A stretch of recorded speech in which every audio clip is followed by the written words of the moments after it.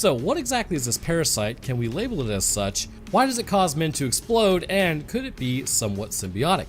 Let's discuss that in today's episode. But first, this episode is sponsored by Raycon. Go to buyraycon.com/Roanoke today to get 20 to 50% off site-wide. That's right, you'll get 50% off everything on Raycon's website when you go to buyraycon.com/Roanoke. Raycon is disrupting the electronics industry by producing premium wireless audio for half the price. Each earbud comes with a 32-hour battery life and a multi-point connectivity so that you can pair two devices at once. Along with that, I personally like the active noise cancellation, which at the gym really does block out a bunch of people making racket so that you can focus in on your lift and get swole. Plus, considering how comfortably they sit in your ears, they are a fantastic earbud to leave in for long periods of time. And now you can show off your unique taste with the protective case covers. I went with the granite one because stone anything is always the superior choice. So if that sounds like something you'd be into, then go to buyraycon.com/Roanoke today to get 20 to 50% off site-wide. That's right. Again, up to 50% off everything on Raycon's website when you go to buyraycon.com/Roanoke. All right, let's get back to it. But as always, I want to thank you guys for watching. If you enjoy this content, then please leave a like, as it really does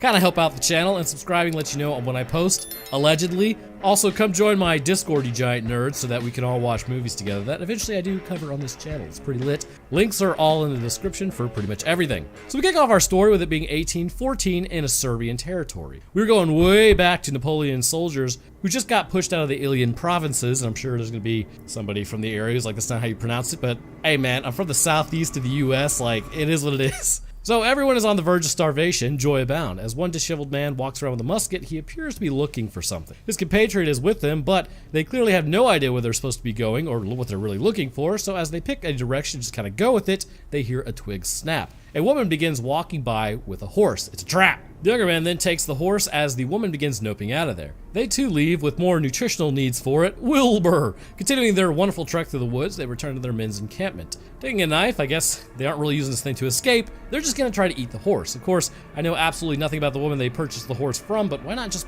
purchase a cow? As they raise the knife on old Seabiscuit here, it then explodes into a mass of tentacles. Chasing the men down, it does something to them, but them being French, you know, there's this whole thing. Anyways, so we now jump over to a man with a nice truck at a lake. Actually, I do believe that is a 1990 King Cab Nissan truck, D21 to be exact. You see, once upon a time, Nissan actually was attempting to compete with Toyota, Ford, and Honda. And back in the day, reliability was the actual name of the game. Chevy's in there as well, concerning reliability. And I mean, way back in the day for Ford and Chevy, because it's been a hot minute. Now it's all planned obsolescence at 100,000 miles. And also, if you drive a Hyundai, they throw a rod at like 50,000 miles now. Like, this is for real, I am not joking. Regardless, these trucks are completely legendary. As we zoom in on a random sitting there, we jump over to a work site. The men talk about working, as evidently in the supervisor trailer, it's also freezing. A man comes in and then tells the group that the road is under a river, or maybe, you know, the river is over the road. Doesn't matter, works all the same. John talks about how they shouldn't have drilled in Serbia, and Emily doesn't know when they're actually going to break ground to begin their drilling because the conservationist scientists need more time to look for some almost extinct rabbit in the area. The resident scientist then chimes in talking about how there is a whole world underneath the ground that we have never seen, which is very true. Actually, I believe it was Kurzgesagt, they just did a video on that discussing all of like the microbiomes in the soil. We've known for quite some time that life was down there, but I guess the shocking point is just how much. Allegedly, there is more biomass down there than there is up here, which brings into question the concept of life coming from thermal vents in the ocean, because allegedly that's how it's hypothesized, that's how life got started on this planet, by amino acids being formed in the vents, then kind of seeding the oceans with these, which then the ocean was then struck by lightning, and this caused more complex molecules to begin forming and then eventually life. Which would be funny considering we attribute a similar idea to how Frankenstein's monster was brought back to life. I know, right? How douchey to call it Frankenstein's monster. Actually, Roanoke, it's Frankenstein who was dying. Sorry, I'm dealing with a cold right now. I think I'm like, it's not going well. Anyhow, but with this much life underneath the soil at crushing depths and heat, it kind of makes you wonder if it didn't actually start internal to the planet itself. Really, within my short lifespan on this planet, it seems like every couple of years we find like more and more about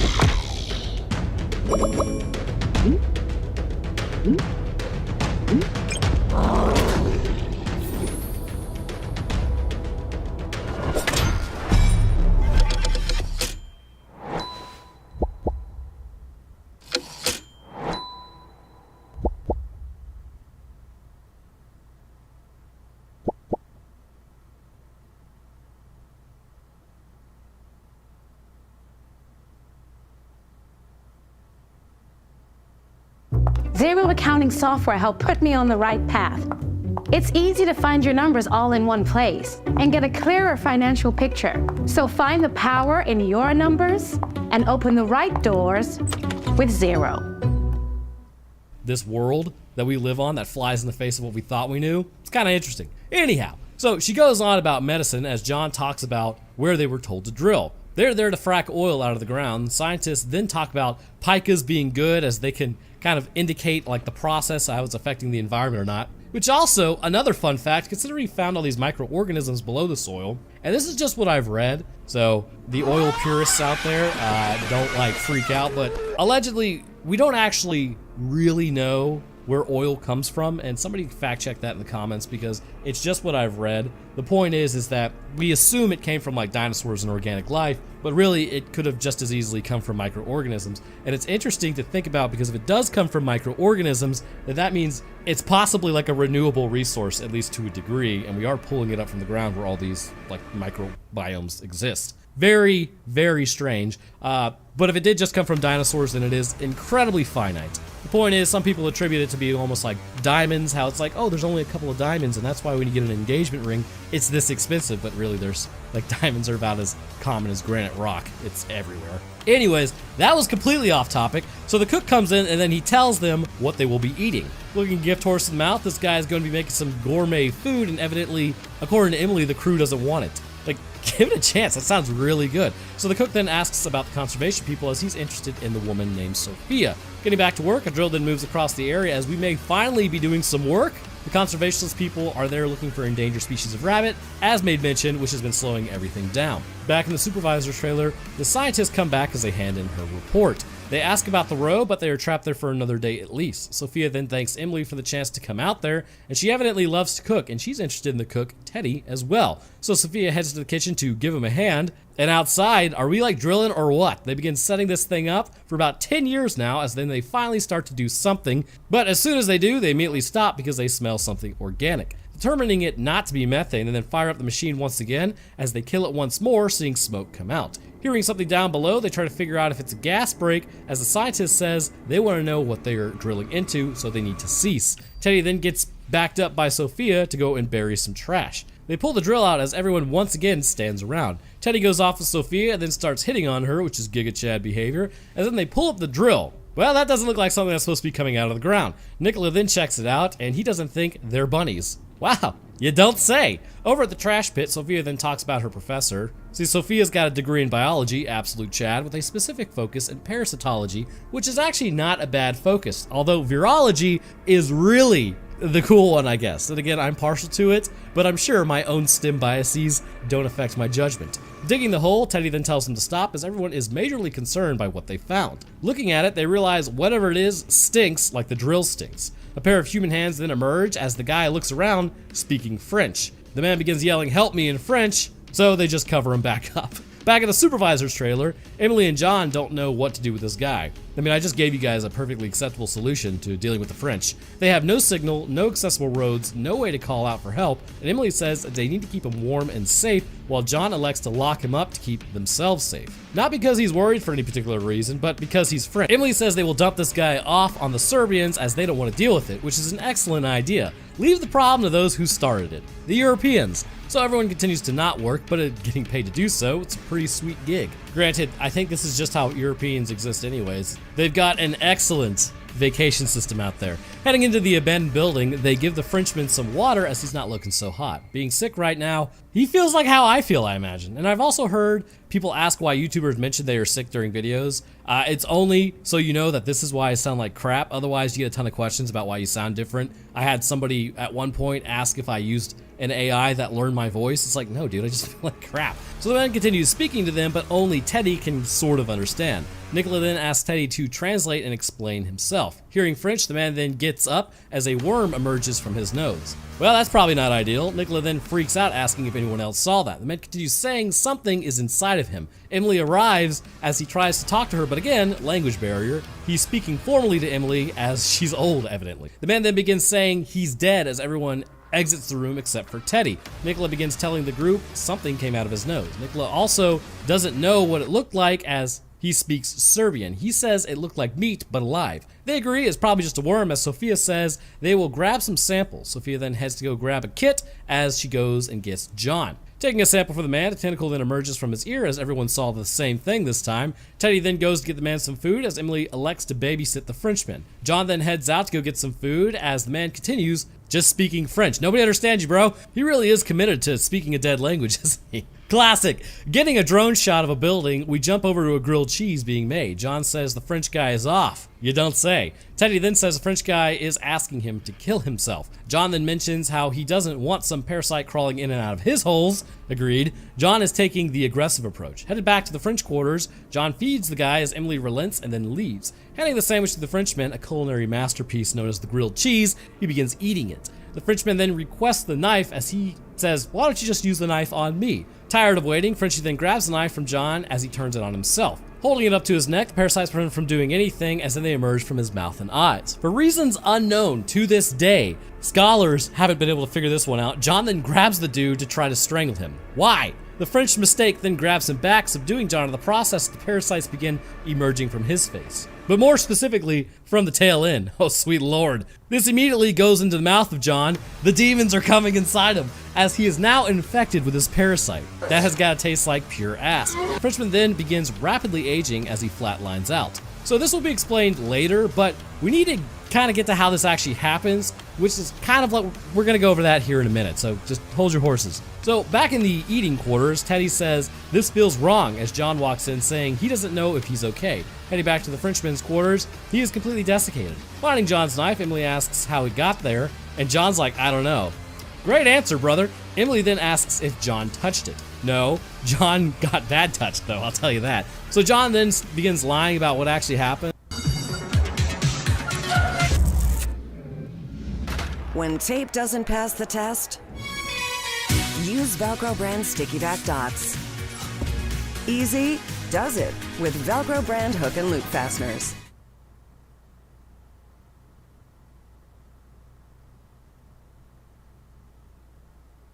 When I used this ab stimulator I found online, my friends laughed at me.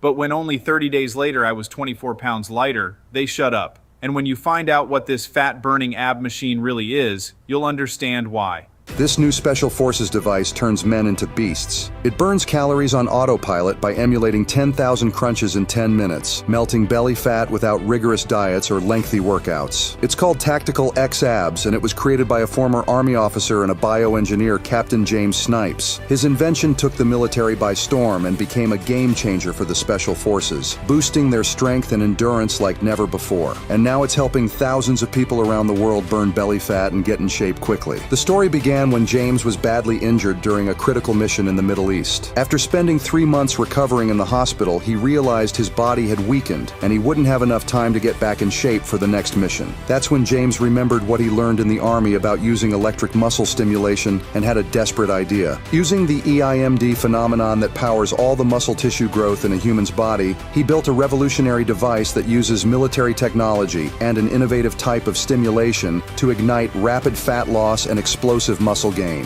Having only 3 weeks left for the mission, he started using the device for 20 minutes per day to improve his core, arms, and legs muscles, and the results were incredible. Just after a few days, he began feeling stronger and started losing fat he gained when recovering in the hospital. After only 2 weeks of using the device, he was back in peak physical condition and his muscles were visible like never before. When other soldiers saw the results he achieved, they all asked to try it themselves. Everyone who tried this muscle stimulator reported explosive muscle gain and peak in their strength performance. It was then that James realized the impact his invention could have and quickly partnered with a group of investors. They perfected the device and prepared it for mass production. They named it Tactical X-Abs Stimulator, and it's the most powerful tool for getting in shape ever made. It allows anyone to melt belly fat and build muscle fast without spending hours at the gym or giving up their favorite foods. It works by sending gentle electric pulses to exercise the muscles and promote rapid muscle growth while burning belly fat at the same time.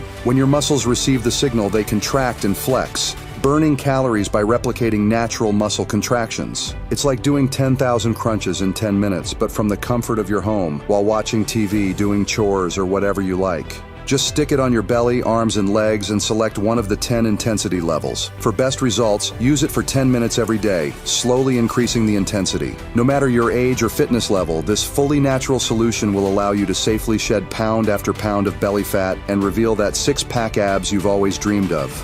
Best of all, it saves you hundreds of dollars yearly on gym subscriptions and fitness equipment, not to mention hours of time you could spend with your family instead. James wants everyone to know about this new technology, so he's offering a 60% discount for the next 500 orders. But this has sent demand through the roof, so this amazing offer won't last long. Click the link on this video to order Tactical X from the official website. James is so confident in his product that he's offering a 30-day money-back guarantee with no questions asked. So, don't wait.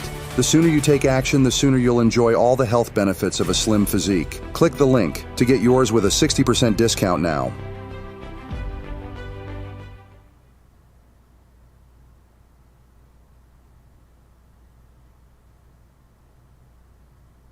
The smell that they had been played with that was coming out of the French guy is now coming out of John, as Emily asks if they need to put it back where they found it. Emily then says that they're going to wait on the authorities to kind of figure this one out. So the scientists come back and tell them that they found something, as Nicola asks why John smells like that. They say they need to keep the Frenchman warm and safe so that they can check his vitals. Looking at them knowingly, they're about to kind of find out something totally hilarious that is at all not their fault. They then tell them to open the door as the scientists head in. The scientists are just as alarmed as everyone else about how he desiccated so fast. That night, in the only warm area apparently in the entire compound, Tank Top Man offers John some coffee, but he doesn't respond. John continues looking at his nose as Tank Top Man asks what's up with him. John then pulls out a picture of his wife as Tank Top remarks the French guy is also screwing with his head as well. John then says, I think the French guy is just old, like another century old. Tank Top doesn't believe that as John says, well, I'm infected with something. Nicola now talks about the DNA of the French. Also, all I'm saying is if you pull like a 200-year-old guy out of the ground and he's alive, and then you have one of your coworkers be like, yeah, I think I'm infected with the same thing he had, I'm not hanging around in that room with that guy. That's all I'm saying. So Nicola now talks about DNA of the Frenchman. He was just your average French person. The skin itself contains something foreign though, which is very interesting. There was a presence of a eukaryotic cell, but not his own. It was a protist known as a dinoflagellate, typically found within giant clams. Also free floating, just so you know. But within the clams, the protist is typically sheltered within the shell, and this kind of is a pretty good arrangement as the protist provides nutrition. So it's a symbiotic relationship. Nicola then goes on to say humanity is invading billions of years through the soil, and something below their feet must house these protists. Whatever is down there is living, and they drill directly into it. So first things first, let's discuss the relationship, and in doing so, we need to learn about what dinoflagellates actually are. Dinoflagellates are considered protists. They are single-celled free-living organisms. They are eukaryotic cells and are going to be located within the oceans usually. I say usually because obviously they have symbiotic relationships with giant clams, or at least they used to. What makes them useful is the fact that dinoflagellates are both photosynthetic, but can also consume other cells. Being that they are photosynthetic, they will provide energy to the clam in exchange for using the clam shell for shelter, which kind of makes you wonder, does the word shelter come from clam shells, or just shells? Or does shell come from shelter? Don't know. This species contains a few tail-like whips, which can obviously propel it through an environment, but this is where the term flagellate. Forced to go rogue, hunted from within. This is Call of Duty Black Ops 6. Pre-order now. Rated M for mature. Work goes smoothly when you know the right steps. With Asana, you can coordinate tasks across teams and stay on track, so your team can spend more time celebrating wins. Try it for free at asana.com. Comes from. Now you may be wondering, why would this be up on the surface and not within the oceans? And I'm glad you asked. Roughly 200 million years ago, at the end of the Triassic period, basically the ocean levels were roughly about 300 feet higher than what they are currently. As a result of this, most of Europe would be covered in a shallow sea, and Serbia was no different at this point in time. Because of this, some fossils left over can be found that show sea life was present even in mountainous areas, which makes more sense because as the ocean levels would recede, some aquatic species would become trapped in that area that were once just small islands, now becoming a ridge around the sea that they were locked into, until eventually that dried out and they were either forced into the soil to survive or they would just meet their end. So now back to the protist in the skin, as I believe the desiccation actually makes a lot of sense here. When a person is infected, which is what we were about to see, the dinoflagellates are simply a co-infection. The original host is the preferred host, and this is the creature that is infecting the human or the horse. When a person is infected, tissue is just tissue, so it seems. The protozoa will then enter the skin of a person, and remember, dinoflagellates are also photosynthetic, but can also eat cells as well. So heading to the skin, this is the most preferred location because they would be exposed to the sunlight. As this species conducts its photosynthesis, this will in turn fuel the surrounding skin with nutrients. However, internally the person is essentially running on fumes. Some of the energy that the dinoflagellates create is then given to the skin cells in that area to just barely keep them running. The body itself must also have nutrition supplied to it in some capacity to keep the internal systems running, such as the brain, lungs, heart, but again, it's all on fumes. It seems that the dinoflagellates also need to remain connected to the original infecting organism. When the organism leaves, the dinoflagellates appear to have some sort of bond severed, which results in them either going through apoptosis or turning on the organism that they are in. This would seem to indicate that the initial infecting organism may have some hormonal control over the dinoflagellates. And this is likely what that smell is. People are perceiving this hormone as stench, but this is communicating with the dinoflagellates not to break down the host with the infecting organism being in it. When the creature leaves, the dinoflagellates are also just going to probably turn on their predatory ability, which means they immediately turn on the skin cells that they were fueling. As a result, a mass reaction happens as the body is then quickly broken down. And this would indicate that likely there are more dinoflagellates in the body than human cells, given how quickly this can happen. John continues explaining to Tank Top about the thing that came out of the Frenchman's nose and mouth and other areas of his body that he just happens to leave out, as Tank Top continues to be the Chad as hell. He's like, you know what, John? Strangling is really the only thing that you can do with French people. Okay, I'm probably gonna get demonetized for that one. So John then says, whatever was in the Frenchman went into John. Maybe discuss that with someone else there, brother. Tank Top then informs him, I can smell you, as John can taste whatever is in him and the whole room stinks. Tank Top then asks if the tentacles came out the other side of the digestive tract as well. Jumping over to the scientist, Sophia says the DNA seems to indicate it belongs to an Argonaut, which is a type of octopus. And here is why I believe the dinoflagellates are related to the infecting organism, which the beans have been spilled already, is an octopus-like creature. Symbiotic organisms can have impacts on one another. For instance, domestication of animals in some ways can be seen as a type of symbiosis on a macro scale. When humanity brought cats into the home, while there's this running joke that cats have not been domesticated, this is not true at all. Their brains have shrunk 25% since interacting with humans as we provide safety, shelter, and food, eliminating the need for these animals to have to work out problems. And along with that, we have also eliminated threats that would kill them off in higher numbers concerning the dumb versions, which may or may not be orange. As a result of this, which try not to look too hard in it concerning humanity's potential own future, their brains, which are very expensive investments for the body, have been decreased in size. On a micro level, you can look at our mitochondria, which, as we all know, is the powerhouse of the cell. And if you don't know that, how are you even breathing right now? Which, fun fact, we are all now manually breathing. Anyways, a long time ago, a cell seems to have engulfed another cell to consume it, but rather than break it down, the mitochondria was producing so much energy, the cell then kept it, and we have those within our cells to this day. It is known that the mitochondria is not human DNA, but contains its own snippets, which, much like the cat brain, have been considerably decreased as well, because the cell is no longer free living. The same can be said for dinoflagellates. It may be that they have coexisted in the octopus for such a long period of time that their genetic coding has been altered to the point that it needs to be in the same body as the octopus, and when it's not, they lose all direction to consume everything around itself, leading to the end of the original host. In fact, you can see this with human cells. It does not live outside of the body because the hormonal control necessary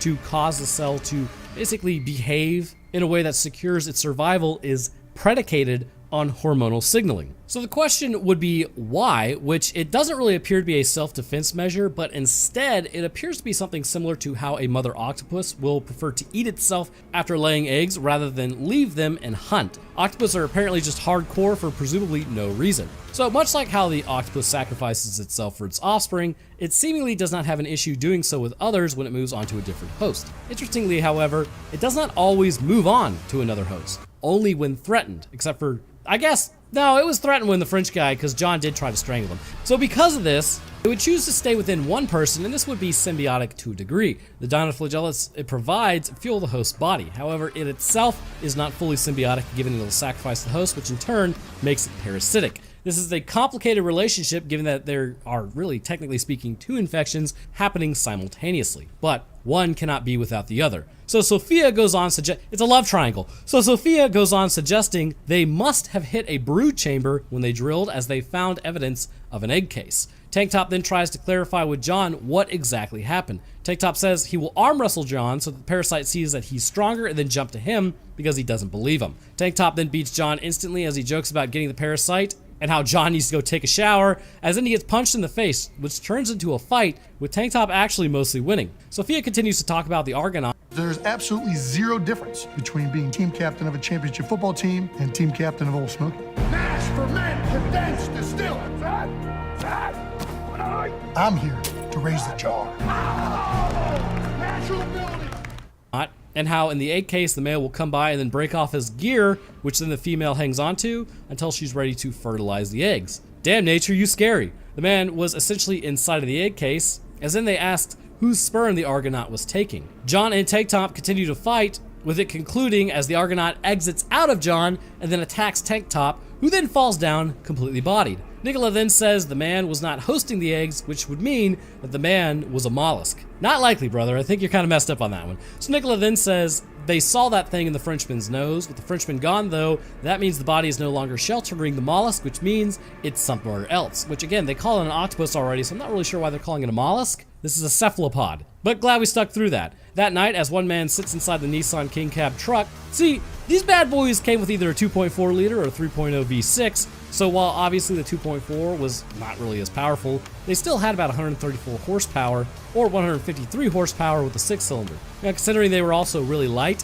this made them powerful enough to get the job done, but also made them pretty sweet off-roading rigs if you want to put them together. Plus, the 2.4 liter was more torquey, so if you set that bad boy into first gear, it would crawl over anything. While the D21 was no Tacoma, mainly because I'm just partial to all Toyotas, this truck was still an absolute beast in terms of reliability. So anyways, as they sit in the D21, the Serbians complain about how there's nothing to do. Well, you could always get attacked by an ancient species, I suppose. One of the workers then asks about the Icky Sticky as they spark it up for breakfast. Broham here hogs the green, however, as the other keeps requesting it, as eventually he gets to kind of, I guess, take a puff. So he asks his co-worker about how his mother died of cancer, and he also states that he brought a force multiplier so that he could shoot some cans. Meanwhile, John then drags Tank Top out in the middle of the day without getting caught somehow, away from the work site to dig a hole to bury him in. Pulling him into an abandoned building, the D21 makes its way over there by happen chance as they were checking on the road. Walking out, John then greets them, asking what they were doing there. As they go to tell him, they see that he has blood all over himself,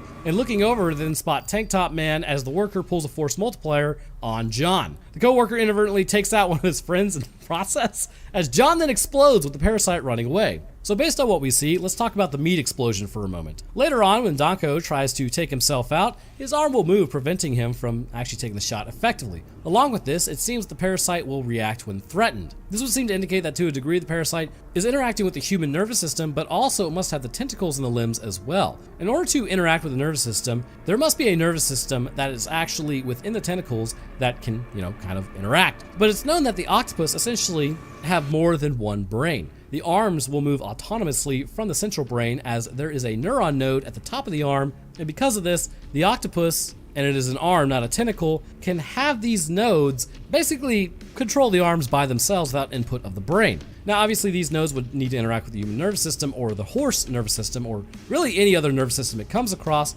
and they would need to interpret the information coming in. In this case, it can move the arm before a human can take a shot, and this would indicate that some of the arms must reach into the brain and are interpreting information from the optic nerve. Judging by the eye that we will see later, the octopus does in fact have sight by light. However, the nodes that it has in its arm will interpret the information. If a human sees aggression towards itself, the octopus will also see it and react. This reaction, considering it's going from a neurological hub in the arm rather than the brain, is likened to the spinal arc in humans. So like when you grab something hot and then let go of it almost instantly before you feel the pain, this is actually caused by your spine making the decision to let go, not your brain. The sensory nerves report to the spine, which the signal being sent is, I'm in constant pain, help me, help me, help me. Christ.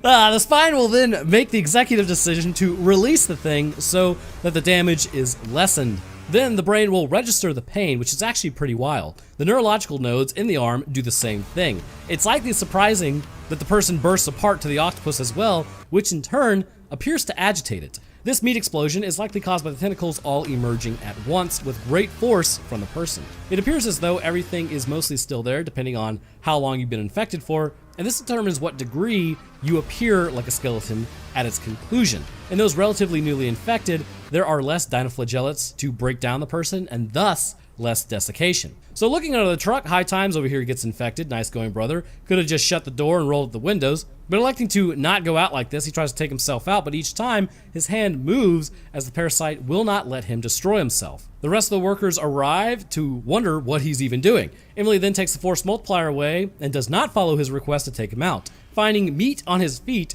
he says it's John's blood. He tells them that he blew him away into tiny pieces, and then tells the rest of the group who all is gone. Approaching what is left of John, the worker, well, he's not looking so good. They then check Tank Top, and as discussed, he's gone too. But then they try to figure out what is wrong, or what was wrong with John. Emily tells the workers to go back to base, leaving Nicola and Emily. High Times over here then tells them what happened as they ask why he was trying to take himself out. He reports back that he is now infected with whatever it was. He asks if he smells, the tentacle then comes out of his eye. No, yeah, bro is definitely infected. Whatever is in that worker has very little interest in any of them as it's already found a host. Picking up the pieces of John, that's pretty gross. Heading back to the worksite, they decide to head out by foot to try to make it back to the main camp to get help. Teddy doesn't like how the infected is being treated, while Emily says they need to let the scientists do their work. Emily says Danko is not going anywhere, as one of the workers says they will give him a mental pill to make him feel better. Okay, Luca gets told no, but Luca says, well, it is going to happen. They are talking about dispensing lead into the brain, if you didn't know any better. So Emily also asks, who's going to do it then? Luca gives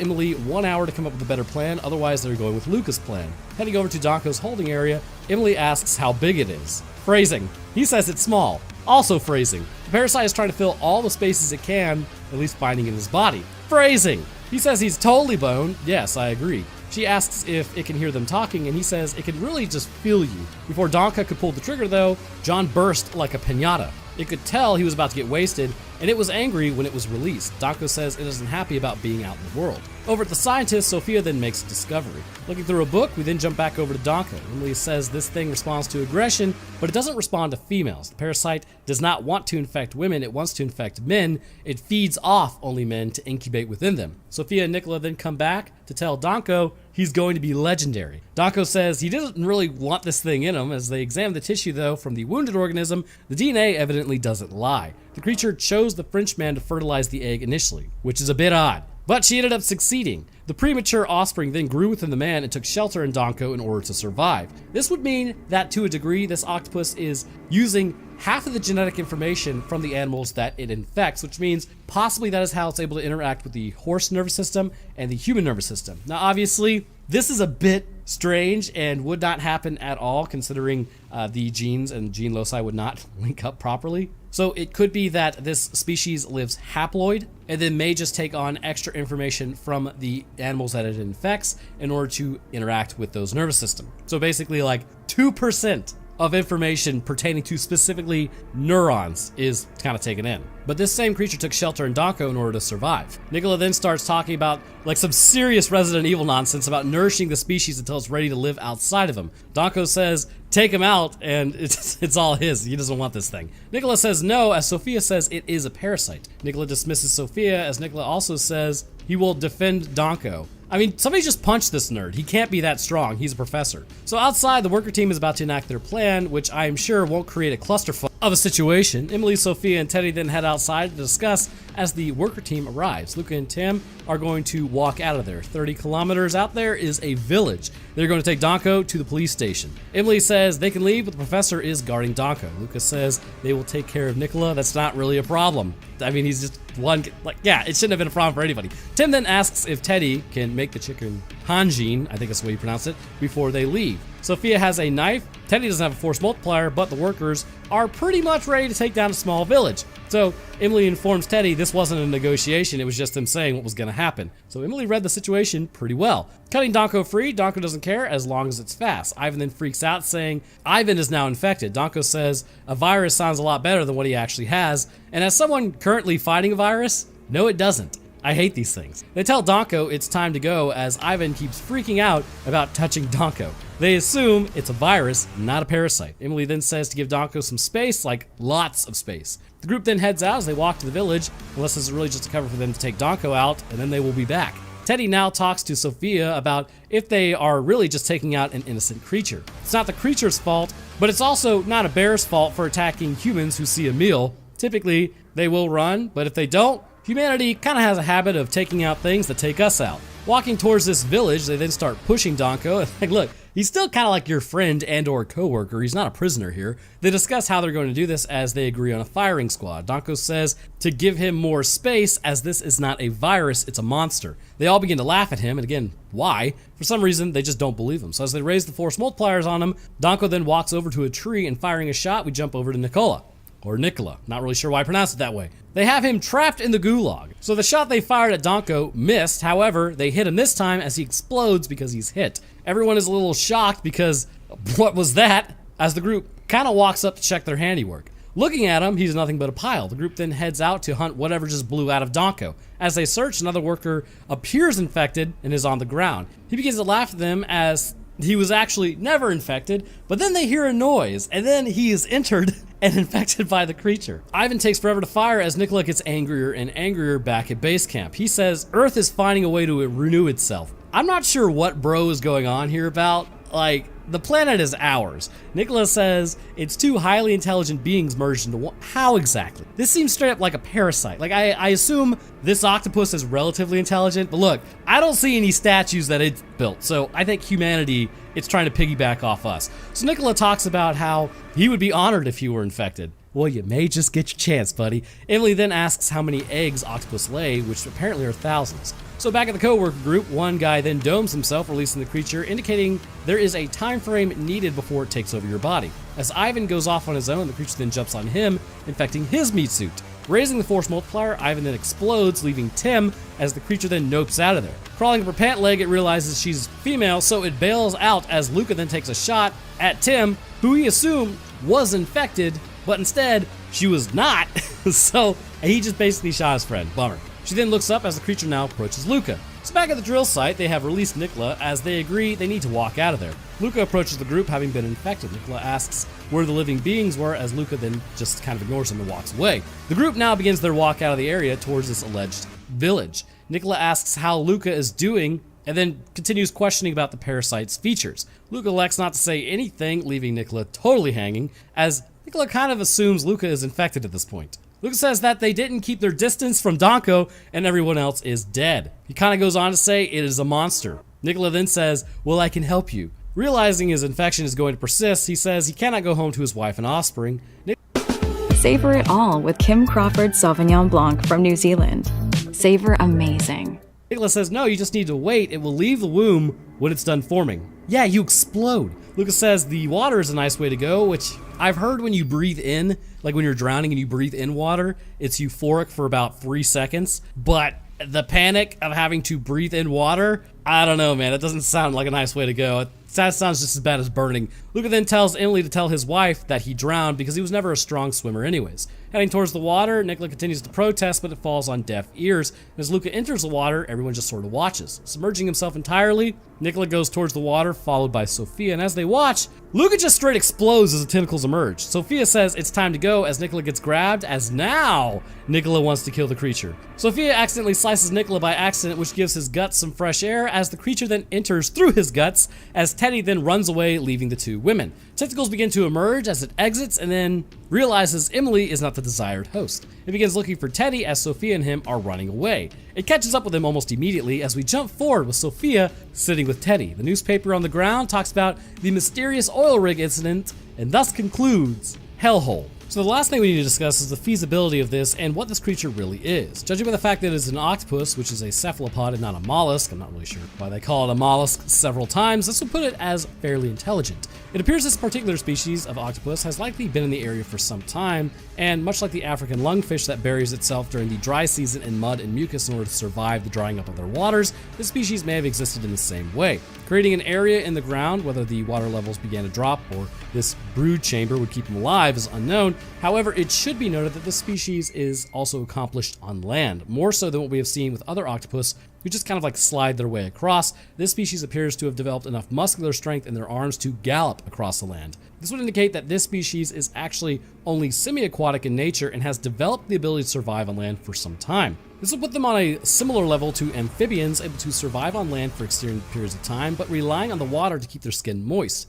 As a result, they were able to survive below inside of the eggs until ultimately they would infect land animals in the area after being discovered. And it could also be that since they are being fertilized by other land-based animals' sperm, or at least the eggs are, this might be causing them to change in some ways, which in this octopus it may make it smarter, whereas like the horse octopus is why it kind of galloped. Maybe it had horse DNA. The French were simply those who stumbled across it after the horse was infected. It is unknown if the woman at the beginning knew that her horse's infection was present, or maybe she just wanted to get rid of a horse that stunk to high heaven. Now, what is the possibility of this happening? Exceedingly low. Parasites typically target specific hosts, and you're talking about interspersing not just different species, but different genus, different families, like DNA. It's not going to work. So while there can be some instances of parasites ending up in the wrong host, typically this will affect their fitness and sometimes actually even prevent them from reproducing entirely. I believe the octopus gestating inside of males is doing so not because it's simply reliant on the sperm of males, but because naturally that may just be the chosen host. It may be that the young actually gestate inside of males in their own species, like with what we see with seahorses,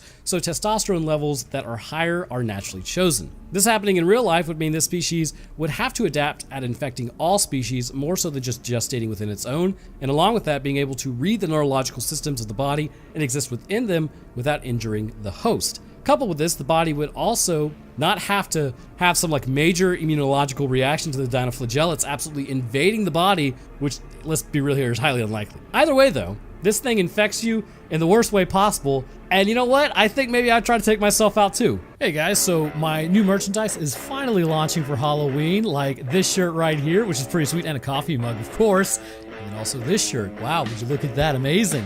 Also, that's me squatting with a coffee cup and a shirt, and then that is Professor Furface, and I have hoodies.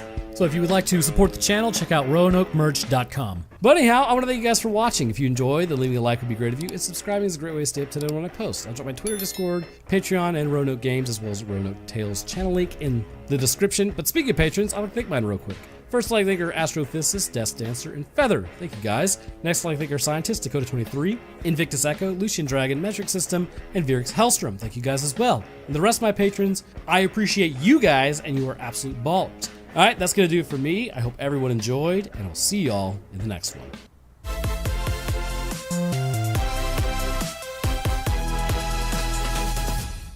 And we're back in third quarter planning. Adams is quarterbacking this project, and she is looking pretty tired, Jill. She's stuck, Bill, and that deadline is looming. It looms for us all, Jill. Wait a minute. She just pulled up Grammarly. Grammarly is an AI writing partner that helps you make your point.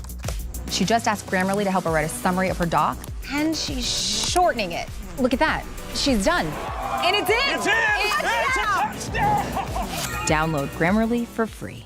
Spiders. Why does it always have to be spiders? Truly, spiders are a bit of a strange thing to humans. While we are physically larger and more capable than a spider, our brains recognize that a spider is a pretty fantastic hunter. Maybe it's because we know that if they were, say, the size of a small dog, they'd be a legitimate threat, and that's why we kind of tend to abhor them. Or maybe it's because when we were living in caves, I don't know, if you get bitten by one, those things like could take you out. There are few things that draw as much human ire and disgust quite like a spider does. But there is in fact one thing that does, which is, as we all know, if you've watched this channel for any amount of time, it's the horrific looking anglerfish. Like, these things are terrible. All right, editor, pull up a few images of these just so we can look. Look, some people think this is a shtick. I really do despise anglerfish in all of its forms. I don't know what it is, but them being in the water somewhere in the world when like I'm in the ocean, it just disgusts me. It's not that I want them to be extinct. I just want them not to be alive on this planet anymore. Hashtag nuke the Mariana Trench. Anyhow, where was I? Okay, yes. So with spiders, because of the threats they pose in general being typically venomous,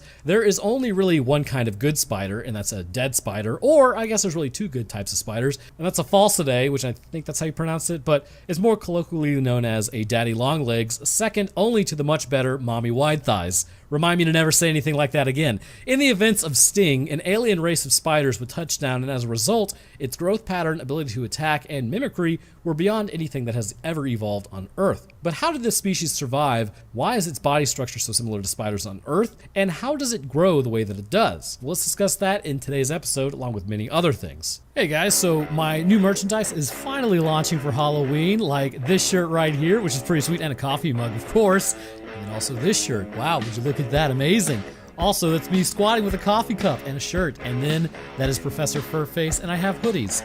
So if you would like to support the channel, check out RoanokeMerch.com. But as always, I want to thank you guys for watching. Without you, this channel would really be nothing, and I would just be screaming into the void about anglerfish being horrible creatures. If you enjoy these types of videos, then check out the Discord as we do movie nights, and pretty much everything over there, is cool. Also, come watch Roanoke Games. For real, it's getting better. It's where I game, and the name gaming is actually in there, so it's gaming. How meta. Links for both in the description. So we kick off our story to radio frequencies tuning because that's how it has to be. I don't make the rules, I just work here. The Weather Service is issuing a warning for an ice storm due to an asteroid cluster that passed by Earth the previous day. Say what now, Vegeta? As we see some yarn, a woman is furiously knitting because of the asteroid cluster that passed yesterday, as the TV plays softly because, wouldn't you know it, the asteroid cluster. Okay, that joke is already lame. Something begins growling in the corner as the noises are coming from inside the wall. I'm not trapped in my home with you in my walls. You're trapped in my walls with my home with me trapped in my walls. Okay, it works out. She goes to the phone book and begins calling someone as we hear screeching. She called Frank then she says her name is Helga. It appears as though she cannot remember who she is, which is kind of a bummer. He remembers her and then heads back to go take care of the issue. Outside, the ice storm is quite literally ice due to the asteroids that evidently passed by. So, are they suggesting that the ice came from the asteroids and then it caused the temperature to tank, or the storm just happened to show up? I don't know. They're kind of making a vague connection between the ice storm and the asteroid. I don't know. You know what? I'm not letting this go. I need to look into this. 1 hour later. Okay, so after looking into it, while asteroids can affect the weather in the form of producing heat, that's because they would typically be striking the planet. The other suggestion is maybe that the dust from the asteroid can cloud the upper atmosphere, decreasing the amount of heat that gets in, or at least like sunlight, which I suppose could have intensified an already present ice storm. Weird either way. Anyhow, Frank shows up and then gets let in by the woman. Climbing up the stairs, he hears something in the vent and then sees green fluid leaking out. Well, that's not good. Sniffing the strange green fluid, that cannot be good for your health, as Frank then tells her about the Bug Brothers were just in prison. Okay, Helga has completely forgotten why she called him there, as then they hear something in the walls. As Frank and Helga head in, they hear a noise behind them as Frank then heads over to check it out. Opening the door, well, this isn't creepy. Seeing blood in a hard hat, Bug Brothers aren't doing so hot. Continuing to hear something in there, let me tell you how fast I would be leaving the premises. Looking in, a man is bleeding out as Frank gets attacked next. Seeing Helga, he gets pulled in as strangely the door then shuts behind him as Helga forgets what she was even doing. Alzheimer's can do that from time to time.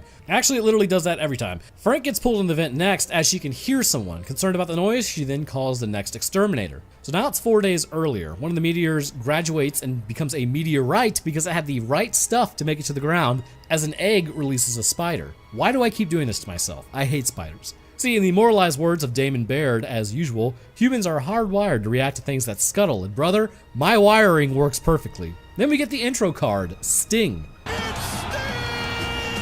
Looking at a vent, a youngling then breaks into Annabelle Origin's room as we see a hole in the window. Taking a picture of a doll, Spider then crawls out under her hand, making a noise at her in the same way that her phone just chirped. Interesting mimicry. She then puts it in a box and then crawls back to the vent as the woman comes back in and sees a hole in the window and then the dollhouse. The girl makes her escape through the vents, necromorph style, seeing Helga knitting and a cat straight vibing with a parrot squawking. Continuing through the vents, she then creeps on everyone's apartment with one guy flashing his fish. Gunter then is complaining about the girl with a window that's double padlocked, and as we will find out, Gunter's kind of just a straight up jerk. Ah, German women. Twisted Tea is a refreshing, hard iced tea made with real brewed tea. Keep it twisted. Lovely creatures. You gotta watch out for that flavor of, woman experience shows. So Charlotte keeps making her way to her room as she closes the vent and then puts the spider in a jar. It begins squeaking at her, which spiders are famously known to do so, I guess. It also begins tapping on the glass. Well, that is a little strange. Obviously, this would put the spider at a higher level of intelligence even with this one act, which will actually hint at a lot of things about it concerning its physiological makeup and its own biochemistry. There's actually a lot of interesting anatomical traits with this creature that could only exist because it acts as such. So now we meet Ethan. This guy quite literally is just trying to help provide for his blended family, working 2 jobs, and gets crapped on by literally everyone in this movie. It is wild. He then shows up to talk to Charlotte. He asks her if she was in her grandmother's apartment, and Charlotte spills the beans by accident, indicating that she was in the room by saying that she was just looking at the dollhouse, which how would she have known about the dollhouse? Taking pictures of the spider, she calls it Sting as she posts it on social media. Charlotte gets put on babysitting duty and has the usual preteen annoyance about it. We've all been there at one point in time. My personal flavor, I don't know why I would do this, I would just shrug my shoulders. I remember when my dad asked me one time, he's like, can you do anything besides shrug your shoulders? And then I shrugged and I was like, this is really becoming a problem. So back at the spider, it watches her creating what you could probably call art because it's better than anything I can do. And seeing a cockroach, the spider needs to eat. It then chirps at her to let her know that it's hungry, just like her phone. And then she dumps the roach in. As she looks away, the cockroach and spider are gone as it's stuck onto the lid of the jar. Meanwhile, downstairs, Ethan is working on a sink at Maria's apartment as a cockroach drops on his face. Maria then comes over to talk to him about how lucky he is to have a family like that. And I imagine based on what we're seeing with the picture of her family, it's kind of heavily implied that she lost one of her offspring, which maybe led to a split up of her and her husband and then her losing her other offspring. Not totally sure as it's never really fully explained. But anyhow, they then hear a thud and a baby crying. Hearing the spider make a tweet noise, all I can say is at least it's not the Alabama barking spiders. Probably like 5 people got that joke. She then connects Sting is hungry when he makes that noise, so then she feeds it more cockroaches. So down in a dingy, wet basement for some reason, Ethan starts working on a boiler as he gets it running. Taking the trash out to, I guess, Silent Hill 2, the trash compactor then stalls. Coincidentally, I will be playing Silent Hill 2 pretty soon here, so come join me on Roanoke Games. Again, the channel's taken off somewhat, and it's been pretty fun thus far, so, you know, the more support on it, the more we keep going, I don't know. So trying again, it then works the second time as it compacts the trash. Wonder why they showed us that. Heading back upstairs, he gets mentally ready at the door. As he opens the door, his wife then hands him the baby, while she goes running upstairs to put her mom to bed. And that's the interesting part about having offspring. One parent might be home all day with them while the other is working. Both, I feel like, would need a break when the other gets home, but you can't really get that break. It's kind of like, you're both exhausted, but you just gotta keep going. So she puts Helga to bed as she is told she made a sweater for Charlotte, and then grabbing the sweater,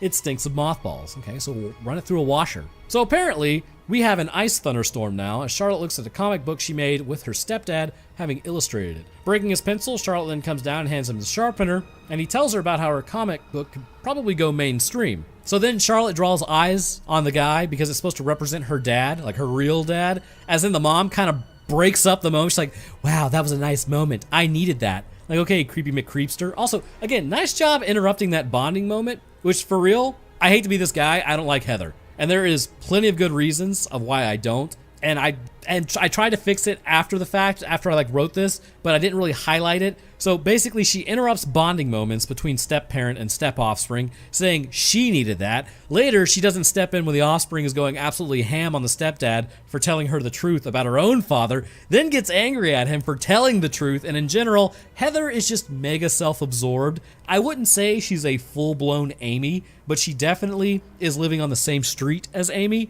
And if you have no idea why I have extreme dislikes for Amy's in general, go watch my The Ruins episode. I think it's the selfishness I dislike the most, and then the pearl clutching when someone calls them on their nonsense. Alright, so let me climb off this soapbox real quick. So as I sit for dinner and drink wine and talk about stuff, the tense music continues to rise as the spider is spidering, menacingly. So later that night, as the mom tends to the baby, Ethan is knocking back some beers working, which beers and wine in the same night, you mad lad. It's a horrible hangover waiting to happen. Follow me for more obvious observations. So then he erases the eyes that she drew in the professor, which again, that's based on her father, which again, her dad is a total chode. He then goes to check on Charlotte after hearing a noise. Looking down, he spots a spider sketch, and he tells her that her sketches are really good, as he's gonna just steal the spider idea, which it's a joke that he says that. Which I do like how this movie actually humanizes a family pretty well concerning interactions instead of just making it mega cringe, which is, it's nicely done. Except for Hethamy over here, she is massive cringe. So Charlotte asks if he's been drinking. He's like, yeah, you know, wine and beer. And Charlotte asks if he actually erased the pencil changes. And then she's like, don't pretend to like my ideas if you don't like them. Jesus, that was rough. So as everyone heads to bed, the spider continues being a spider, and it can now open jar lids. Having grown considerably, it then heads into the vents and begins looking for some more meals. The parrot is the first to notice, and so it'll be the first victim. So at this point, we are beginning to hit the upper limitations of spider growth, and this is for several reasons. While there are spiders that can grow a little larger than this, and interestingly actually do have the ability to hunt birds, like the bird-eating tarantula known as the Goliath bird eater, the reason they cannot grow much larger past this sort of size is an oxygen saturation issue. See, way back in the day, the Earth used to have giant insects during the Carboniferous period. At the beginning, oxygen levels were actually around roughly 20% of the atmosphere, which is comparable to today's levels, which I think we sit like somewhere between 21% to like 23%. However, as time progressed, 50 million years would pass, which would lead to oxygen levels to rise during that time, and they got as high as 35%. During this time frame, insects would increase in size, and also forest fires would just ignite for literally no reason. So the reason for most of this is that insects have kind of a limitation based on two factors. This is the Google Pixel 9, and this is your family leaving the photo you just took, taking your phone, and adding you. So now you have a picture from the family vacation with the whole family.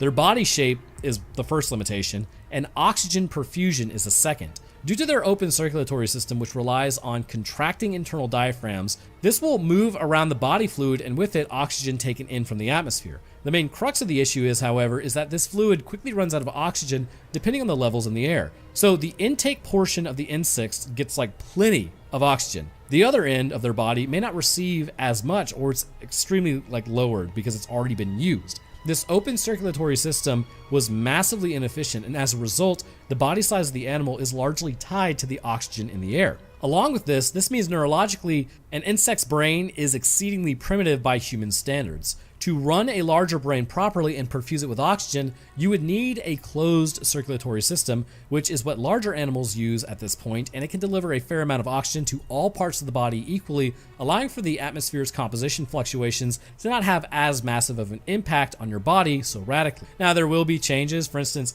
I believe it's people who live, I can't remember their name, they're in Peru, they're on the top of that, maybe it's Chile. It's basically that mountain range out there. They have like 2 to 3 times the amount of red blood cells as human beings down near the surface, like as far as like the ocean is concerned. And it's because they have to properly perfuse their muscle. So humans living up there, more red blood cells. Humans living down here, less red blood cells. But if you were to actually go up there and stay for a while, your body would compensate and you would create more red blood cells. Just like if they were to come down, they would actually lose red blood cells. But it's interesting to see your body can kind of adapt to lower oxygen levels given enough time. But with insects, they don't really have this ability to do that. I mean, even with our own closed circulatory system, it's not a perfect arrangement. Obviously, humans can suffocate still if the atmosphere composition changes too radically. But the point is, due to an open circulatory system, this led to everything from massive spiders to 6-foot or 2-meter long centipedes to drastically reduce in size now, given the current oxygen levels. And this also caused intelligence to never really crop up beyond just pure survival, at least in the arachnid class. So something about this spider, considering we know it to not be native to Earth, is quite different. So the next morning, Charlotte then keeps talking about spiders, but Ethan and the mom are way too busy, which makes her angry as she walks off. Ethan is concerned about how he may have messed up by erasing the eyes in the picture. They talk about her original dad, and it turns out the dude lives like super close and is in fact not living in Thailand. Which, why was he living in Thailand? Heather is talking to publications while Ethan continues drawing as everyone hears a yell. The aunt has found her parrot, and that thing is plucked. She tells Ethan to call Frank, as Frank rightly deduces it looks like it was trying to get frisky with a blender. The parrot attempted to squeeze through the bars to escape whatever got into its cage. Finding some blood in the vents, he then opens it up and checks it out. Like a real Chad, completely unwavered in his resolve to destroy the arachnid menace, he throws a bug bomb in the vent in an enclosed building with everyone home who's there because of an ice storm, and everyone's breathing that in. Yeah, I don't think that should cause any issues at all. So Frank is now on a mission to exterminate whatever did this. Charlotte watches cat videos as a spider makes a noise. it can mimic any noise that it hears, and it just mimicked a cat. A mothball then rolls near the jar as the spider freaks out. Touching it to the web, the mothball immediately melts it, but the spider tries to escape as the jar almost falls off, but Charlotte managed to catch it before it breaks. Looking at the spider, it's a lot bigger than it was. As she begins to learn more about spiders, Frank continues to do his work, and he starts tapping on the fish tank. The man is actually studying a fish's ability to regrow pancreatic beta cells, which, full stop. So you know we're going to have to discuss that now because this actually has real-world implications. Pancreatic beta cells in humans, or really any animal, are critical to glucose homeostasis. These cells are located within the pancreas, obviously, and release insulin and are reactive to glucose levels. In a normal, healthy human, this keeps your levels just where they need to be, but let's say you're like type 1 diabetic, typically what happens is, for one reason or another, whether it is genetic or an injury, or potentially even a virus infecting those cells and then your body destroying those cells, in the process you will lose the ability to properly release insulin, making you reliant on insulin shots for the rest of your life. Now clearly, this presents an issue because if for any reason these shots become unavailable, or I don't know, some rodent buys rights to it and then raises the price of insulin to almost unobtainable levels because they have insurance. Oh, wait a minute. Is insurance denying claims now because it's too expensive? Why are we paying for insurance? Okay, look, it's the upper echelon fighting for money, specifically your money. I know I need to get off the soapbox on this one, but good Lord, it is abhorrent to watch. Anyhow, the point is that if this becomes unavailable for any particular reason, those people are screwed. So you're just kind of stuck on insulin for the rest of your life. Zebrafish are known to actually regrow these beta cells all throughout their life. And if we can genetically find out why this is the case, then we can look at our own DNA and potentially turn back on these genes within the pancreas, which will then regrow these beta cells, allowing a person to naturally recover. Now, there is some regenerative ability in humans when they are younger, but it's exceedingly limited in adults. The key is to fixing this, and zebrafish may actually show us how even in adults we can cause our cells to regrow themselves. So Frank then clears the apartment as Heather weirdly goes to check on Ethan, and then she like puts her finger up when he tries to say something. Like,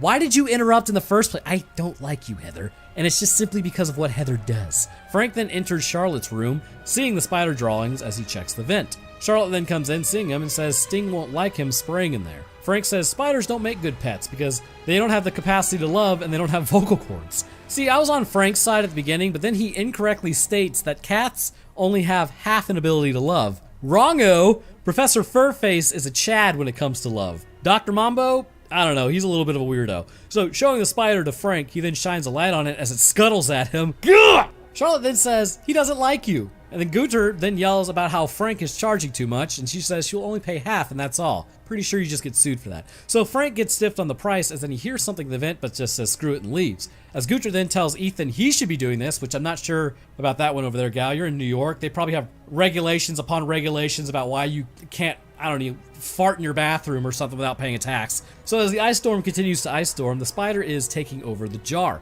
Charlotte gives the spider another cockroach as she must get more, with the spider whistling that it wants more. So that night, as Ave Maria plays from Maria's apartment no less, the jar has been broken out of again. As Sting makes its way down the vents, it passes by Maria's apartment, seeing the Chihuahua. Maria then kicks the dog out in the hallway for some reason, I guess because she's hammered off sangria. No, wait, that makes sense now. So the spider is in her cabinet as she starts popping those pillies. Oh god, the spider is on her. This is like my nightmare. So she starts looking at the picture and then crying because, you know, that's kind of what you do when your whole family is gone.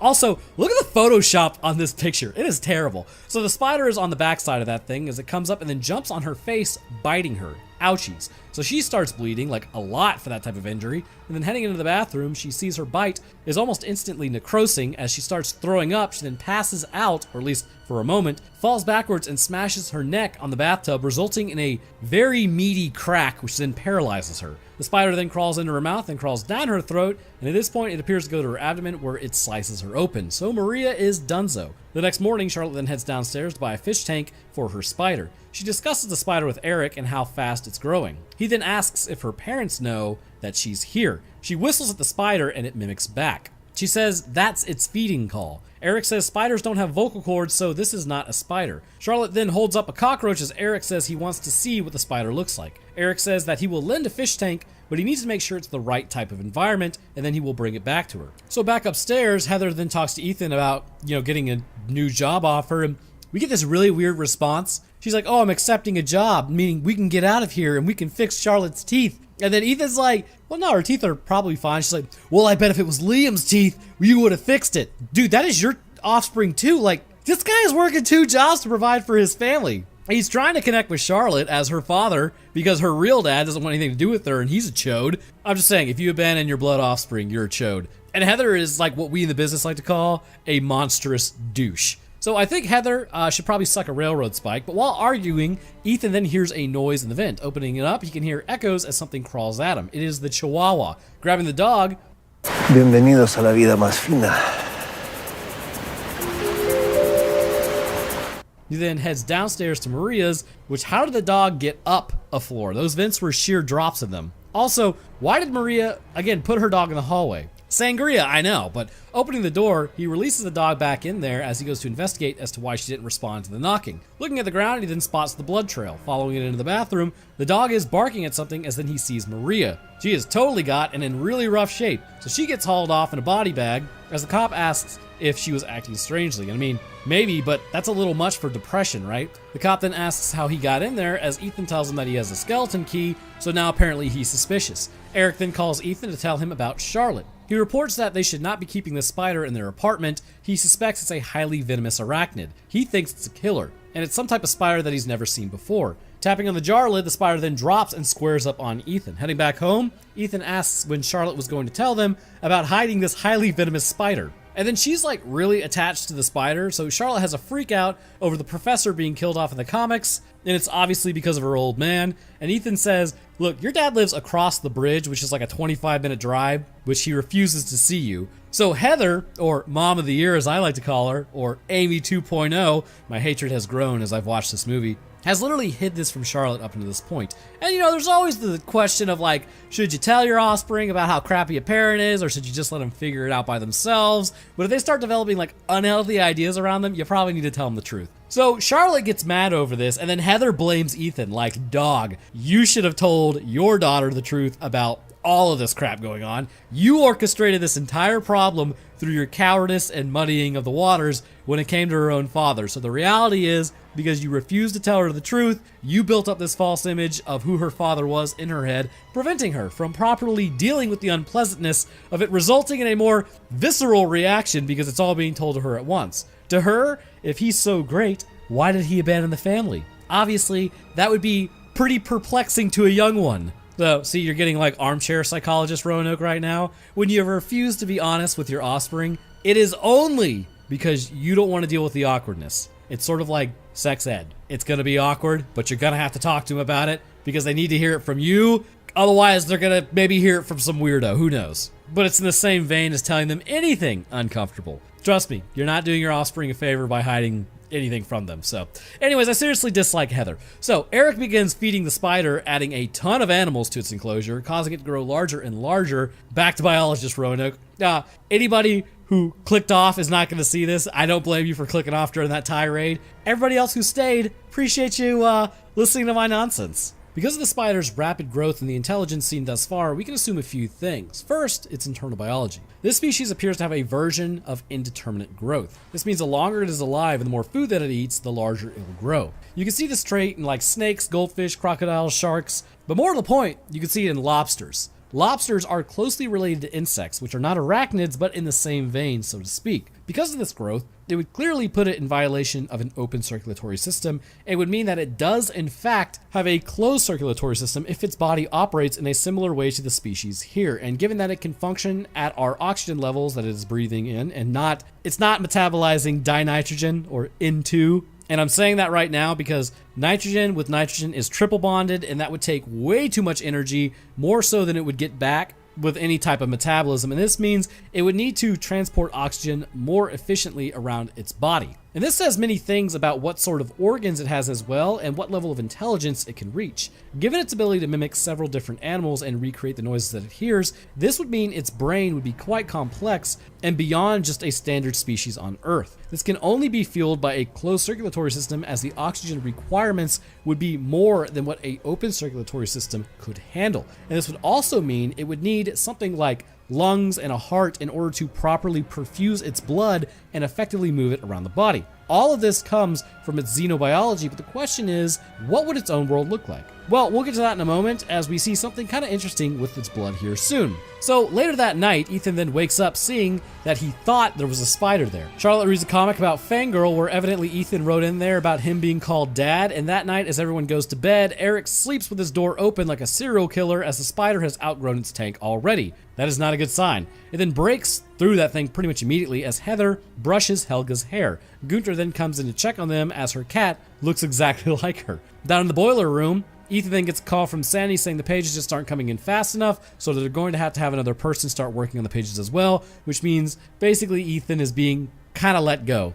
Gunther comes in and then relieves Ethan of his job also, saying that he is weak and that in this family, when the times get tough, the men just walk out and she's just helping him out the door. Wow, Gunther blows. I guess it really does run in the family. Actually, truth be told, from the top down, this family is completely mid. So later that night, Gunther then tries to find her cat, but it's gone as Helga continues to knit with Gunther hearing meowing noises. She then heads out into the super dark hallway for some reason. Like, what is the deal with that? As then she calls out for her cat. Seeing the vent open, she then checks on it and then starts hearing meowing further back. Seeing the potted plant that scares her, she then goes down to get onto the vent level as she can hear it in there, but then when she goes inside, yeah, operation cannot possibly go wrong, engage. Her flashlight shuts off because she knows that the spider is close and that the asteroid cluster ran by Earth. Lighting a match, it's the spider, which means it probably ate her cat. Dr. Mambo, no! Gunther is then dragged to the trash chute and then hung up. Back in the apartment, Heather is laughing along with Charlotte as a dog is barking as Ethan is kind of having a moment and he's about to snap. Yeah, it turns out you can't just completely treat somebody like crap the entire time, make everything their fault, and then everything's just good. Yeehaw. So he punches the TV, which may have been a little much, arguably, as Charlotte then grabs Liam, which was apparently the bane of her existence earlier, but now she's like super close with him. As Heather then asks what happened. I think ape mode is what just happened. So Heather then says Ethan needs some help, which, nah girl, you need some parenting classes. Actually, round him up, this whole family needs help. She then tells Ethan that he's losing them. Probably because you're also pushing him away with your bullshit. Oh god, that was a bad one. So as the spider is over Charlotte, it then crawls in as Heather says she can't do this again. The spider then knocks out Ethan and Heather, biting them both. Being paralyzed, Heather gets dragged off first, followed by Ethan. The dog keeps barking as Charlotte walks past Ethan but can't hear him because she's got her headphones on. Sponsored by No, it's not. She then gets the food ready for the dog as she literally misses everything happening. The dog keeps barking as she puts her boots over the baby. Dude. Teenagers, you know. Realizing something is up, she then takes off her headphones as Ethan gets dragged into the air vent. So you're probably wondering, Roanoke, how does a spider's venom actually work? Well, first thing to understand about the venom is it impacts actual neurons. In your body, you have specific nerve lines that we will call the motor neurons. These neurons are responsible for conducting the signal to contract muscle. When injected by venom, there are several different ways in which the venom neutralizes the prey's ability to move. First, ion channel toxins, known as neurotoxins, will prevent depolarization of the nerve, which will completely stop a signal from moving to the next neuron. This is accomplished by a nerve opening the sodium channel, forcing sodium into the extracellular space, utilizing ATP, making it less negatively charged compared to the environment, which then allows for the membrane to become less negative functionally, that then fires the neuron. Now, this is where we get into the next stage of envenomation. Since the sodium channels are blocked by this neurotransmitter toxin, it shouldn't be able to fire the motor neuron. However, some of the venom will also enter the synaptic gap, blocking the receptors from being able to uptake the neurotransmitters, also preventing the next neuron from properly being signaled. This takes place on both sides of the synaptic gap, with the presynaptic toxins preventing neurotransmitters from even exiting the neuron, and the postsynaptic gap being prevented from uptaking the neurotransmitters. This process will absolutely paralyze your body, but hilariously, you will still feel everything. However, the body is not just going to be like, oh, I guess this is life now. While this is affecting the neurons, the waste removal system of your body will be working triple overtime to remove the toxin from itself so that it can fire the neurons again properly. And this is some downtime, however, because it's going to take your body a minute to get rid of all this crap. And this is why these spider bites and then leaves the prey for a while that we see, and it may be back on its home planet. This waste removal process is slower or non-existent in the neurons, so its prey can kind of just be stuck indefinitely until it comes back. In humans, however, eventually the neurotoxin wears off and we can move again. Realizing everyone's gone, Charlotte then misses Ethan being dragged into the vent as he's spun up in a web. Charlotte realizes the Wi-Fi is out, which is her her biggest concern as Ethan starts getting strung up. Looking up, he then sees a spider crawl off. With all the doors and windows locked, Charlotte can only escape through the vents. She hears the dog enter the vent along with a spider whistling at her, which begins like crawling at her at a high rate of speed, which no thanks. She pushes the bookshelf in front of it, freaking out as the spider already is above the baby. Turning around, she sees it has grabbed Liam and then pulled him into the vent. She calls out to Sting, who doesn't really care because, I mean, it might view you as its mother maybe, but it sure doesn't really view you or view anything else like caring about it. Who cares? So grabbing a knife, she then doubles up on these sweaters, wearing the one that Helga made her as she gets mothball juice ready. Entering the vents, lock and loading Brides of Christ, she begins crawling through to find Sting. Finding Dr. Mambo, no! The cat is strung up, which are sad times. How the Chihuahua survives like all of this is beyond me. Back in the trash chute, Gunter then begins making noises, but neither can speak. As they look down, the spider then crawls up and pulls her down. Charlotte continues her search of the vents, breaking into Eric's apartment, finding the glass tank is broken. Looking for Eric, she finds him stuck to the ceiling, but he's still alive up there, I'm pretty sure. Entering her grandmother's room, Charlotte asks if Helga has seen anything scary recently, and she says that there was this black dog that would run from her when she tried to pet it, realizing the mothballs are the key to it all. Charlotte then covers herself in mothball juice and then heads out, finding evidence that pretty much everyone in this building has been got. Ethan then bangs on the wall, hurting his hand as she opens the trash chute, having hurt him. The venom appears to be wearing off somewhat at this point, and we now see Frank has shown up. Charlotte uses the mothball juice to release Ethan from his webbing, and the reason is, in mothballs, it's called naphthalene, I'm pretty sure. It's actually fairly corrosive, which makes sense why it would melt webs. Mothballs typically sublimate from a solid to a gas, producing a toxic fume to actually most insects. Ethan then makes his way around the chute as he hears Liam. Looking up, it's literally here's Johnny. The spider was mimicking the noise, and it's running straight at them. Charlotte gets knocked out, and Ethan only has half of his nervous system working. Sting then begins coming after Charlotte, but I'm pretty sure she would smell like mothball water, so it shouldn't do anything, right? So as the spider approaches, Ethan then drops mothball fluid on it, burning it as it retreats up the trash chute as Charlotte has a nice cry. Ethan tells Charlotte it's not her fault, which I mean, like objectively speaking, it kind of is her fault, I guess. I mean, maybe that spider would have gotten a good foothold in the place, maybe not. Maybe it would have been smashed, I don't know. So Frank gets dropped down the chute next as Charlotte says it's Sting.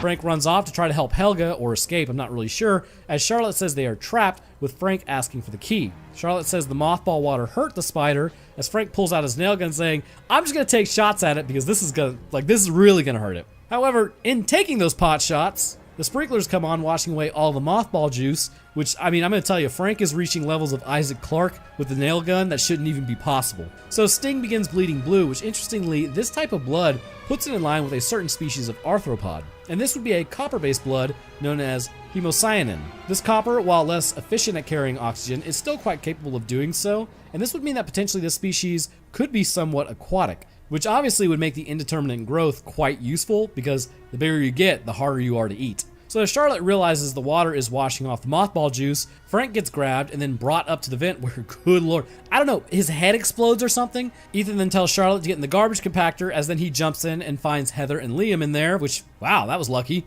So using the last of the mothball juice, he frees them both, so now they hug it out as one family, and nothing bonds a family quite like shared trauma. What's the saying I've come up with on this channel? Guaranteed to be the best 3 weeks of your life. So as they hear the spider approach, Ethan holds the controller as the spider begins crawling. He hits the button, but it's become unplugged. Breaking through, Charlotte then holds back the spider with some sort of metal long enough for him to reconnect the plug, but he gets shocked, and I'm guessing bro's heart stops? Charlotte then crushes the spider as the spider lets out one last mimic, and then is totally donezo. Heather then pulls Ethan out. It's called CPR apparently. And if you're really desperate, a cardiac thump, which if you're interested in what a cardiac thump is, essentially in a dire situation, because you should just be focused on CPR and getting more qualified people to come help, you can take your balled up fist, and if you strike somebody in the chest hard enough over their heart, occasionally this can jolt the heart into restarting. Now, just do CPR. I'm talking if you're out in the woods and obviously they're not resuscitating and you're doing CPR,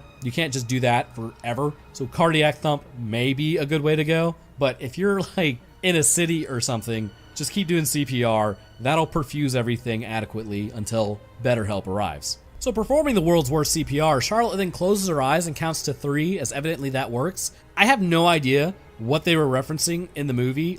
That was never mentioned about being anything. I wonder if it was just like a cut piece of the movie.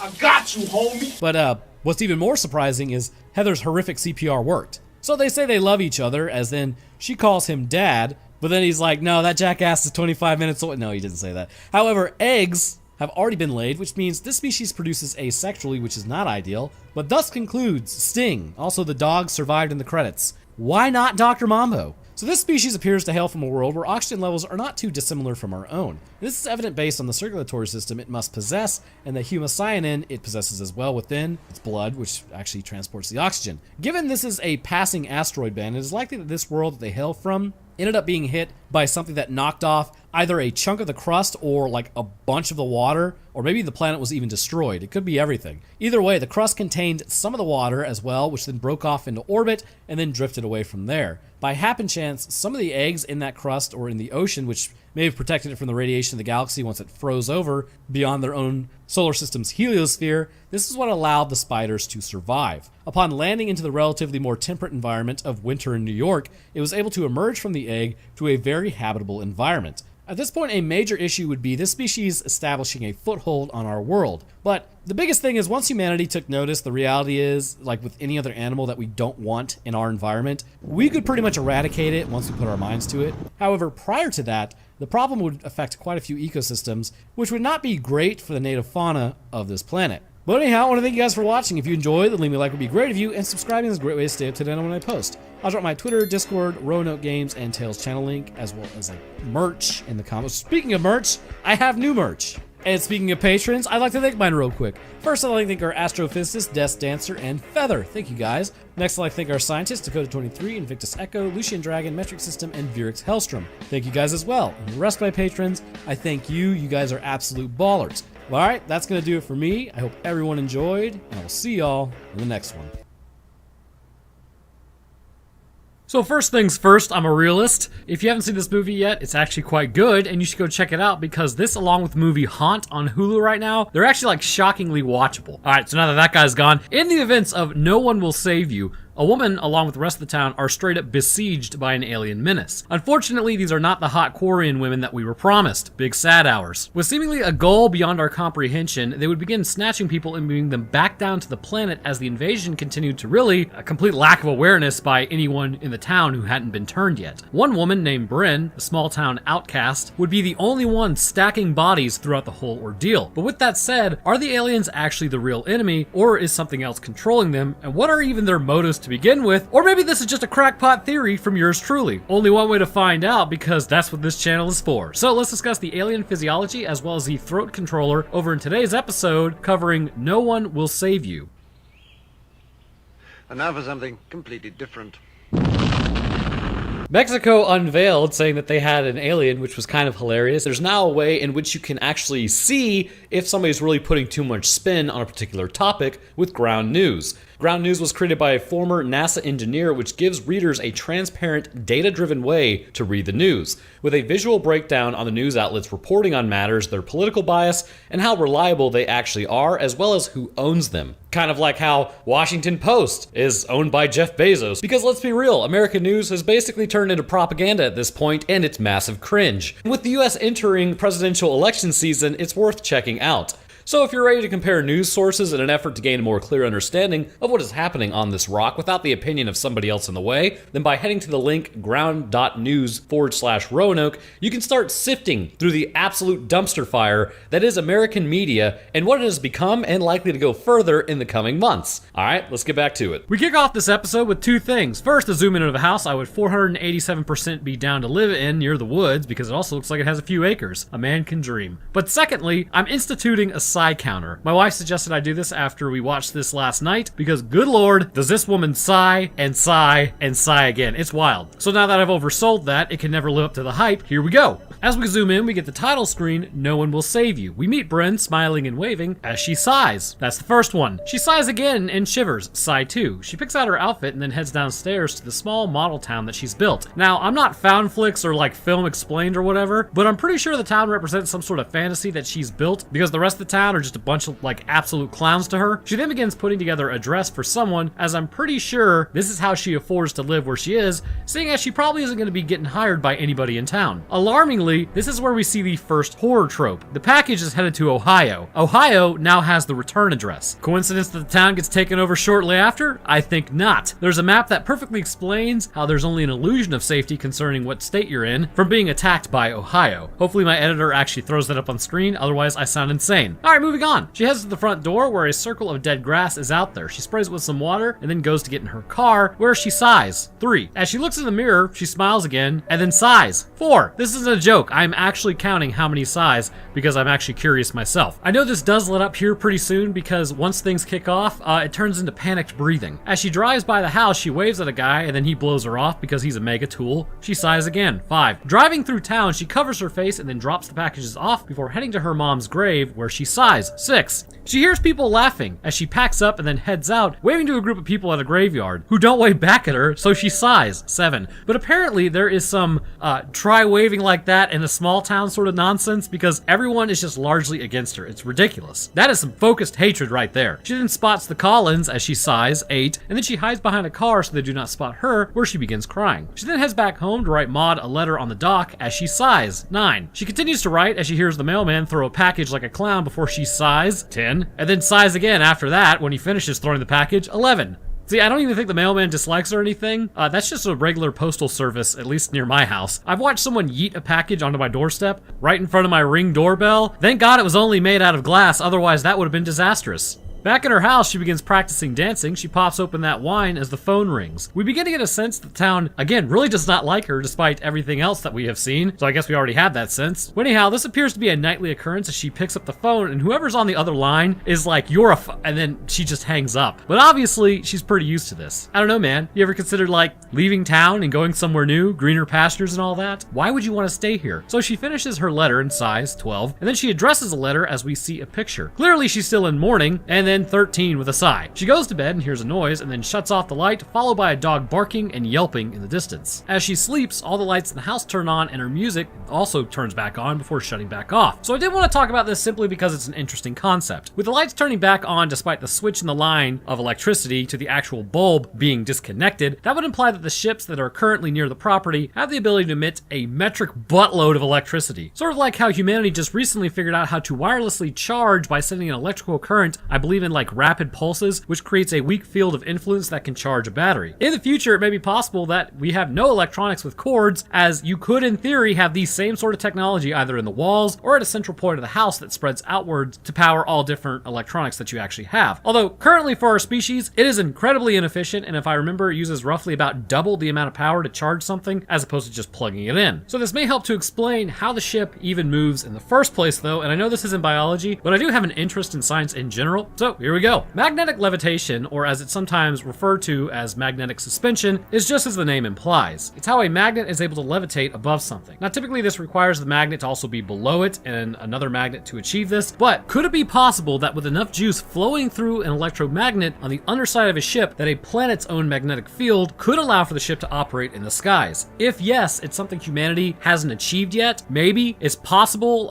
that we have, as I'm just a guy who writes YouTube scripts, but it would make sense. The planet that survives and can host life are likely the planets that have magnetic fields to protect that life growing on the surface from the effects of the sun's radiation. This would intrinsically allow an alien species to use their ships on a planet that has this natural magnetism in order to navigate their ships. It's really no different than using Earth's naturally occurring oceans to navigate our boats or naturally occurring atmosphere to navigate our planes. However, if it is to be done, it appears to be orders of magnitude more difficult to figure out with our current tech levels. And there's going to be somebody in the comments that says, well, that can't be possible with magnetism of Earth. Listen here, nerd. Just because we don't know how to do it doesn't mean it can't be done. There's plenty of things that we didn't know how to do 100 years ago that we said would never be done, and here we are. For instance, if I remember correctly about the Wright brothers building a plane, just a week prior, it was said like 100 scientists could work 1,000,000 years and we still wouldn't be very close to flight. And then like a week later, we were flying. So you never know. It can happen. But this electromagnetism that it utilizes would, in my mind, be how this ship operates. More so because of the effect it has on the electricity in and around the house. So later that night, she's awoken by a clattering noise as a bang then goes off, and she goes to check to see that her garbage was knocked over. Getting on her shoes, she goes to check it out. No thanks. And that would be like, if I was in this situation, that'd be a problem for future Roanoke. Flipping on the light switch, she finds her power is out. The transformer outside is definitely blown to hell after a pulse like that. Going downstairs, she sees the door is in fact open and something is messing with the little town that she has built. She then spots it walking around. It begins clicking as she retreats upstairs, making way too much noise, so the creature runs up the stairs at her at speeds that show this thing is ridiculously nimble and quick. And as a human who weightlifts and is not nimble and quick, thanks, I hate it. It creeps me out. Anyhow, she was able to get into her room and shut the door, with the creature seemingly not knowing that she was there immediately. Although, this is going to become pretty apparent here shortly, that these things appear to be able to sense you, and you do not need to basically be in its field of view for it to know that you're definitely there, so it definitely knows that she's in there. Bryn goes to hide under the bed, but drops something like a gigantic klutz. This is literally my wife. As she jumps over the bed and hides further, the thing then comes into the room before jumping on the bed and then finally exiting out the window. And then, thank God, we have a good look at its feet, which suggests something. So spoiler, but you're already watching this episode, so hopefully you've already seen this movie, but these type of feet suggest something about its original home planet, or at least the area it initially inhabited during its more primitive era of its own species' evolutionary history. As we see, it'll raise itself onto its toes to walk forward. While it is completely capable of walking on the balls of its feet, or what we could assume to be balls of its feet, it raises itself on these finger-like appendages. Now this may seem weird, but remember, when we run on the balls of our feet, but when we walk, we actually strike with our heel first usually. If you're wearing shoes, if you're not wearing shoes, you probably still walk on the balls of your feet. When on the ship later, the ground is covered in a thin layer of water, and this tells us that this species is highly reliant on water, potentially more so than humans. It's possible that back on its home world, it may have hailed from an area where the water was incredibly shallow to where they actually could just reach the ground and walk. Having these toe-like appendages would keep them out of the water, which would actually be kind of important because of what we've seen in World War I, known as trench foot, which ran like completely rampant amongst humans, which can literally cause the skin to split and peel away, exposing you to an infection because it is constantly exposed to water and mud. It may be that the toes are made of a different type of skin than the rest of the body, allowing it to be more resistant to swelling by water. And you can actually kind of think of this along the same lines as with humans. When we are in water too long and you're possibly no longer living, the first thing to actually fall off you, it's called degloving, and it's when the skin on your hands swells with water and then just starts peeling away.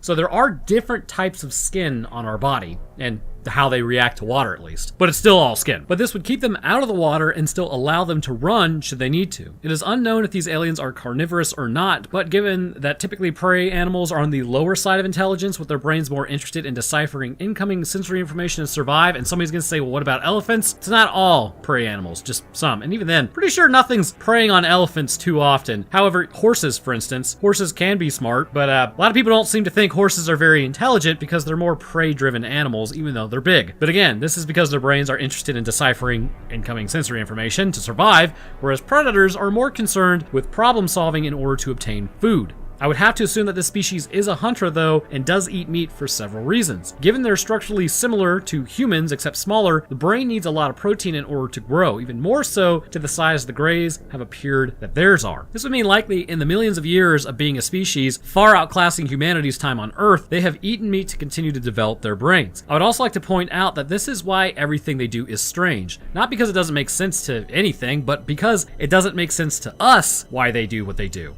It's sort of like you to your house cat or your dog or other animals in general. Humans are absolutely bizarre creatures that seem to go against every norm in the animal kingdom. We smile at dogs when we see them, which bares our teeth. We grab cats and put our faces in their faces and bellies, which is a sign of aggression or predation. And we jump on horses, which that could be seen as us trying to attack them. It's just a few examples, but we do these things because we have an end goal that is completely unfathomable to another animal. But what they do pick up on is intention. I love snuggling Mrs. Kitty, but she hates it. However, she knows there is no danger by me burying my face in her belly. It's because she knows the intentions behind this giant, hairless, weird-looking cat. It is basically, I've been around all this time, and it's never been a problem. And this is kind of the same with aliens. I just found like this linear transition from like animal to human to gray, a good way to sum up what these aliens may be doing. But let's move on, as we will begin to see more of its morphology here in a moment, as well as a few other strange things that will either say if these creatures have their own motives or are being controlled. Now that it's out on the roof, she closes the window and then goes to run for the front door. She gets it closed as the creature pulses the electricity in the house, freaking Bryn out. Although it's probably not the creature, it's more likely the ship itself. She goes to the phone to call 911 as the electronic screech hits the phone. The creature is back in the house as she she hides next to the fridge. The alien comes in and then hangs up the phone before trapping Bryn with the fridge door in the wall. As it looks over the fridge, we see it has fingers with one large index finger as well. Interestingly, it appears to have 4 fingers, which supposedly will happen to humanity at some point. The nerves in our ring and pinky finger have begun to fuse together through what appears to be driven by random mutations of life and not really pushed by any environmental advantage that it offers. So the thinking is one day these fingers will fuse together entirely. But with that said though, it really depends on if we keep using keyboards or not. Arguably, our fingers are used even more so for different tasks nowadays, with pinkies serving likely more of a purpose than they really have in a while due to the need to push keys. Though, give it 100 years and I'm certain the keyboard will be a relic, sort of like the typewriter is. So she bench presses the door, knocking the creature back as she runs for it. As she does though, she gets a literal door thrown at her head and somehow doesn't go lights out in that moment. Man, talk about a hard skull. The alien then appears to have the ability to use telekinesis as it grabs her, but she swings around and stabs it with a piece of debris in the head, taking it out. Humanity number 1, baby. So it's now morning. She survived the night, but a lot of the town weren't so lucky. She sighs as she comes to number 14, and again number 15 because she sighs again, and then another time for a triple sigh as she pulls glass out of her foot for 16. And finally, after looking at the alien, 17. Quadruple sigh, rapid fire sighing. Approaching its body, she elects to just cover it up as she heads to the phone. There's no dial tone, however, as those EMP blasts are a real nuisance. This has also seemingly hit everything, which knocked out the electrical components in the car as well. She heads outside and realizes her only chance is to take the bike into town. Unfortunately, the EMP blast also knocked out the bike chain's electricity. So also, because there's usually someone who's curious about this, a lot of people wonder why EMP pulses, which, I mean, pulses in the name EMP, just like ATM machine, it's machine, doesn't matter. Why does it not hurt humans? The reason is because the electrical pulse ends up overloading circuits, which can heat up, which in turn burns out the device. These circuits are made of copper, amongst other delicate components that are resistant to a pretty sizable flow of electricity, but with a pulse like this, it overwhelms them, and it's how they conduct current. Humans, on the other hand, are not made out of circuits. Our electrical activity is based on chemicals creating a gradient of charge, which then can cause a depolarization event. The EMP blast has nothing in our bodies that can, speed up or overwhelm them. And that is only true, however, if you are 100% biological. If you have something like a pacemaker in your chest, while we don't find that typically an EMP blast, such as with nuclear weapons, would cause issues to a certain point, you would have to be in the blast range pretty much. With what the aliens are rocking, it may be completely different and induce problems. So let's hope aliens don't invade by the time I'm 70, because I have bradycardia with my heart rate already down to 44 beats per minute in my 30s when I'm resting. Because I'm gonna need one of those bad boys at some point, and I would be totally screwed. So prior to that though, gotta get the blood off your face. She takes a shower and sighs, 18. She gets dressed and sighs, 19, and pushes a couch in front of the door for reasons unknown. Satisfied with her work, she sighs a breath of relief, 20. And biking along the road, she finds the outskirts of town ain't doing so hot either, with the mail truck having been flipped and destroyed. Looking in, she sighs, 21, as she then spots the house where that one dude snubbed her when she waved to him, as clearly they had the same night that she had, except they weren't an absolute Chad like her, dropping Xeno scum. Running into town, everyone looks at her and mutters. She enters the police station where she runs into the Collins. Mrs. Collins just straight up spits on her, new. And then Mr. Collins walks out, and he also sighs in the process, but that doesn't count though. She exits, realizing that she's not going to get help anywhere, as she goes back to her bike crying before having a bit of a freak out near a mural of some sorts. As she sits there, she spots a bus. Finally, she gets the right idea to just go ahead and leave town. I feel like she should have done this anyways at this point, way before this, and as she sits there, she sighs, 22. As the bus drives through, there are markings all over the lawns everywhere. Continuing on, the mailman then comes up and sits behind her, and as she gets up to move, he grabs her, as clearly there's something wrong with him. He begins clicking at her, making the same vocalizations as the aliens from last night, as many people on the bus are changed, as well as some others who don't appear to have been. The bus driver then sees this and hits the brakes, as the mailman watches Bryn run away, after completely eating it, of course. And I'm assuming anyone on the bus at this point is being actively grabbed, because why the bus driver wouldn't just take off after witnessing that is beyond me. So first we see something in his throat. As we will come to find out, it is placed there by the aliens, which results in the person being completely taken over, but also able to communicate much like how the aliens communicate. This turns them into kind of willless people, completely driven by alien control. The person is still alive in there though. They are in a trance-like state, I guess you could call it, that they are experiencing something completely different than what they're actually currently doing, which I believe would make this something likened to either a parasite that is controlling the aliens, or potentially a type of religion that the aliens have formed that they are now spreading to everyone else. And trust me, it'll make sense here in a few moments when we get there, but strap in, because we're about to speculate on what this whole thing is in a few moments. Just know this: Whatever is in the throats of humans causing them to be controlled also seems to be housed within the aliens as well, but appears voluntary for them and involuntary for humanity. Running towards home, she hears the creatures in the woods, followed by human screams as people are getting grabbed in broad daylight. She heads towards a church, but it's locked up tight as she sighs, 23. Trying another door, she sighs again, 24. As she heads over to the graveyard, letting out the 25th sigh, she approaches her friend's grave, which we still don't know what happened, as she sighs for the 26th time while crying. As she does though, strange clouds begin forming as she immediately begins running home because this is a full-scale invasion. Running by the neighbor's house, she spots everyone in a group reaching up towards the sky as they look at her. They are somewhat contorted, but not outside of the normal range of human movement. They do not go after her, as they are not really the security force. However, as we will see, some humans are, such as the mailman. She finally makes it home and then sighs, 27. The body of the alien is still there and smells really bad. She finds a trail of liquid exiting out of its mouth and heading outside of the house, which is a bit strange, but based on what we will see later, what is this implying exactly? The reason this appears voluntary for aliens and not for humans is whatever this creature is that is in the throats of people clearly is in the bodies of the aliens as well. However, their actions later will not indicate that they are being forcibly controlled, at least the upper echelons are not, but others might be. Possible indoctrination of the lower caste systems in its own species seems to be what's going on, but it's also entirely possible that this is really what's happening. Those lower in the hierarchy appear to have these creatures imposed upon them, making them behave and act in certain ways, while the higher-ups do not. I mean, certainly that's not what our own species would do, right? Clearly, because all of our species, they're free game. Whatever crawled out of the alien's body is the same thing being put into humans, and because of that, humans are seen as less than. Just a sapient species that isn't really as intelligent as the Greys, and because of that, they're taken over as tools, but in the process, put in a state of bliss and happiness. Seems to me that the lesser Greys also likely maybe have the same fate, having the will of these creatures impressed upon them, unless the other option is these creatures are not in control and are just biological control mechanisms utilized by the higher class of Grey. And this is just as likely of a scenario, if not more so, given that if it was a parasite and it was truly in control of the entire Grey species, why would it leave any higher class of Greys in the first place that could form a resistance? Also, welcome to the channel on this. This is real-time speculation. I'm forming these ideas actively as I write them down, and now that I've written down further ideas,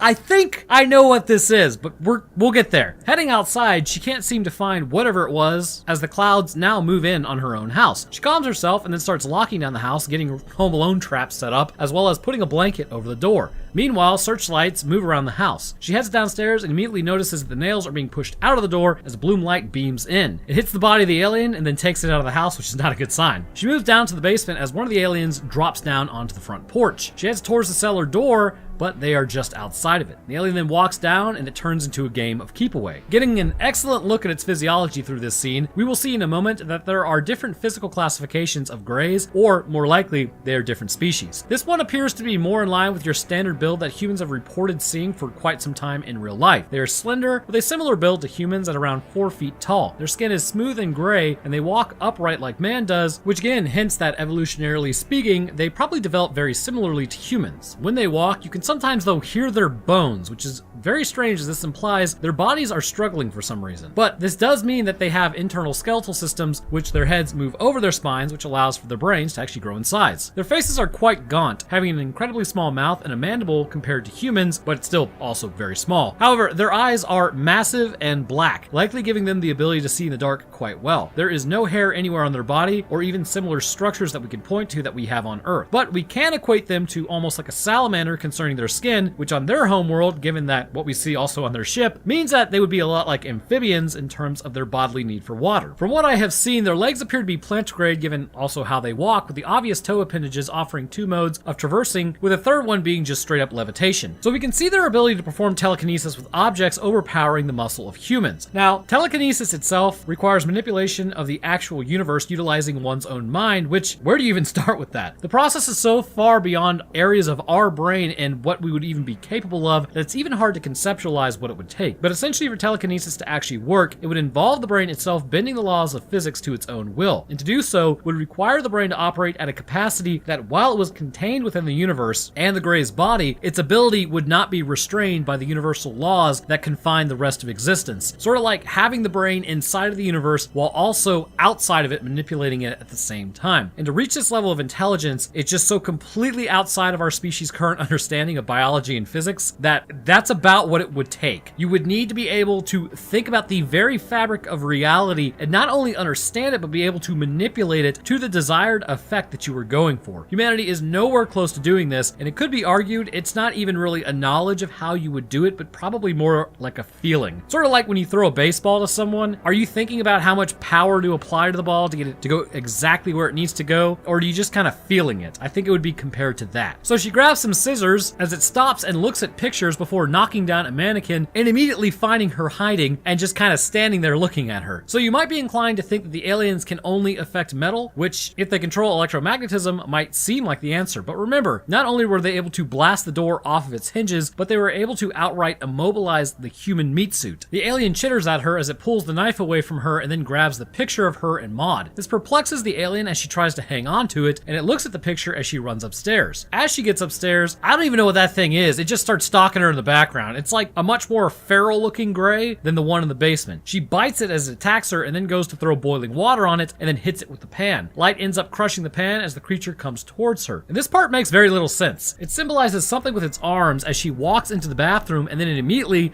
starts attacking the door. Like, why didn't it attack her in the hallway? I don't know. She's able to get a mop and push it off, as then it breaks the mop, and then she stabs it in the chest before knocking it unconscious with the door. She jumps out the window, and now it's one down, a more horrible thing to go. So this highlights something rather interesting. The hypothesized caste system might actually be something of note here, but it's not the same species. As we're going to find out shortly, there are variations of these creatures. The smaller one is what appears to be a gray, but appears to have shorter, stockier legs and longer arms, giving it the ability to climb through areas more readily. Their whole goal is to get Bryn outside and onto the ship. This variant appears to be sent in more aggressively to stalk the inside of buildings to flush out any people who remained inside. It may be that because she took out the original gray that was supposed to give her the throat parasite, this more aggressive means of dealing with this human was taken, meaning she caught the attention of the grays. Now she's able to take it out, but it does something prior to trying to dig through the door. It appears to be making a symbol with its arms that she then turns and runs from. This symbol is clearly it trying to communicate, but there's a bit of a translation issue, obviously. Sort of like if we tried to shake an alien's hand, it might come off as aggressive as we thrust an appendage at them and then grab theirs. They might not like it. It may be that the communication to her is pretty standard amongst their species, but to humans it makes absolutely zero sense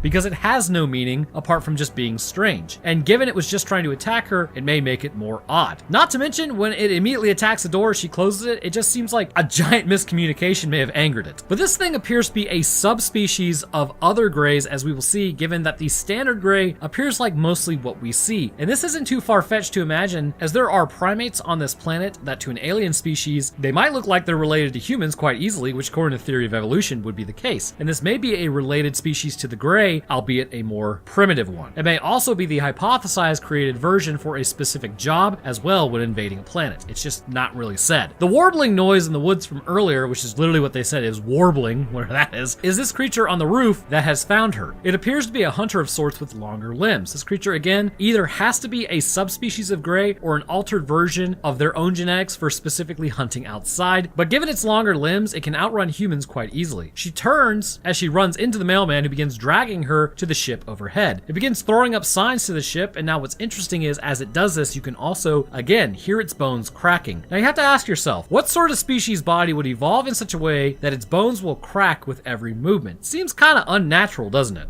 But this is one of the things in my mind that supports whatever the grays are handing out parasite-wise are disseminated to other species, and while the smaller one looks like a gray, it may just be another conquered species. The larger one appears to have skin similar to the grays, but is much larger and could actually be an entirely different species. Along with this, the symbols that they make towards the ship above it appear to be involved in like moving its internal skeleton in kind of a non-natural way, which causes them to strain and make a mild cracking noise. And this is what is seen in several of the species along with the mailman here in a moment. And this to me says that absolutely these are previously assimilated species brought under control by the grays, which they are now here to do to humanity as well. So speculatively speaking, it may be that the grays actually do this upon finding another species that is younger, relatively speaking, as they already know the shortcomings of naturally progressing, like with our own planet, whether it be the fact that we're on the brink of nuclear war, or the cancer-causing chemicals in the water that are now present in the great state of Georgia's water system. They take over a species before it has a chance to eradicate eradicate itself and is then brought under control of the Greys until they are capable of their own, though this capability isn't seen concerning if they release a species once it has progressed past a certain level. It's kind of like being forcibly brought into the Covenant, which happened to the Ungoi, except instead of just being angry at humans, the Greys are like, oh yeah, you can join us or whatever. But Bryn is able to scratch the mailman's arm as he falls back, and he is brought halfway into the ship. The ship does something as it seems to tell the hunter to give chase, which now becomes another game of keep away. As she runs, the creature follows her from the house and then it falls jumping down, which is odd. And this is another point that this is an assimilated race from what I can tell. Being an organic organism,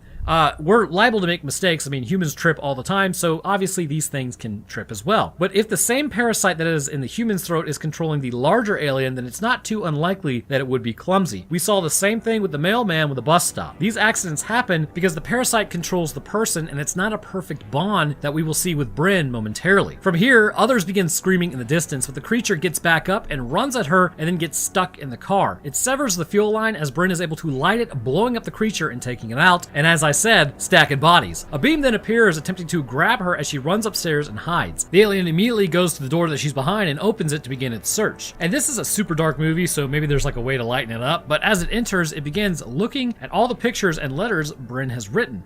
As it does not appear to understand human mourning, Bryn goes to attack it as it launches her through the wall, but doesn't go after her immediately. As it turns though, we hear the bones cracking once more, which again, it doesn't seem natural. I get its alien physiology, but I think something else is going on. It's got to be this one specifically with its parasite is causing this problem as its body is controlled. But as Bryn heads into a room, she's immediately thrown to the floor and then to the ceiling by a red beam of light. As she is, the alien comes in and it floats up to her as the creature begins exiting its mouth, and not in a way that seems like it was intended to. It chitters at her rhythmically as its eyes rolls back up into its head and it convulses. See, again, this is just really weird. So we then see this creature as it looks like a flesh seed with tendrils. It enters Bryn's mouth as her eye jolts upward and she wakes up screaming, and was it all a dream? No, it wasn't. It was not. She heads downstairs where it appears she forgot to put in her contacts because everything is incredibly blurry, as she hears people laughing and chattering in the distance. She turns around and then spots Maud coming close to her as she tells her she's sorry. She then realizes something isn't right as she swallows her whole fist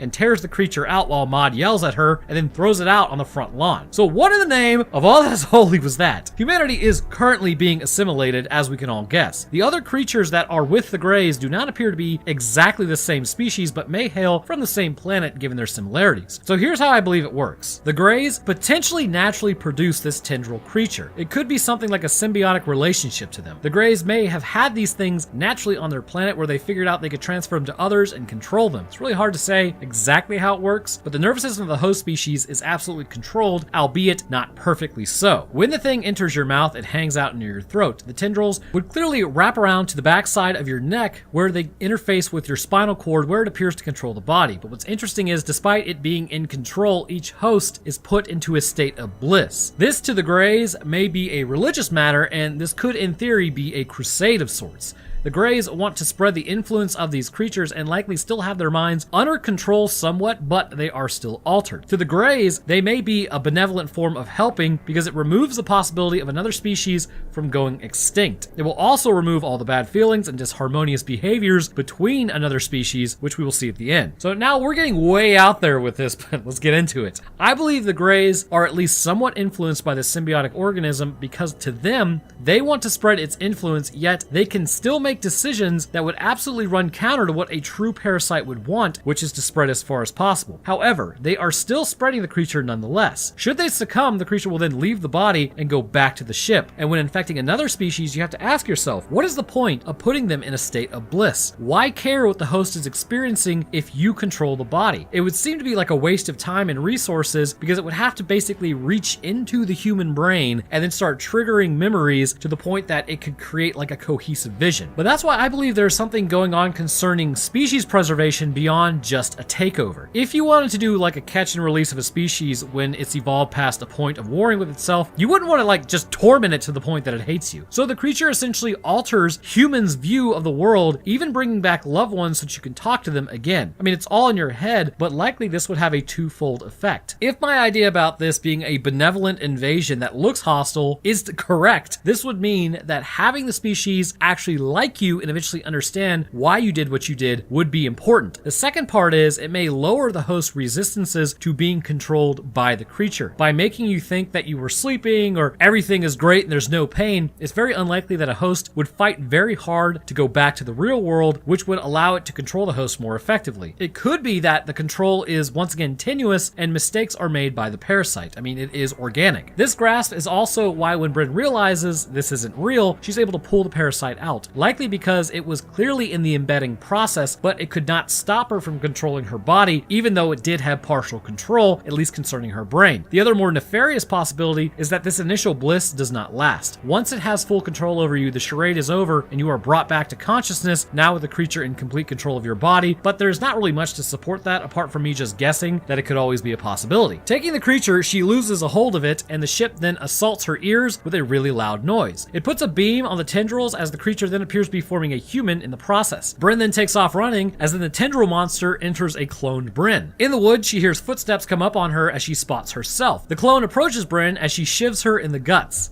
Don't you know that you're only hurting yourself? It pulls her in as Brynn then pulls out a razor blade from earlier and hits her carotid of the clone. She holds her as the clone then bleeds out and has a nice cry over it because, I mean, I feel like I could take myself in a fight, but this would be pretty distressing to watch. Brynn, injured, now limps down the road as we can hear the same warbling noise from earlier as another Slender Man alien approaches her. She gets hit with a beam immediately as she's brought up onto the ship. All around her, the aliens are chittering as they approach, then touching her head and reading her mind. And we finally see what happened to Maud. After going through life's greatest hits with her mom and herself, she exits out of the house and finds the cops are there and Mr. Collins has dropped to his knees. She trips and then sees her and Maud fighting as Maud pushes her to the ground. Brynn then grabs a rock and clocks her in the head, immediately taking her out in the process, probably through a massive brain hemorrhage. Brynn had that dog in her even as a pre-adult. Brynn as a youngling would write letters to Maud after she grieved or was currently grieving and couldn't tell her that she didn't mean to scramble her brains. So I think what this means is Brynn confronts her younger self and then forgives her for once again having that dog in her. It ain't just humans, but now she's added aliens to that body count as well. The aliens watch this and seem to understand for some reason as they begin discussing something. They get confirmation from the higher ups as something communicates down to them and then she's yeeted out of the ship onto the pavement. Yeah, I'm sure that felt great. From what just happened, there's clearly a hierarchy on the ship with an unseen force dictating to the Greys on what to do. They let her go without being infected with this creature for reasons unknown to anyone. But this to me is why the parasite isn't fully hellbent on assimilating everything and instead takes the individual into consideration if they earn it. There is no need to let Brynn go, technically speaking, even though they appear to try to capture her several times, even sending her own clone to take her out. But because of what they witnessed, for some reason they now appear to just accept her in her unaltered form, which may mean somehow they view her similar to them and have accepted her into their society. As she lays there, like I said, it seems like she forgave herself and she feels relief. She laughs as the lights of the ship are all around her, seemingly having been spared from being body snatched. It seems as though like a few days have passed at this point, given that her wounds have healed on her head, as she goes over to the neighbor's house and they all wave at her with the aliens in their throats. She goes to a dance where now the whole town likes her. The ships are still in the sky, leaving it open to interpretation as to what happened to the Homo sapien species, but thus concludes, no one will save you.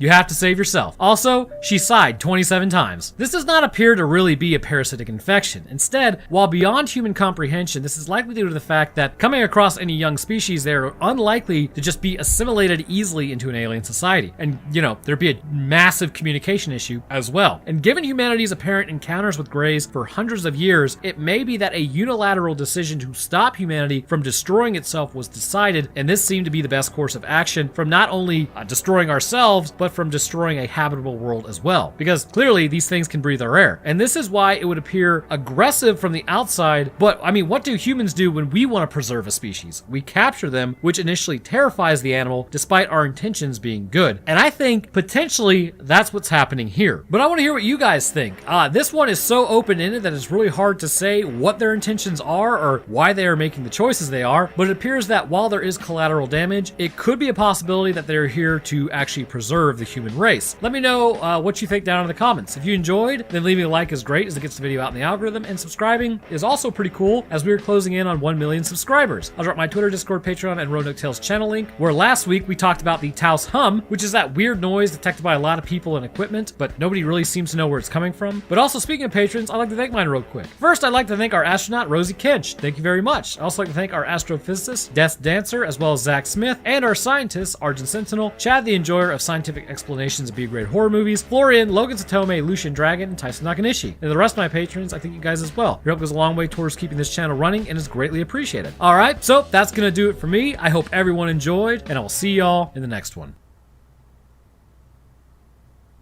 So I'm gonna warn you, put a helmet on for this one. The viewing is going to be a rough landing. It seems like it's like one of those 80s movies that were really trying to capitalize on being an 80s movies, and they needed to have like a horror movie out the door pronto. So you know, Papa Roanoke only brings you the, well, one of the movies of our time for sure. The human brain, neurologically speaking, is quite the complex organ. While the brain would have you believe that it is the most important organ because it's your brain, the reality is there are many other systems that assist or outright control the processes of the body without much help from the brain. Granted, if those systems are completely severed from the brain, they will completely stop. But the body, for a time, does run on itself. This dichotomy between the human brain's functionality and the life support systems that exist underneath us has led to some interesting expressions of, say, some diseases over time. Because while the body is just as complex, the brain is still ultimately in control of our functioning. While this isn't exactly groundbreaking information, I know, it does highlight when an infection taking place, specifically within our brain, it can have interesting consequences for the body as it displays levels of severity associated with the pathogen.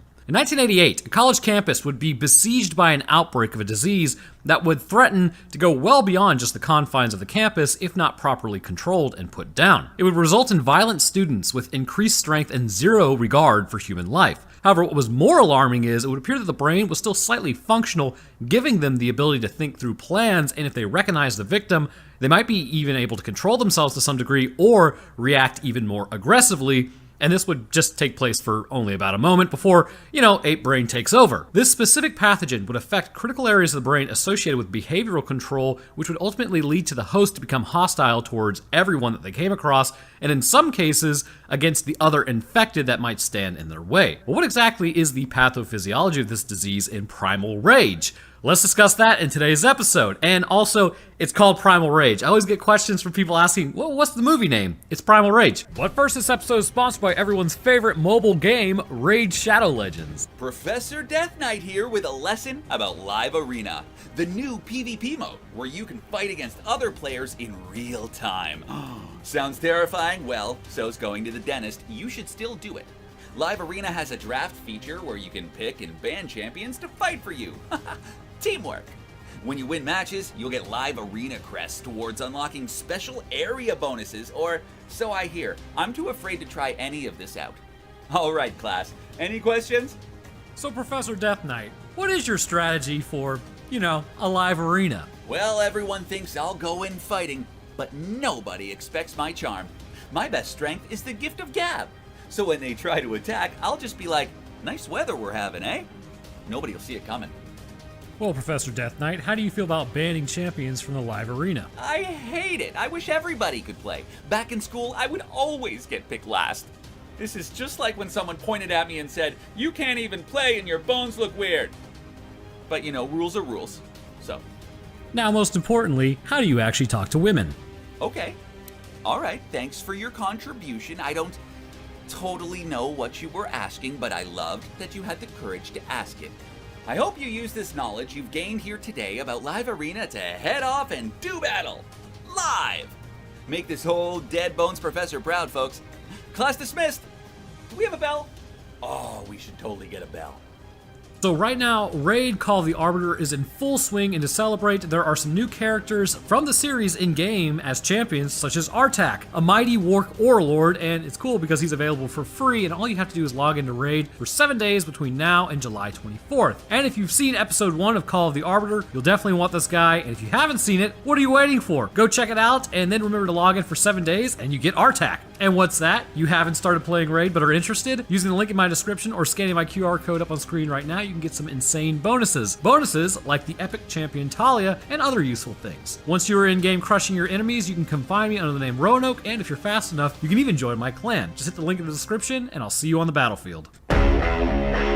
So now that that's over, let's get into it, because half the people have already clicked off, and let's collectively make fun of them. Friggin' nerds! Nerd! Moving on. We begin our story looking at a tree, but not just any tree, a swamp tree. You already know how this is going to go. Swamps never denote anything good. But, I guess technically it's an Everglades tree as it takes place at a North Miami campus. Also, it's the 80s, so everyone is wearing jeans, jean jackets, and jean shirts, while people do aerobics in the open with a weirdo with the camera just kind of taking pictures of them in Florida in August. What a time to be alive. Oh, look, a couple getting hot and bothered on a lawn in Florida in August. Like, bro, everything is sticky. There must be something in the water. It's amoebas. It's always amoebas in the water. And this guy just continues walking around taking pictures of people. I'm thinking at this point, he needs to be put on a list. And why is everyone excited to see him? Like, I'm sure if you did this nowadays, someone would be throwing a stick in your front wheel spokes. It's me. I would be throwing the stick. But thank God we're finally moving on. As a woman's car gets towed, it's the 80s and she can't afford to miss her class. I like where this is going. Unfortunately, Moped Man then shows up and takes pictures, and he threatens the guy because the car isn't ticketed, so it can't be towed away. If you say so, man. So hey, this is actually Roanoke in the future once more. This was bugging the crap out of me last night when I was thinking about it, so I looked it up. Remember, this takes place on a college campus, which is considered private property. And because it is private property, the school is under no legal obligation to warn an illegally parked car owner before towing. No ticket required. Tow companies are required, though, to alert the police department within 30 minutes after towing it, but that's about it. I knew this was a stupid point to make, but don't worry, most of this movie is a stupid point to make. So we meet up with the other guy, Duffy. He's a bleeding heart, calling the women's solicitors, wanting to know what's going on with the baboon that we were about to see, raging through campus, tearing apart professors. You know, pretty much all the hits that aren't going to get you any action in college. Jumping over to said baboon, we see... Wait a minute, does that scientist have a ponytail? Holy Lord. I mean, honestly, why didn't I think about wearing one of those bad boys in the lab? They inject the baboon with something that is apparently going to restore the function of the baboon's brain because they intentionally damaged it. So, intentionally destroying neuronal tissue in the rat's brain, this is discussed earlier, cytoplasmic regeneration took only about 20 minutes or so, which for brain function to return at that speed would be absolutely insane, because that would require an insane amount of mitosis, which would create heat, which would then cook the surrounding tissue in the brain.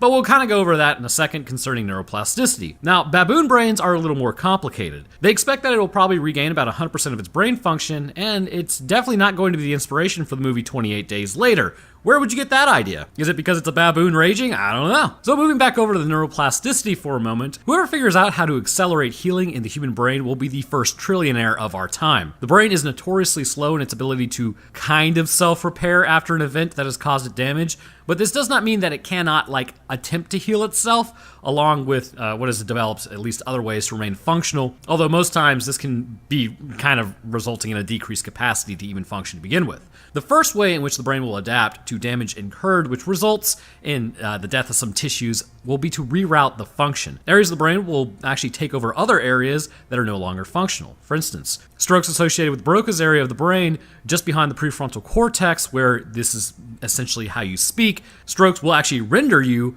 the inability to speak. However, should they survive the stroke and enter therapy, there have been stories of the ability of speech to spontaneously return, and this is not because the area of the brain is repaired and neurons are in there, but other areas are still functional and now took on the role of coordinating speech. Through time, speech may get better and better as those connections form, and say like the temporal lobe, for example, and that's just an example. It can actually form in other areas, but the ability to speak will actually return to the person. The other possibility is the actual division of the neural cells within the brain itself to repair the damaged areas. Now, clearly we do not have neurons form only during the embryonic stage as we grow into an adult. The neurons have to come from somewhere else. It is known that there are two areas of the brain where new neurons can form, but for the most part, mature neurons of the brain cannot undergo mitosis, which, believe it or not, is actually a good thing. If it did, memories would be destroyed fairly quickly as the web work to make up a memory would be altered. Functionality of the body would also be hindered, and in general, it would be a pretty bad time if we wanted a state of permanence in our world. But I want you to remember specifically this point. While the brain does not repair through division of neurons, first at some point past the embryonic stage, our neurons must have divided, which they did. Even the frontal lobe doesn't really finish developing in adults until they're around 25 years old, with some arguments made that doesn't actually stop until your 40s. But there are some areas where neurons seem to be created, meaning that areas apart from main brain functions have the ability to repair through the creation of more neurons. So, as the baboon freaks out, it begins reeing. They look at his EEG and the graph shows ups and downs. Yep, that appears to be data of some sort. Okay, so as they walk out, it's only been 2 years that they've been experimenting with this, and these are some crazy breakthroughs in the data that shows that mice have their brain being repaired. Again, that's a monumental breakthrough. The application comes from attempting to figure out how they can apply this to humans. Mr. Corpo over here, though, wants no part of it because of that one screaming monkey, and in the middle of their positive directional course set for mankind concerning our species' trajectory talk, oh, thank God, Moped Man has arrived to an interview that he never even really scheduled with the doctor, but the doctor appears to be a little preoccupied with his job. Also, I want you to know that is an absolutely cherry 1971 Buick Skylark. The face on these things is about as ugly as an ape, but it's in beautiful shape, and considering you could slam a 350 into that gal making 315 horsepower, well, it can get you where you want to go. I mean, again, it's nothing compared to the 1967 Impala, but most vehicles aren't, but still. Also, just randomly, I'm restoring a 1969 Mustang with a 302 currently on Instagram. It has nothing to do with any of this, but if you want to see its progress, just look up Roanoke Gaming, and back to the brain aids we go. Walking along campus, a woman yeets the door open, knocking down who I'm going to assume is just the main love interest as she heads to her dorm. Also, I thought this was going to be important to the plot somehow, like, oh, she's infected and running away, but in reality, she just sort of like knocks down Lauren and goes, woo, get out of the way. And wearing her jean jacket, of course. So we now meet Lauren's roommate, Debbie. She was pregnant and unfortunate events befell her. Moving to the bar, we meet up with Duffy again, hanging out with Moped Man. They are discussing the baboons as Duffy then puts something in some dude's drink. I'm assuming it's a laxative. At least that's what I hope. The other guy then walks off as they continue talking about breaking into the lab. Moped Man gives Duffy his camera because he's got the only one in town, as then Duffy heads for the lab, and for some reason, the cops are like already there. Like, good lord, look at that radio antenna. Also, you can't hear it, but the audio used to respond to the police officer when he opens up his radio is literally just somebody making radio noises dubbed over the movie. It was absolutely hilarious. So Duffy now heads in there and hears a guy running by. And then we get some real 80s breaking into places music, which is wonderful. Heading inside, the computers are compiling, the baboon chairs are empty, and the baboon's brains are regrowing. He takes a picture, and mission accomplished, you think. It's time to go home, but you would be wrong. We need to blind the baboon at least 12 more times. And much like how the outbreak of 28 Days Later started, it's always got to be some dude with earrings and rounded glasses, doesn't it? So obviously the baboon is getting a little upsetty spaghetti as he's like, don't worry, only a few more COD flashbangs to your retinas and you're good to go. Because again, one isn't enough. The baboon at this point escapes by breaking open the cage, literally due to the agitation brought on by the camera, and bites Duffy, breaks through the window as an alarm is set off. The baboon makes a glorious break out into the road as a cop car ends up hitting a mannequin of a baboon. The practical effects of this movie are glorious. The doctor now arrives to find his prized student, the baboon, is gone. The cops are like, oh, he attacked the car. You see, that's not how I recollect that at all. I think you just hit it with your cruiser. So now we move over to math class, which is a little hell for me. There's a reason Roanoke Mathing was never a channel on this godforsaken platform. One of the students is hot for teacher for all the wrong reasons. You know, she needs a passing grade, he's a sleazeball, a match made on the internet. What I find funny is they are like talking about Debbie as she walks in as if this is high school. Bro, this is college. Nobody cares about your high school cliques. I remember in college, the freshmen coming in, if they knew one another, would like attempt to enforce the social hierarchies of their previous. It was cringe, bro. It was, you just laugh in their face. Anyways, we're all adults now, and it's party time, so that's just how that goes. Heading over to the frat boys, they're just attempting to be alpha chads, but they're coming off as beta males, possibly even omegas. Oof. And saying oof in 2023 is big oof. I don't know. What do the kids say nowadays? I'm sure it ain't that. Luckily, Cameraman is now once again here somehow, and we finally get a name. This is literally like 20 minutes into the movie. Somehow, she also got a name before the audience gets one. His name is Sam, and he's white knighting hard. Not my words, that's what Debbie said, the nuclear physicist. And no, really, that's what she's here for school as. Anyways, Sam then walks the girl to class as we see him on his moped again. I'm convinced the entire reason he has a moped is because if they gave him an actual car and how much he's required to drive in filler shots, they would have blown the whole budget on gas alone. So Sam now goes to visit Duffy as this dude is beginning to look fairly ill. He's there to get his camera as Duffy says that, oh, I wasn't there, don't even worry about it, I had nothing to do with the breakout of that baboon. Sam is there to get Duffy because apparently they're going on a date with some of those girls that he met, and he says, oh, don't worry, I already set you up, to which I do not remember that interaction whatsoever. So Sam is a little overconfident here, but apparently everybody loves him, so why not? Duffy seems like a hard sale, though, I'm not gonna lie. It's your boy who is standing in the corner eating paste, and you walk up to a girl like, hey, he thinks you're cute, and she's like, yeah, I gotta go. So Duffy goes and puts alcohol in his wound and then screams like a prepubescent youngling. Like, my man, it doesn't burn that bad. Which I said that about hydrogen peroxide and everybody told me I was wrong. Do you guys remember hydrogen peroxide actually burning your wound? I just do not remember that. I remember it bubbling and feeling like static. Alcohol kind of burns it, but I mean, come on, it ain't that bad. However, what we do see is the wound pulsating, which gives us a clue as to what's happening. From what we have seen, there is a very specific function by this doctor's design, but first we need to establish what it is. The doctor later will mention how he's actually got an antigen to the actual brain repairing mechanism, which says to me, what we are dealing with here is very much so likely a virus, which is essentially perfect for a few things. First, the running meme on this channel, and second, the ability to control and potentially reactivate mechanisms concerning neuron mitosis. Also, if you guys are enjoying stuff like this and me covering like lesser known movies, likes are like the #1 way to get the videos picked up by the algorithm. Leaving a like does help me a lot more than you might think, so if you want to do that, it is greatly appreciated. And subscribing also lets me know that you guys do in fact kind of dig these lesser known movie videos. So just, yeah, if you want to do that, perfect. If not, don't worry about it, we're moving on. So first things first.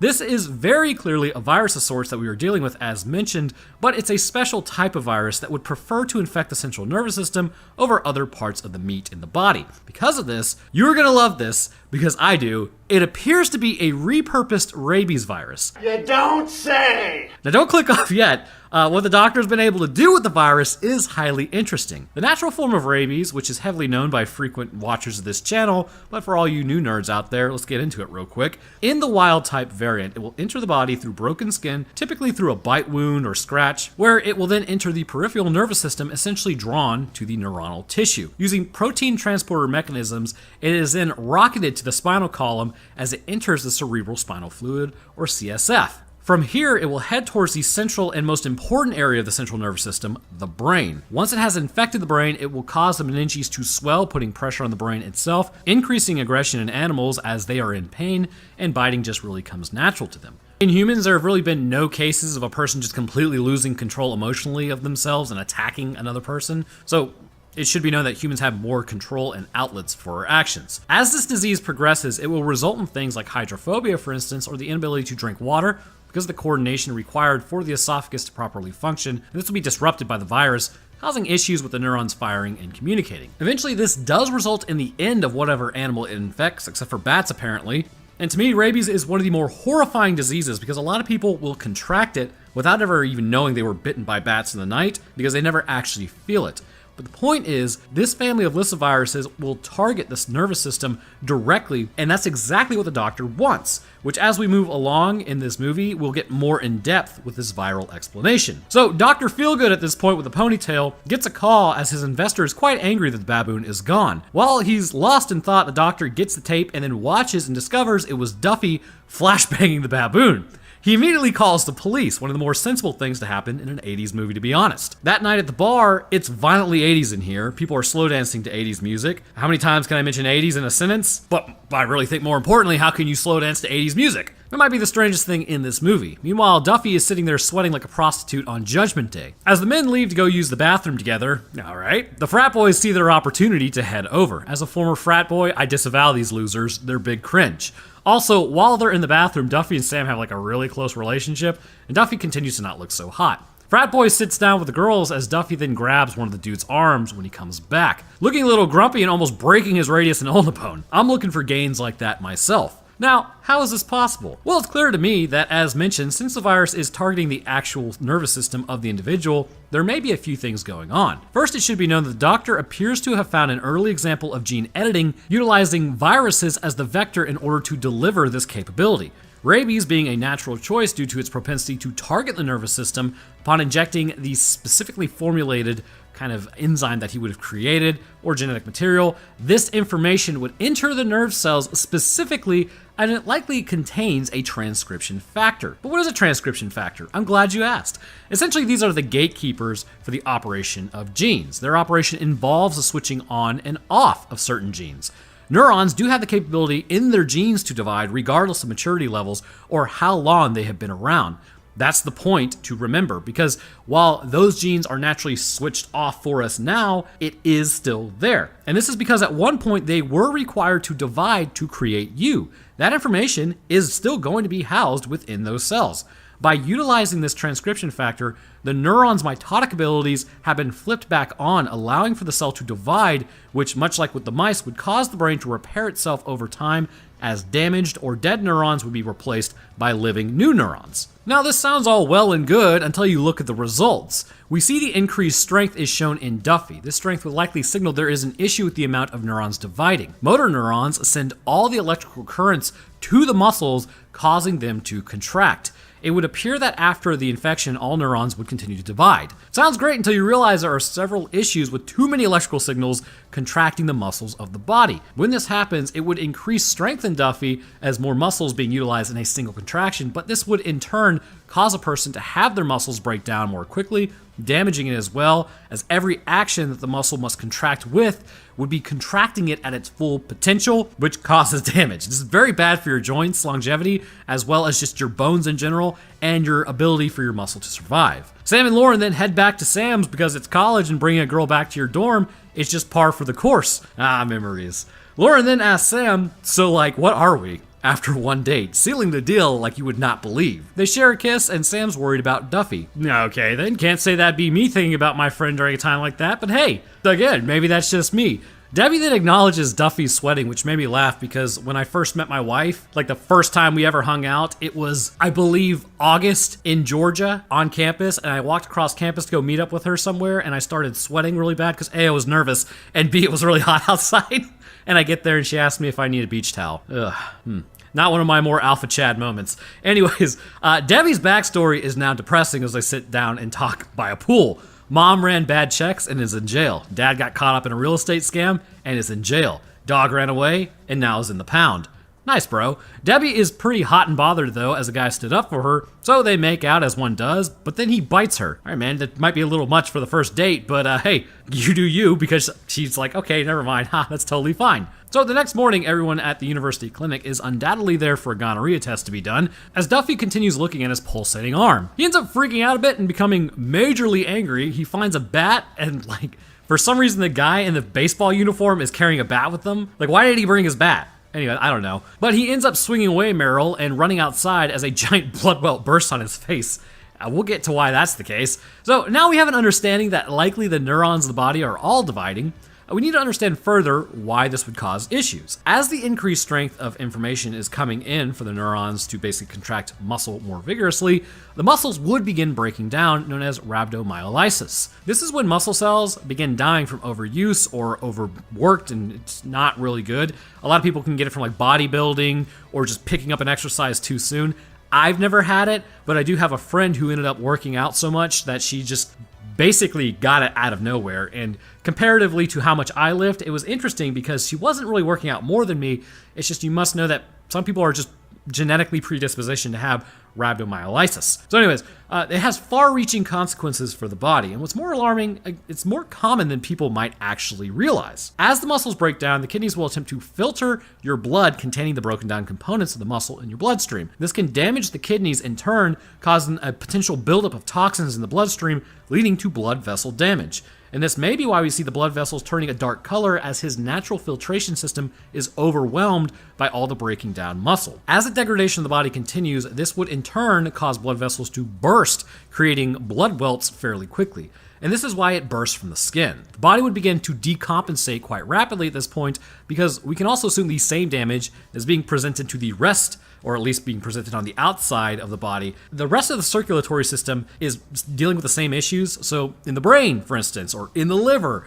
So now this is physically what the body is going through and why it's basically getting more damaged as time goes on, but we'll get more into the effects in the brain here in a moment. So get this, Sam is allowed into an active crime scene because he has a student paper badge. Absolutely hilarious. He tries to talk to the doctor again, but gets stood up. And meanwhile, in the frat ball area, this guy just can absolutely not let go of the previous night's events. Dude, get over it. Over at the dorms, Debbie isn't feeling so hot as Lauren then heads to the library to study. This lends credence to the idea that this is a communicable disease transferred through things like biting, and this indicates to me it is our old pal rabies. Sam now then heads over to Duffy's to check on him, but finds him nowhere to be seen. Duffy is running around just tearing signs out of the ground like a madman and starts beating cars with it. As you do. This noise attracts the attention of the cops as they give chase. Heading inside the building, one of the cops gets the jump on him, and we see Duffy has slightly changed. Broken blood vessels, wild eyes, sweaty still, the whole 9 yards. Sam, during this event, is developing film and finds the baboon picture. So, get this right, Sam comes out of the developing room, and for some reason the student newspaper gets a call from cops, or at least somebody who saw the situation, where a cop just got bodied, and they're like, oh, hey Sam, can you go over there? And he's like, yeah, of course. Bro, is the scene even safe? Arriving at the scene, well, the doctor is there, and finally Sam gets the interview as he shows him the baboon picture, saying, I know you have a baboon, which means you're guilty. Also, Debbie continues to look rather infected. This would indicate that the incubation period falls likely within a 24-hour period. As it gets more and more familiar with the human physiology, however, it will become more adept, although rabies is already a mammalian disease anyhow, so it's not like it's really going to have that much issue kind of figuring us out, because it's already pretty intimately familiar with our physiology. So Debbie has the same issues as Duffy. As frat boys drive along, they spot Debbie walking along. They grab her, for which I'm not sure if this is just like a caricature of fraternities in the 80s, or maybe it was a real thing. I don't know. I wasn't around in the 80s, but good lord, that's just straight up abduction. In the interview, the doctors say the baboon isn't sick. It's having an abnormal reaction to the medication that he developed. Yeah, I don't know about that one, Chief. It was definitely having an immune response to a virus, much like anything else. So frat boys literally just straight up have Debbie in their dorm room, which this was uncomfortable to watch. So she starts hulking out, biting, punching, kicking, all the classics. Randomly in the professor's car, he passes the sorority house to drop that girl off as they head into the woods. The 80s continue to be a lawless wasteland. This turns into quite literally, like no lie, just internet movie levels of dialogue between the two. As they hear something in the woods, the professor's like, oh, it's probably just a raccoon. Why is it always a raccoon in these events? So as the professor heads out warning them that he knows Kung Fu, the raccoon was in the car the whole time and takes out the sorority girl. As the professor gets back in there, it then takes him out, or he takes him out, by dragging his hand across his face. Everyone knows that's an instant knockout. Don't ask any questions here. At Sam's, the cops now arrive to break into the apartment. Memories of my freshman dorm. Those were great times. Just kidding, they were complete crap. That said, Duffy isn't there, so they just kind of leave, but Sam gets on his freaking moped again and goes to follow them to conduct his own research. As that happens, Lauren is walking through the back rooms, from the looks of it, and she's unnerved when she hears something living in the back rooms, so she takes off running in the back rooms and then just runs into some random dude trying to chase her down. I have no idea why this happened. He just sort of shows up. It's literally just there to fake you out. But then she hears a heroic moped in the distance. And I bet you, I would put $5. That is the first time you've ever heard that statement in your life. I just combined those words and now you know them. You're welcome. Also, I'm pretty sure this man has like a tracker on her, as he's literally everywhere she is. So as Lauren then heads back to her dorm, she calls out for Debbie, but she's nowhere to be seen. Heading to the shower, she checks herself out for a while, as one does, before jumping in. Great water pressure for a dorm, I'll tell you that. But then we get a creeping dolly shot. And here's Debbie. We get this scene between Debbie and Lauren, and at first, you had my curiosity, but now you have my attention. And then it ends too early. Oh well. So now we head back to Duffy's. Sam sees him, and boy, he is not looking good. Standing there like someone who's quite infected, he's able to slightly contain his rage for a moment before going after Sam and attempting to do the same finisher move he did on the cop, rubbing his hand across his jaw. He then hands him a force multiplier as Sam is forced to take out Duffy, as the zits on his face continue to leak blood. So now the question becomes, what is going on with his rage?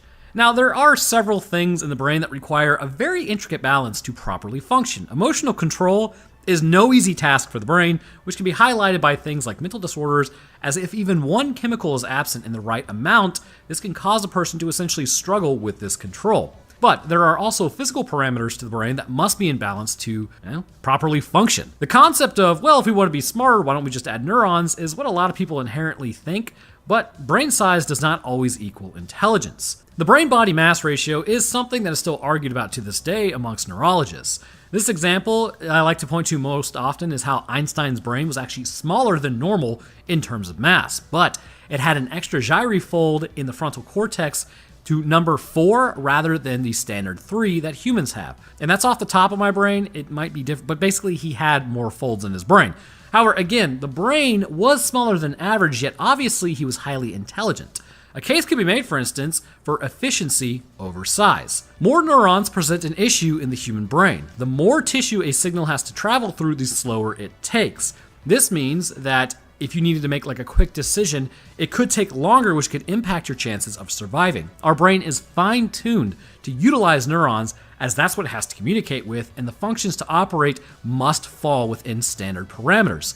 If you make more neurons and then just start cramming them into the brain, which appears to be what this virus is doing by turning on the mitotic genes of the neurons, this would slow down communication between areas of the brains, and with that, control over yourself decreases. The lower portions of the brain, known as the lizard brain, which is not actually a lizard brain, it's just a very old portion of the brain that's likely been around for a very long time, is where things like instincts, hunger, and rage are, which, considering how the infected hosts behave, this would make sense. And these emotional areas of the brain are typically the first to react when dealing with the world. And this is why when someone is being aggressive to you, you may get a flash of anger before the emotional control kicks in to add some logic to the situation. For instance, I had a guy one time, I have a really weird thing where somebody threatens me directly with a very specific phrase or something. This is cringe, I know, but at least me, I don't see red. I'm like, oh, I would just go Hulk out. But I do definitely feel it. I had a guy threaten to break my jaw one time, and before I knew it, I had jumped on him, and I was kind of putting my fingers behind his collarbones and pulling up, because this dude had threatened me in a very specific way, and I'm like, there's no way he's not going to try that. But that would be the emotional part of my brain taking over before the logical side kind of kicked in after about, I think, 10 seconds, and I realized what I was doing, so I was like, ooh, I probably shouldn't do that. But the whole point is, when we are aggressive, it's because of this emotional area being activated. And there's another area of our brain that is supposed to kind of mitigate this, but sometimes it takes it a second to kick in.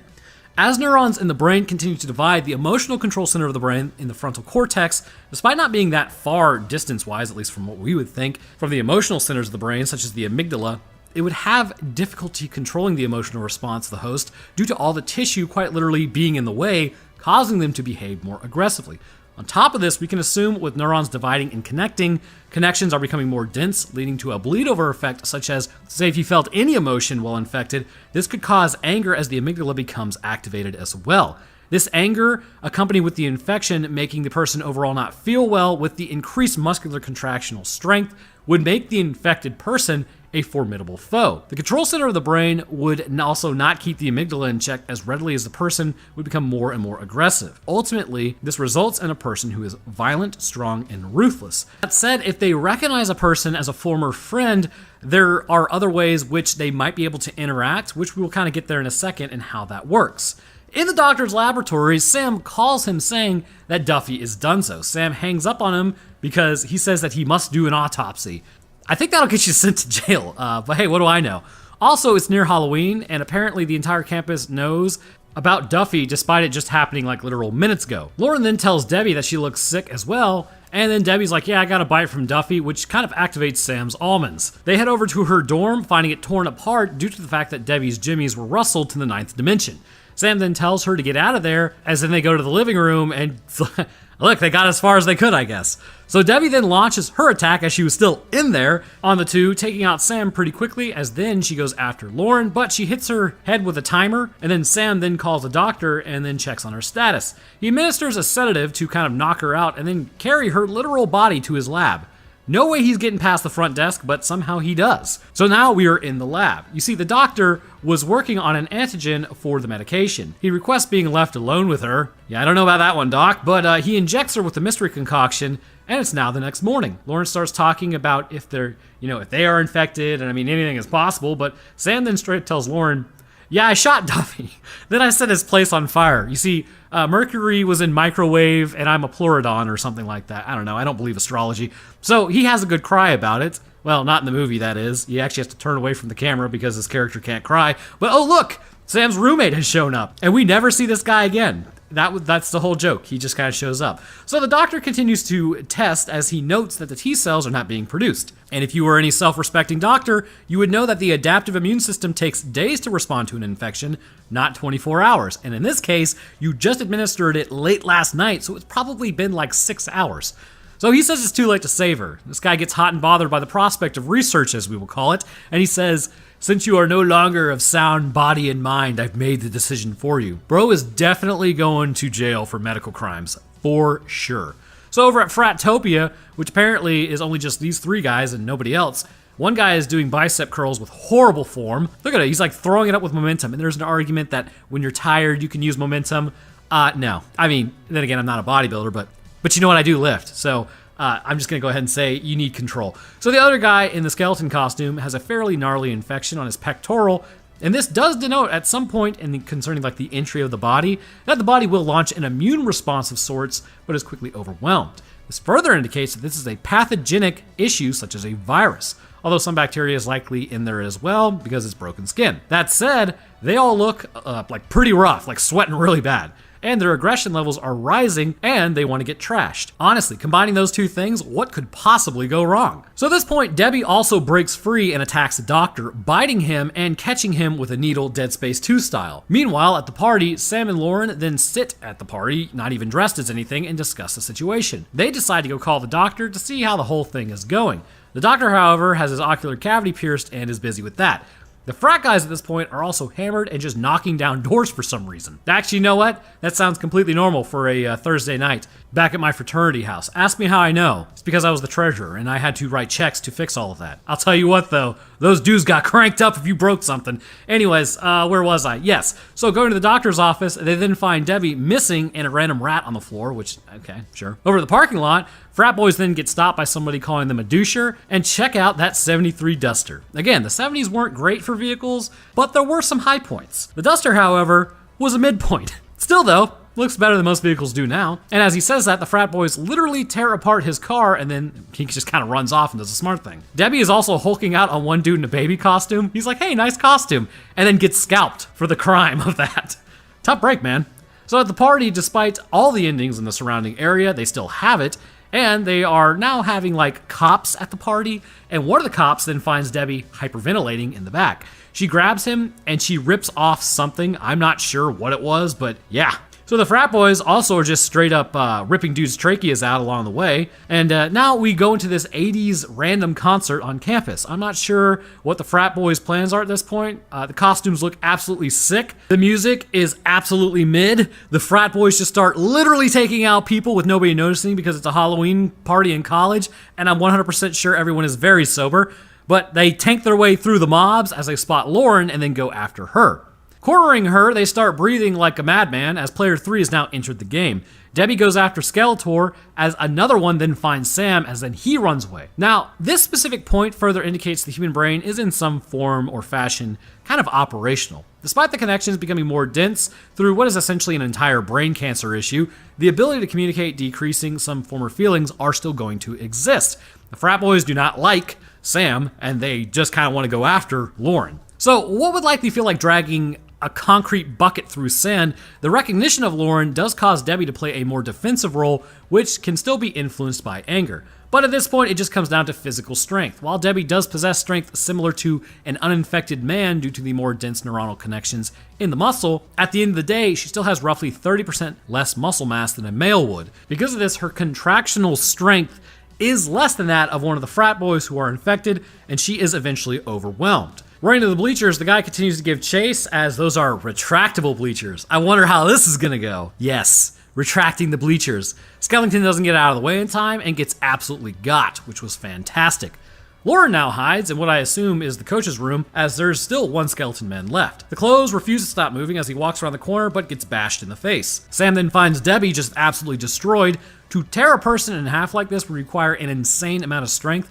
The ribs typically will not be pulled apart in such a manner, but the skin would likely give way like this. And it's the 80s, so there has to be a shot of a chest, which that's going to be blurred. But who would have ever thought that these guys with questionable morals and self-control as a regular human would turn out to be the main antagonists? As he continues to chase Lauren, her plan is to hide in the locker Outlast style as the frat boy walks along.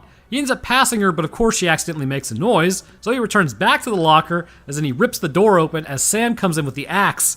And I know you can't see it, but this is the cleanest cut you've ever seen. So Lauren is going to need some therapy. I'm pretty sure as people have finally noticed that the Halloween bash wasn't as fun as initially thought it was going to be. They load up Debbie into a paddy wagon as the whole family is now done. Literally the loss of a bloodline right there. So now that is concluded, it seems Sam and Lauren are heading back over because there's nothing like trauma bonding. But wait, it's not over. The doctor has arrived and he's begun his attack. He grabs Lauren as Sam was walking downstairs, somehow got back up 3 flights of stairs, to take out the doctor. Quite literally, they just end this dude and they casually just don't report it at all. Like, haha, let's go on Thanksgiving break now. Don't worry about that body. Also, fun fact, during the credits scene, this has nothing to do with anything, but most of the women are named like Babe 1, Babe 2, and of course, lest we forget, Babe 3. Now, if you made it through that, I really do commend you, and you can be my friend, because what did we actually just watch?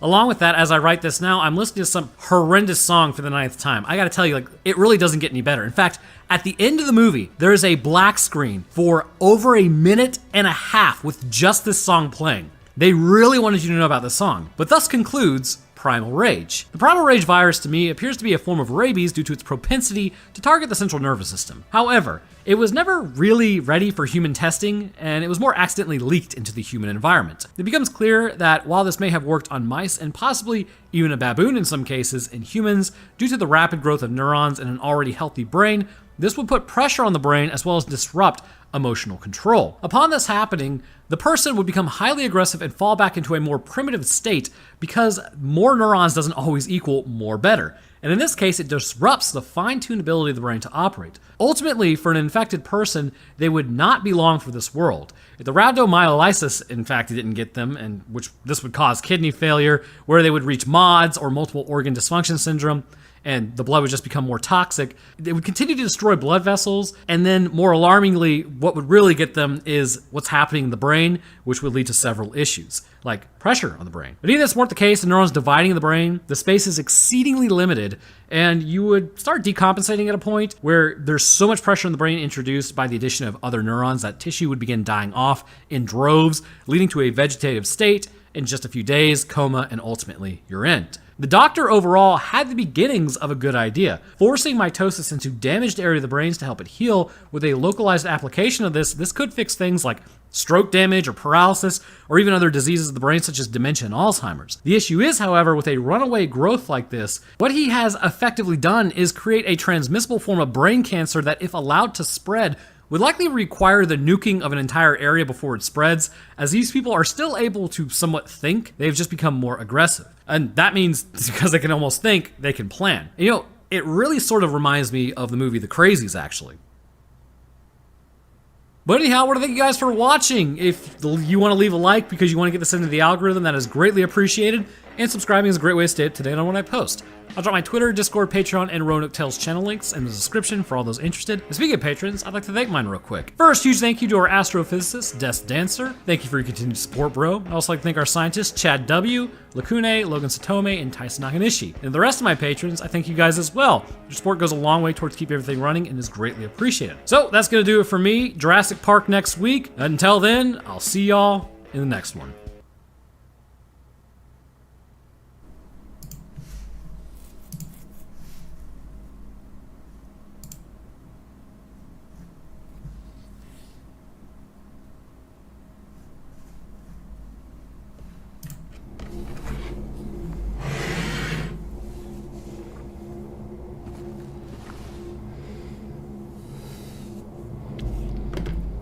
Hey, hey.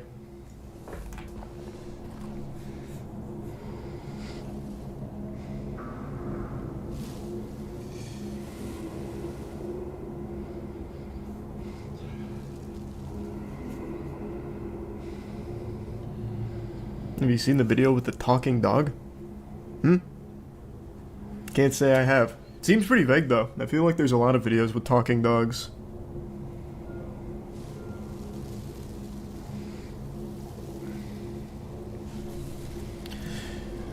Yep, I've got it pulled up on the other monitor. We're gonna be watching it. Actually, hold on, let me refresh it.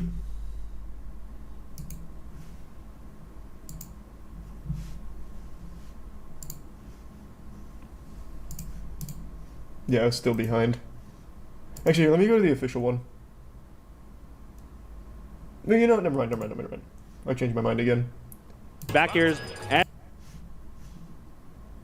oh, I didn't even know it started. It's all laggy, so I was like way behind.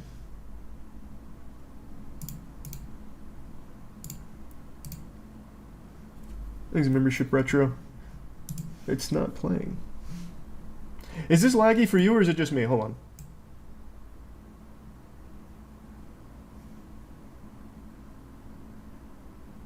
Yeah, this is just straight up just not playing.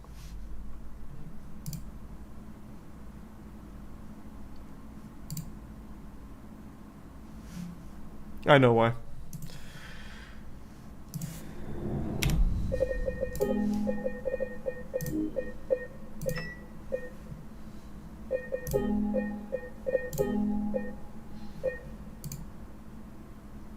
Thanks, Josh.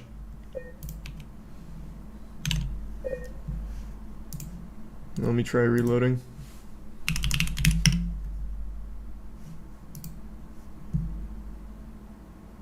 No, it's still so fucking laggy. Why is that? It was fine just a minute ago.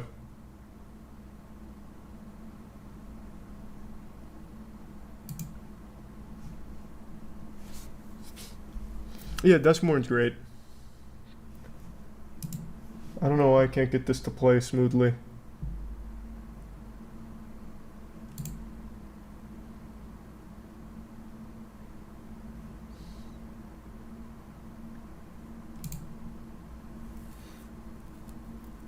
Chris Hemsworth's performance was good. Well, let me try something.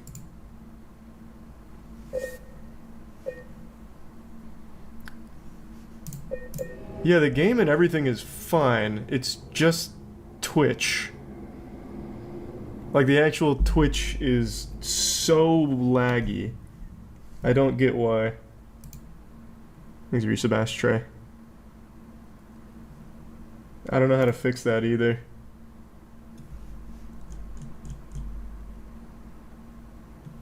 Thanks, Tinder.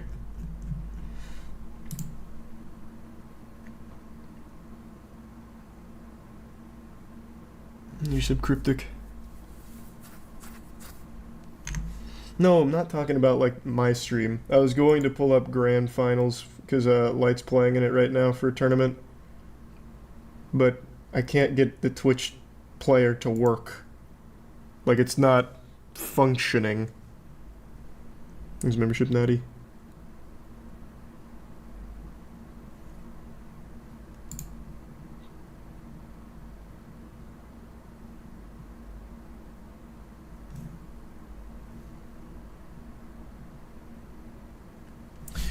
I don't know what to do about that. Let me try one more thing. Otherwise, I'm just going to watch it on the side. Well, at least to the best of my ability.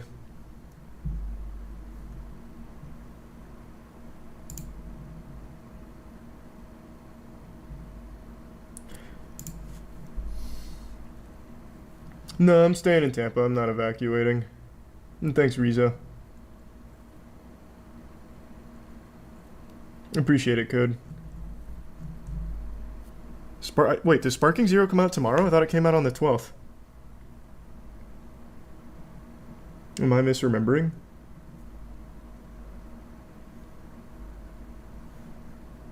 I really think this is a Twitch problem. I can't fix it. I'm just gonna pull it up my phone and watch on my own. I'll just keep you guys updated on it. I don't know what to do to fix that.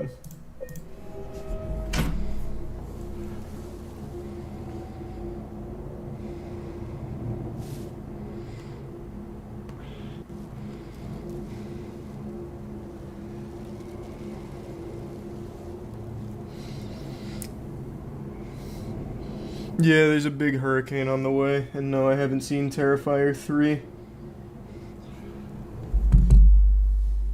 Okay. Thanks, Resub Samurai.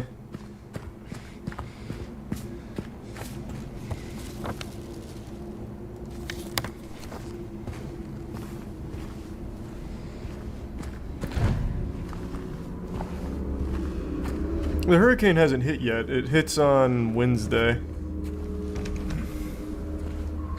So there's still quite a bit before it comes down.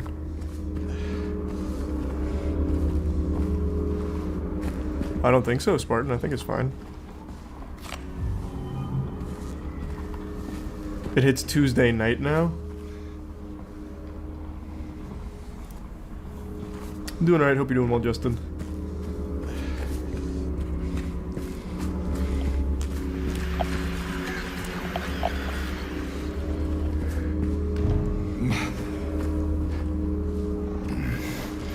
I can't pull it up on stream for some reason. I just tried.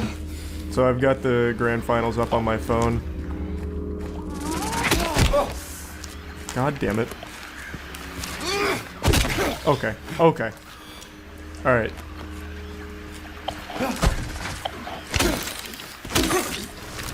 There we go. Now I have to heal. Jesus.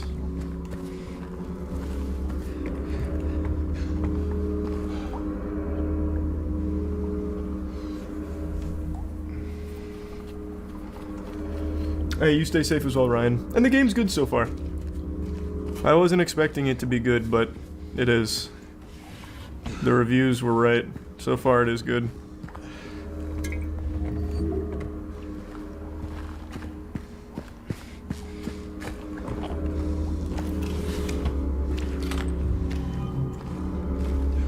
I hope not, Ronald. I'm hoping Milton's not too bad.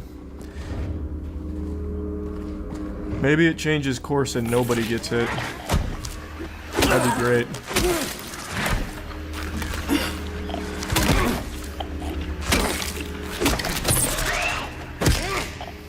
Those are a real pain in my ass, I'll tell you what.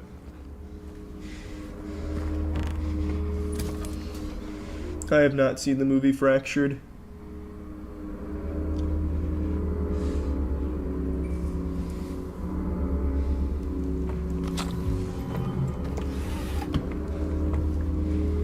Appreciated the research. I know there's something here, I know it, I can feel it all, looks normal, but it's not. It's underneath, pulsing, trying to get out, it's trying to get out, or should I get in? Who's writing all this?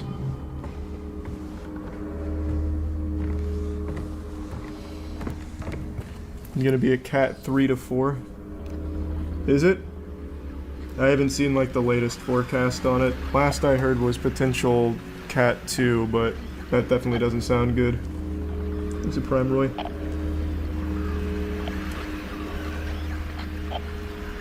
Hold on, I'm watching last stock here.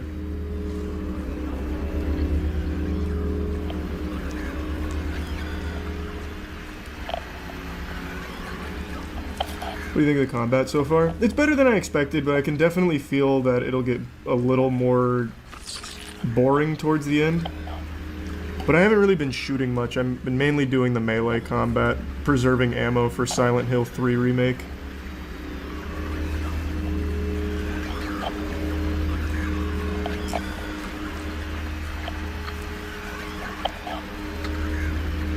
Nice. Light just took that game.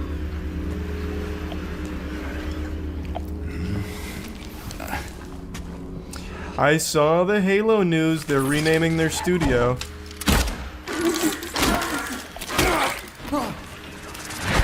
I don't see what that changes. Different name, but same staff means same shit. Thanks, Tinder. Appreciate the membership, Justin. Oh,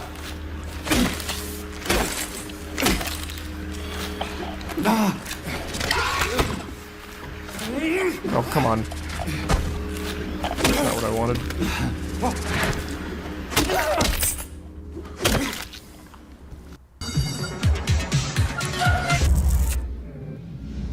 When tape doesn't pass the test, use Velcro brand Sticky Back Dots. Easy does it with Velcro brand hook and loop fasteners.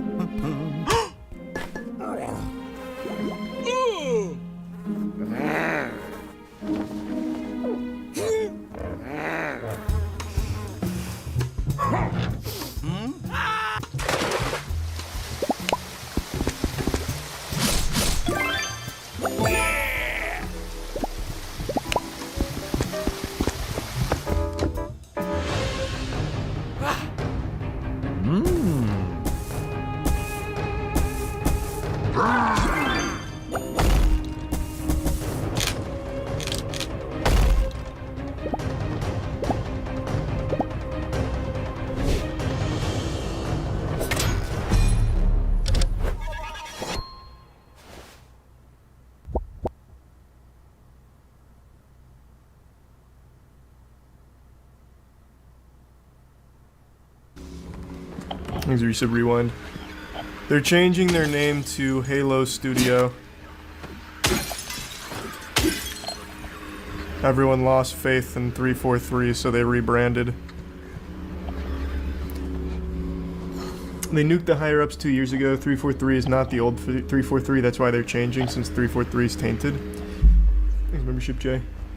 I can't remember everyone that they nuked. Maybe you're right, maybe it will be different now. I'll believe it when I see it.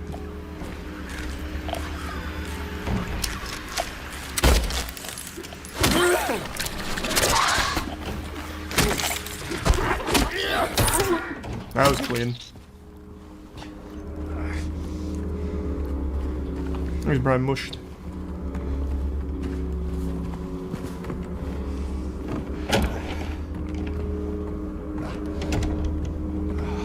Nice, Cody. I don't know what other monster would be a good idea for that.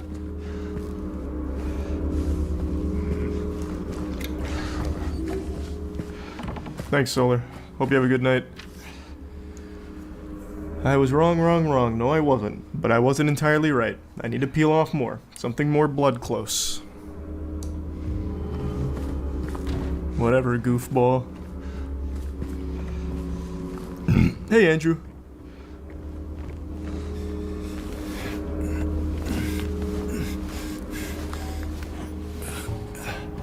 You excited to play Sparking Zero tomorrow?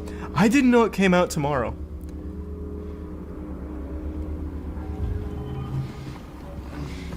But yeah, that is very exciting.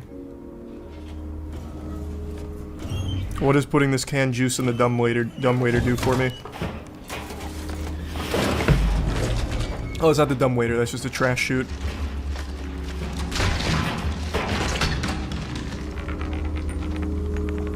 Ah. Of course.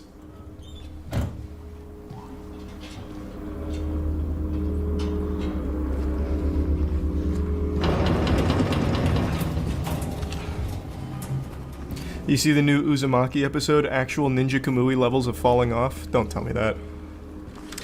I have not seen the new Uzumaki episode yet.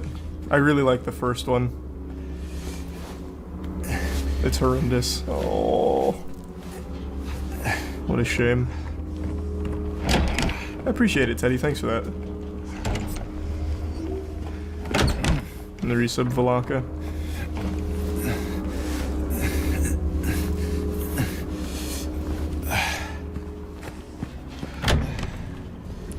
Yeah, I thought Sparking Zero came out on the 12th, but multiple people in chat are saying that it comes out tomorrow.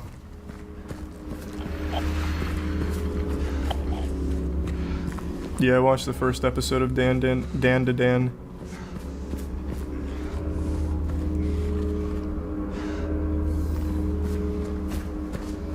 Thanks, resub Pimpin' Gory.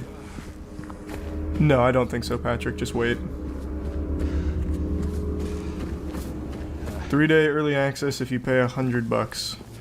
I'm so fucking tired of that. I already did that for this fucking game. I hate how every game does that now. Because it's not early access, it's playing it on time.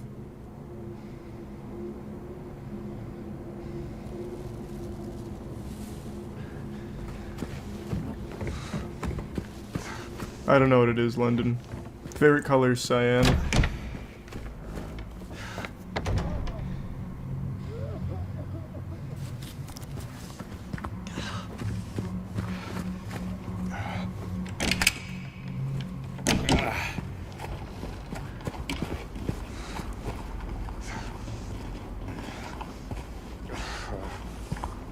Wait, where's my special coin?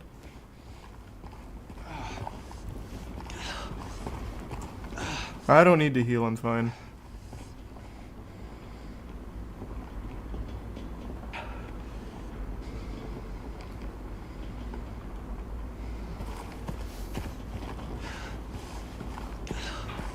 How far away did this coin roll? Holy shit, all the way over here.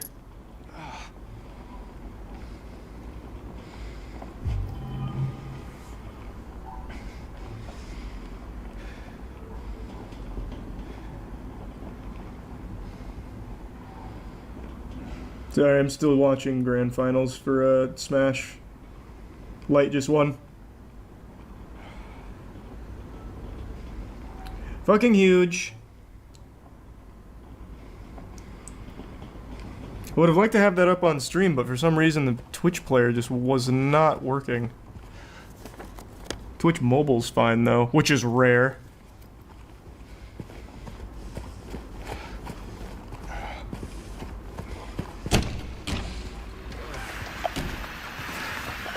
Two moist wins in a row. I know, we're so fucking back.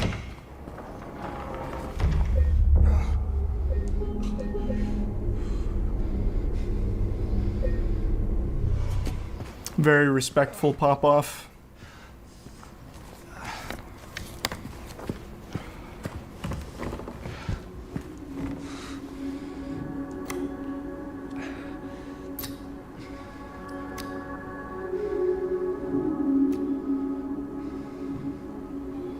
I need 3 more coins, huh? No, I still haven't watched the new Bleach episode yet. And I need 1 more coin. Yeah, I just watched Light get the dub.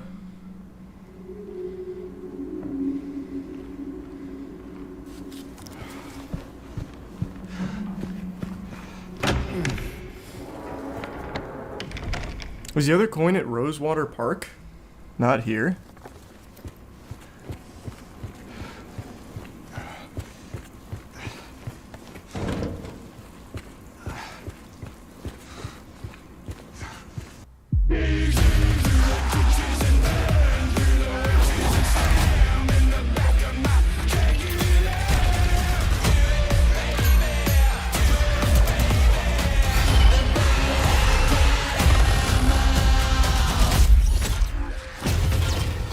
You're done. Pre-order the Vault Edition now.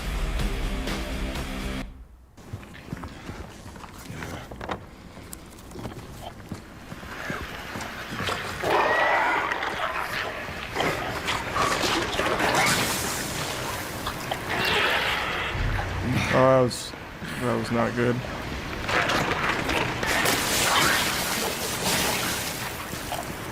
Appreciate it again, Tinder. Thanks for that.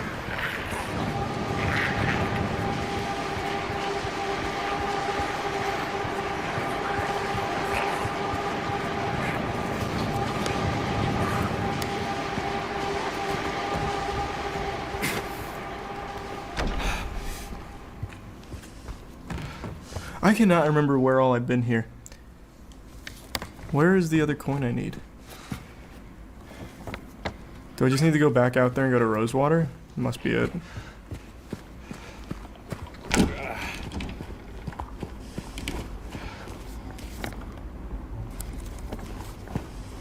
But I can't go that way, so I have to go around.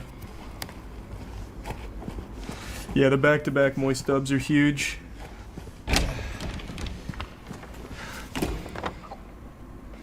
I don't remember how I got out there. I think it's all the way across.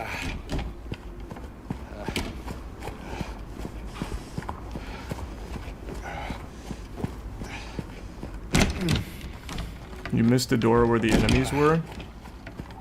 I don't think so. That door was locked. I don't think there's anything over there I need to do.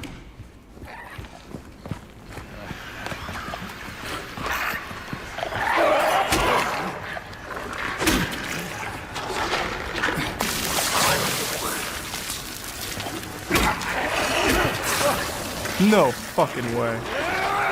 Oh my god.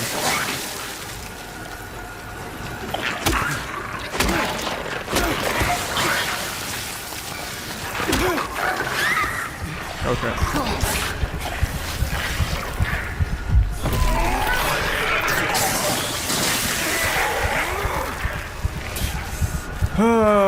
What a disaster. I'm really trying to save ammo. I'm getting punished greatly for it. That's fine. Honestly, I already wasted a health thing. Let's resubsell us.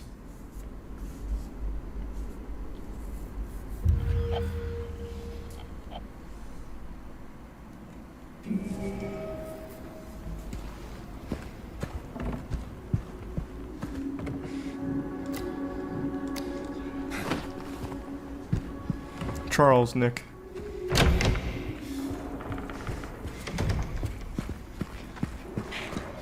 I really don't think there's anything over here I haven't done.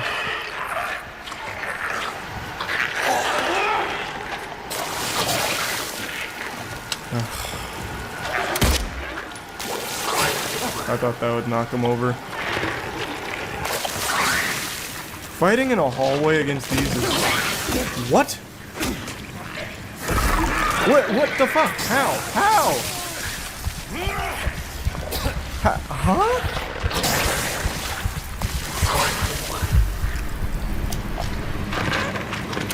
Oh my god. Just kill me again. I've already wasted too much. Just kill me again. Yikes.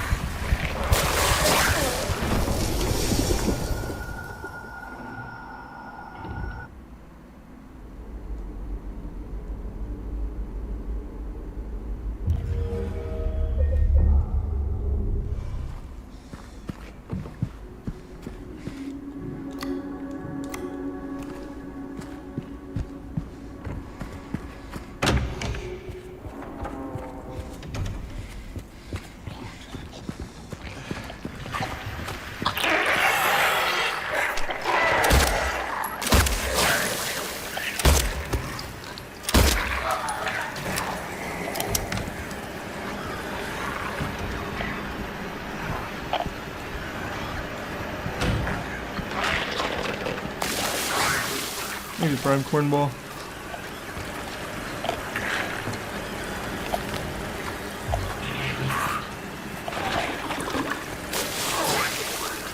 Oh, 7 and 4.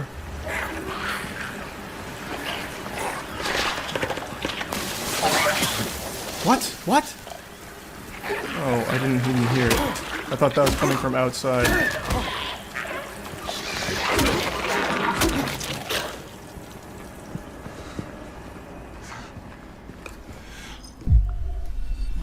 What a shame.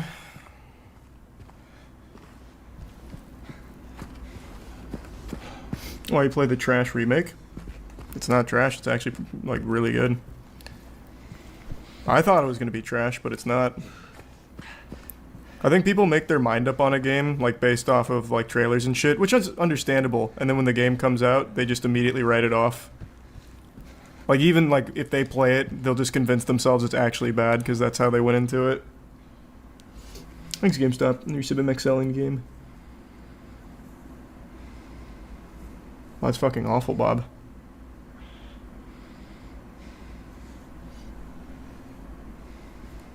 Yeah, hopefully Hurricane won't be too bad. Yeah, no, I had light winning up on my phone. I just couldn't pull it up on stream. It wasn't working.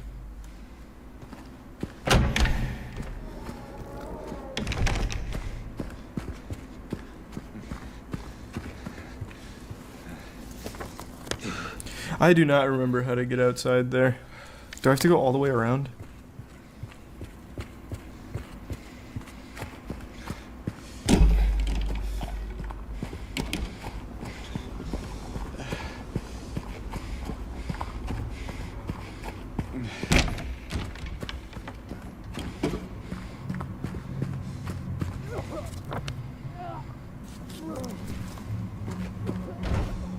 hear someone coughing up a lung.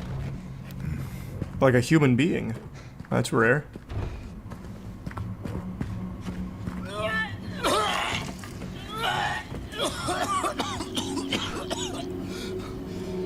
Poor guy. Can you stop coughing and puking real quick? I'm trying to focus on robbing you.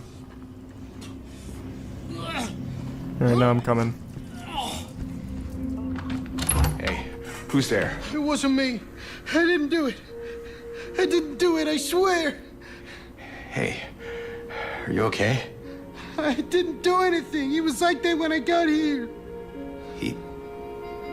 Oh, you mean the man back there? In the kitchen? I didn't do it.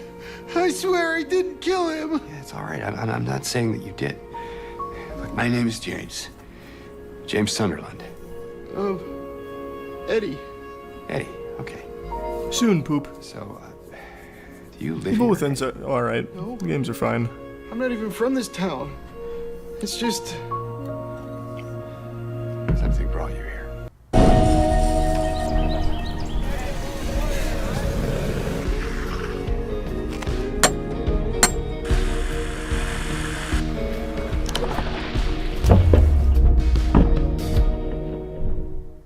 At Vistaprint, we print signs so people can see your brand up close. But we also print signs so that people can see your business here, see it here, and see it here, so you stand out.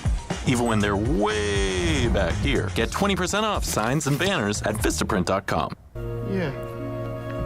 Yeah, you could say that. Well, they came at me. I didn't know what to do, so I ran. I came here. Figured it might be safe, but then I found the guy in the fridge. Easy, deep breaths. Look, this place, it's not safe. These things, this whole town, there's something wrong with it. Might be best if you just get out of here. Yeah, you're right. Good luck with that, Eddie. You want to come with? Maybe together we can find a way out of this town. Oh, sorry, but I can't leave. Not yet. I need to find someone. Oh, Jesus. Thank you for the 20 gifted members, Poop. Thanks for the generosity. And, Eddie, be careful. Yeah, you too. Good luck, Eddie. Keep clutching the toilet.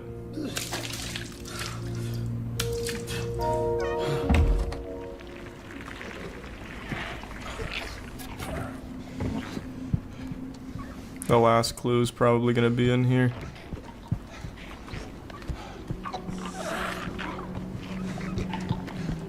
Or not? Guess not. Eddie, are you gonna be okay? Yeah, I guess.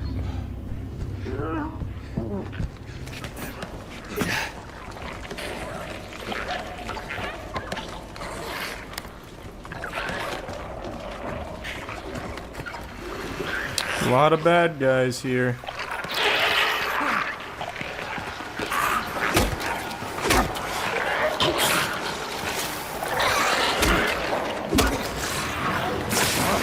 That still hit? What kind of fucking baloney? Ugh, God, I'm just wasting so many health supplies.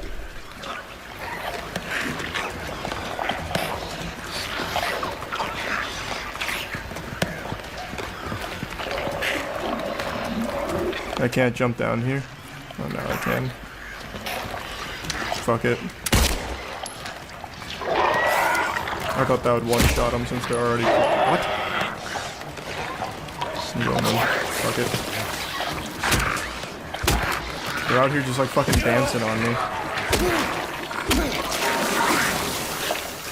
Oh, I'm so tired of that hitting.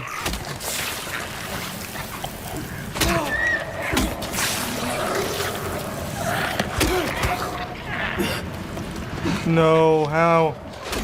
How did that miss?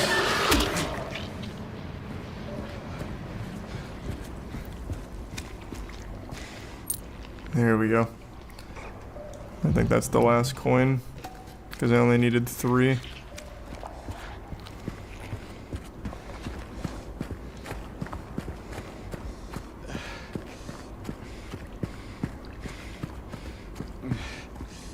I hope you're well, CJ.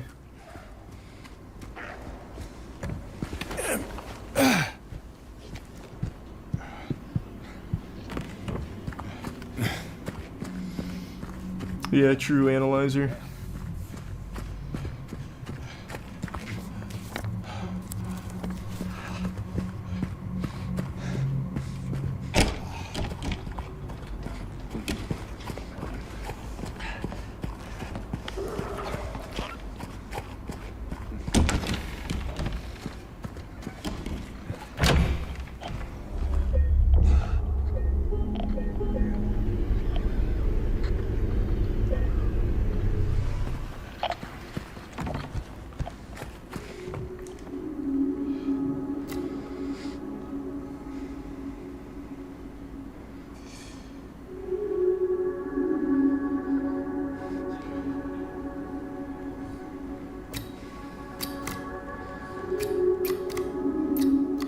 Is that it?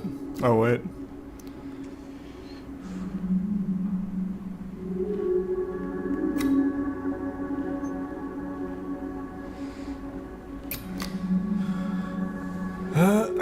First it's the maiden underneath the tree. So I need to go one more over. And then this. No?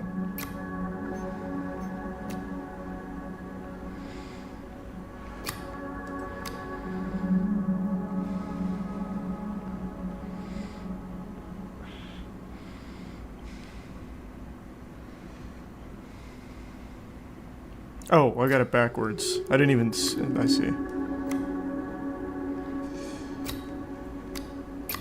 Is it here? Yeah, there.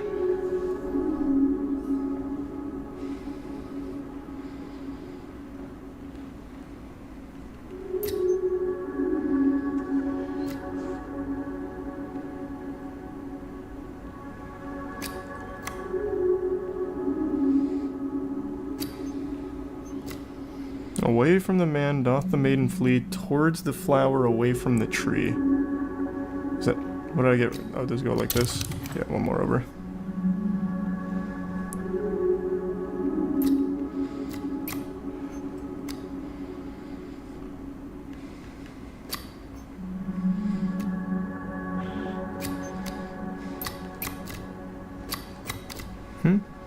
Over her grave the man doth remain, his blade never met the vile servo.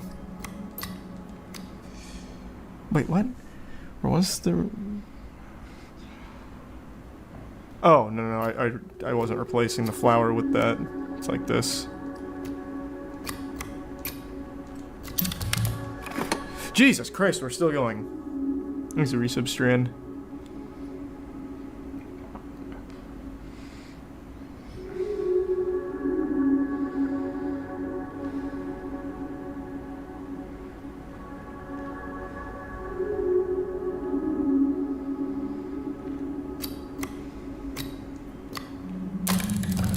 There we go.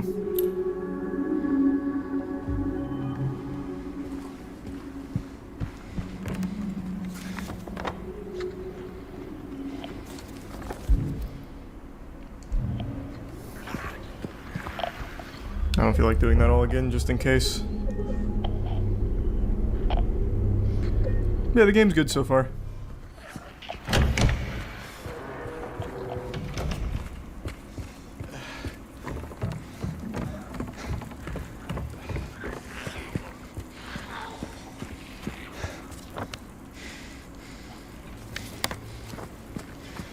There's a prime mark.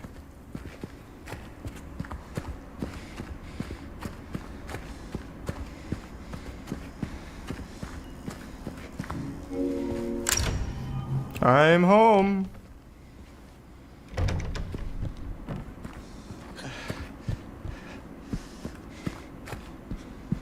With Asana, you can drive clarity and impact at scale by connecting work and workflows to company-wide goals.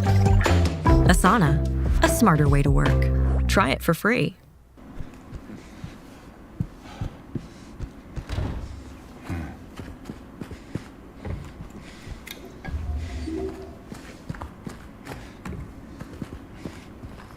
Hello?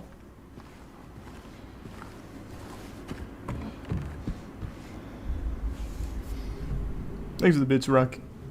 Oh, Rocky. Nope, Rock Eyebrow. I see it.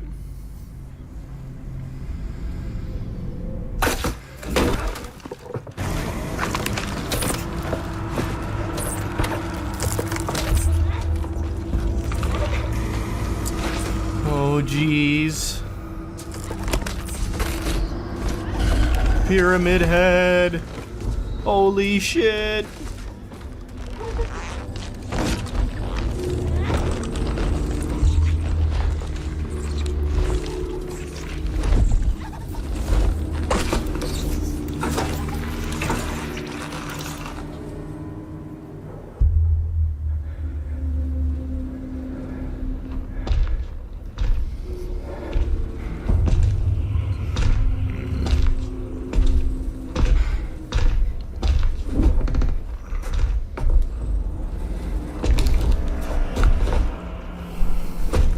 He's posing! Damn!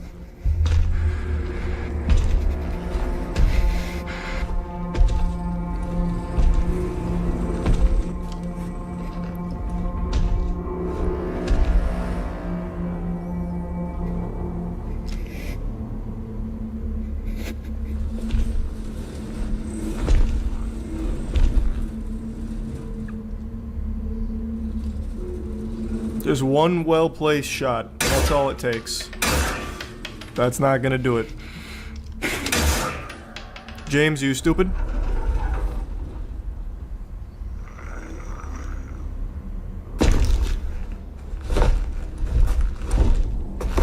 You rang his bell a little bit, though.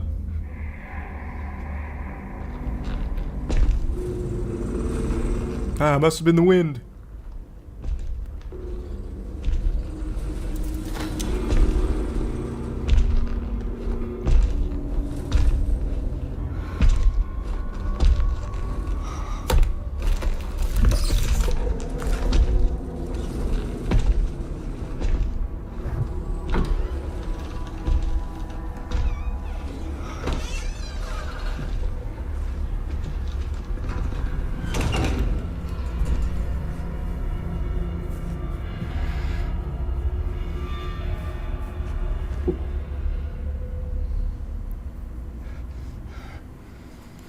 Oh, that was easy. Oh, this crashed. There we go, fixed it. Jesus, thank you for another 20 gifted members, Poop. Appreciate the generosity. The resub unicorn.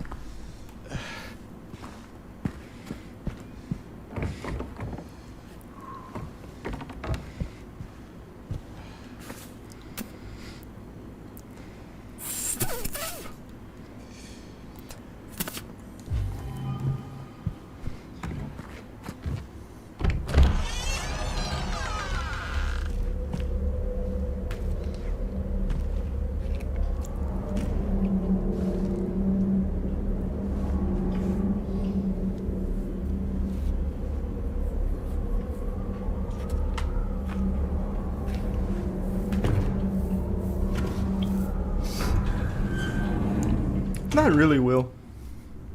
I don't think so.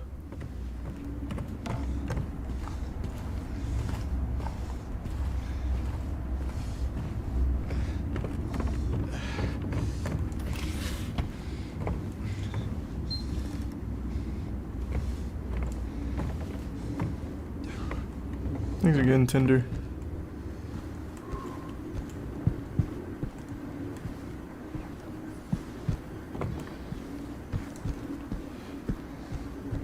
There's nothing in here?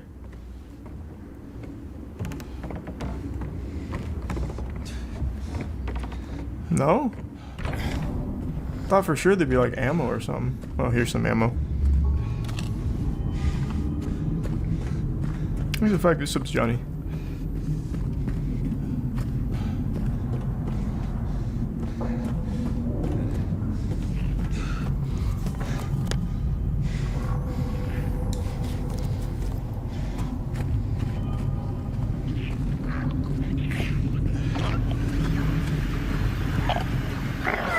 Don't do it.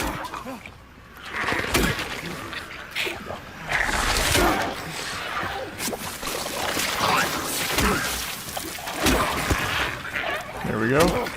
That was better.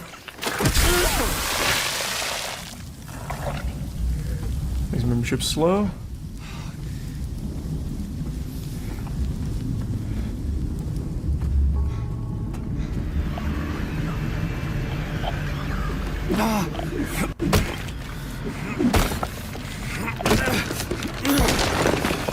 Nice. This membership's sunny.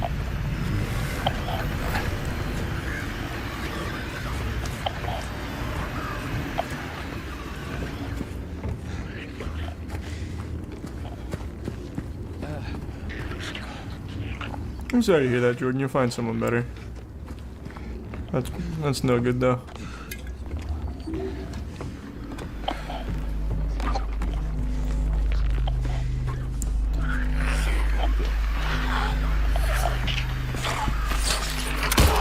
Oh, that missed.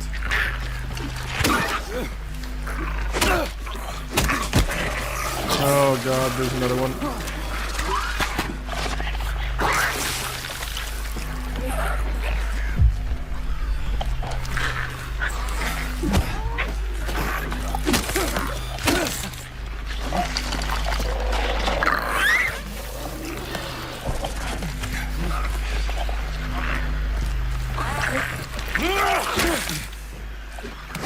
God, he just keeps like drooping over like a slug. What the fuck, man?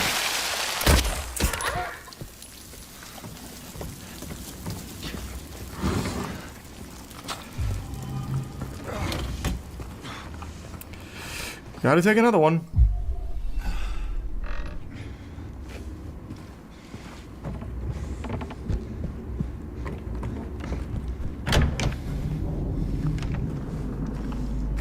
My night's going alright, Mello.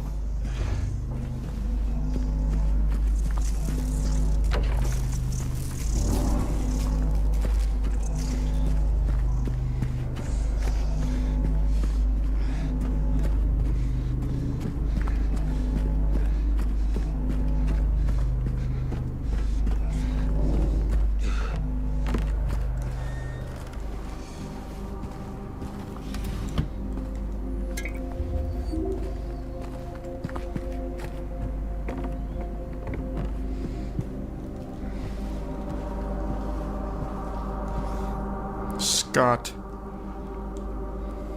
Nice to meet you, Scott.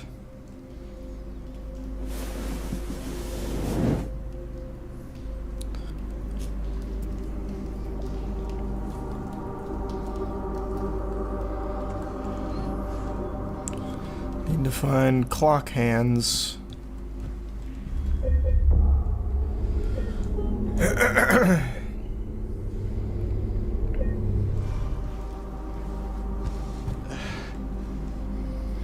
Henry fears Scott. He'll run from him and hide. He's fled to the west to the other side, but here comes Mildred with unknown intent. Scott lies face down, blind in her descent. Does everyone in this fucking apartment complex speak in riddles? Every single one of the people in here just dropping fucking bars for no reason. Coming.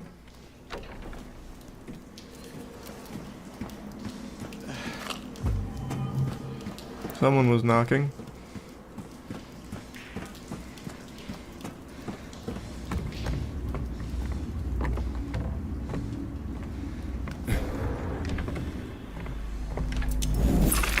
I saw it over there. I think it's the same thing I've been Really?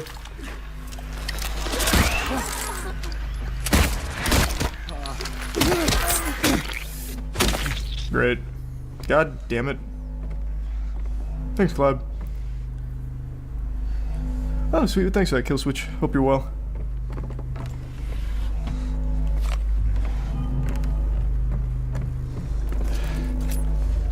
The game is good so far.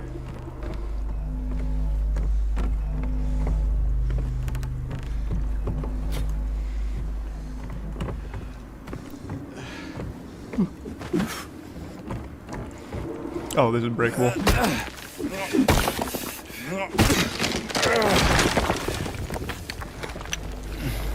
So far, everything in the remake is good. I've been enjoying it. I think it's a tier 1 waffle.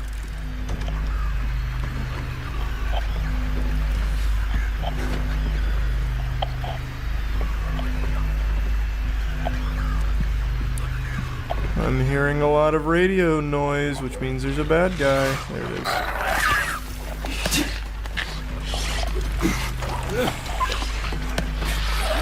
I lost it. There it is.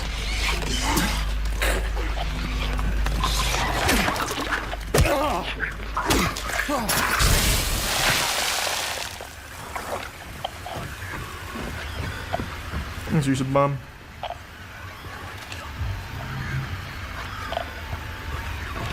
I need to stop bothering killing everything. I don't get anything for it except a waste of resources. I could have easily just ran by that guy who was just like fucking slothing around on the floor.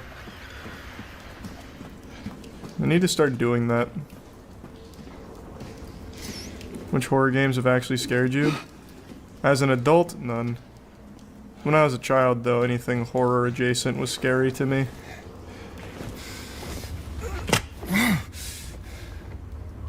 Hi, Gustavo.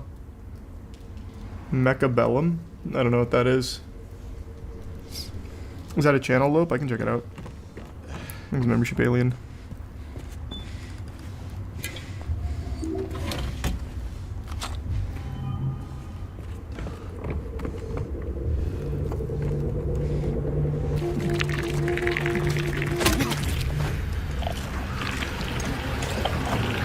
That one I might have to kill. It's blocking the passage.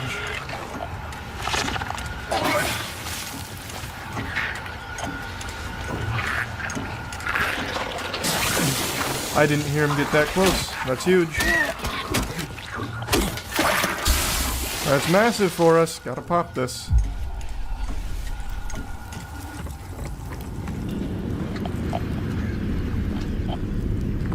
There's membership Heidi.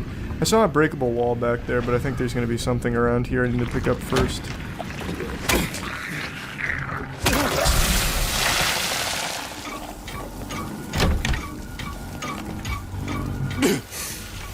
Wait, what's hitting me? What's hitting me? Nothing? What happened? Did I overstretch? Pull a muscle or something? Why did I take damage? Yeah, no, I did hear about that with those claims. Here's a membership jab.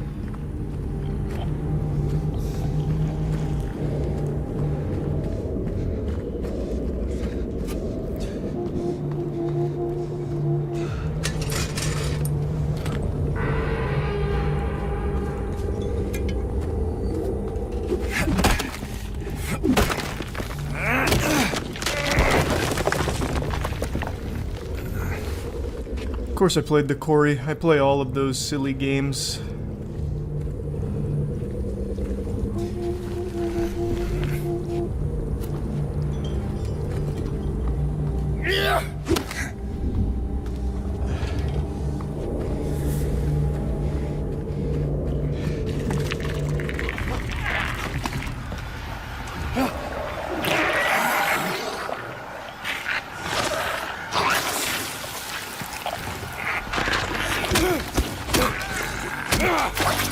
I like those a lot more.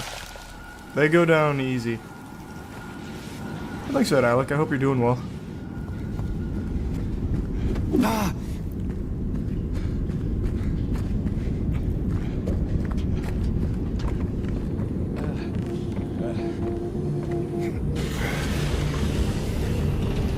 We did not finish Devil in Me. I don't think. Actually, I don't remember now. All those games have started to blend together. Thanks, Resub Syriax. Hope you're doing well. Apparently the game's like 12 to 15 hours long, according to chat. So, a little longer than the original.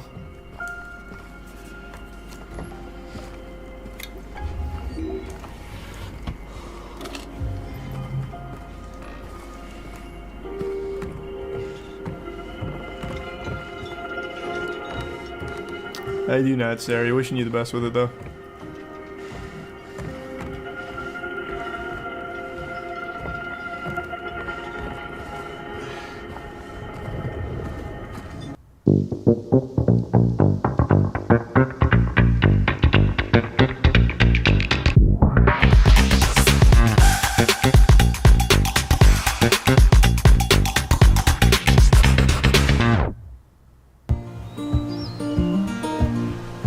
Taste our world. Celestial Seasonings Tea.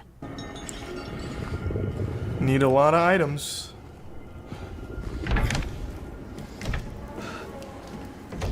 I'll play Zoocrosis eventually, I'm sure. I don't know when, but eventually.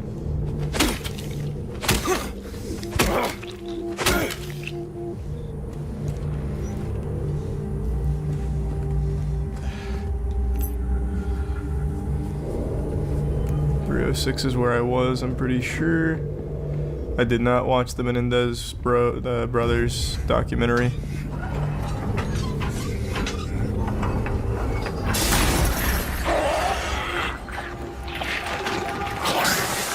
I hit this fucking guy like 5 times while I was on the ground.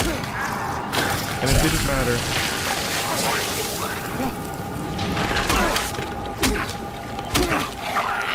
No!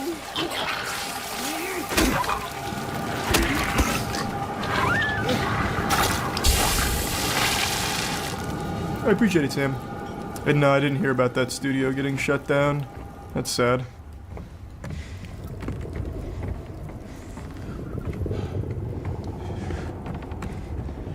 I will be playing Dragon Ball Sparking Zero. I don't know if I'm gonna play it tomorrow, though. I'm tired of paying $100 to play the game on time, as opposed to waiting 3 days for it to come out officially. Give me enough time to finish this, but I haven't fully decided. We'll see. Maybe I will.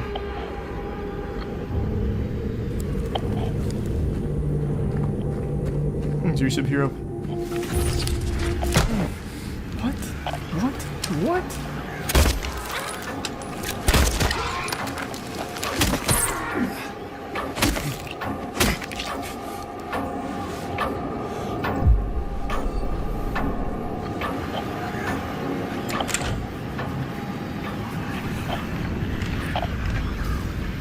Of course, I'll be playing Death Stranding 2 when it comes out.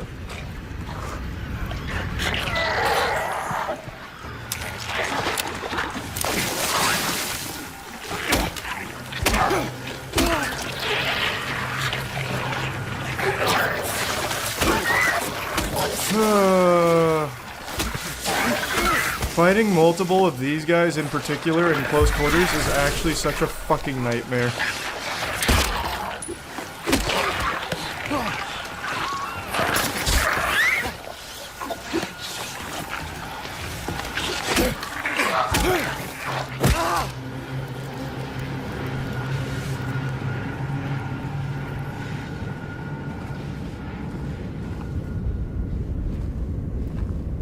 Alright, what does that mean, Sari?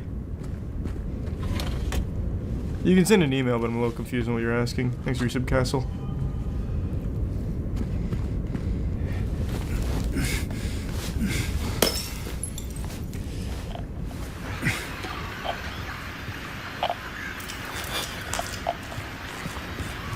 No! How did that miss?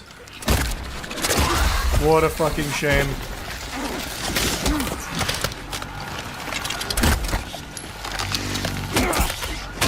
Oh god.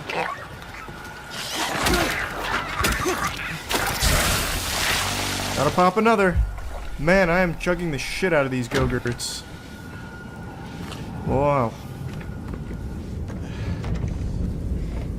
Never heard of Haunt and Seek. Thanks for membership, Alec and Angel.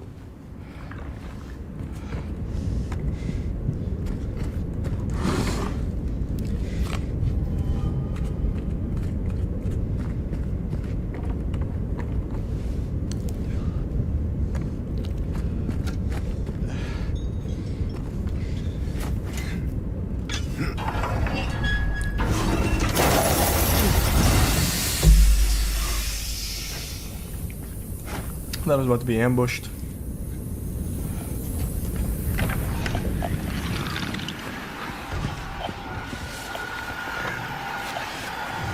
Did I miss a key in here?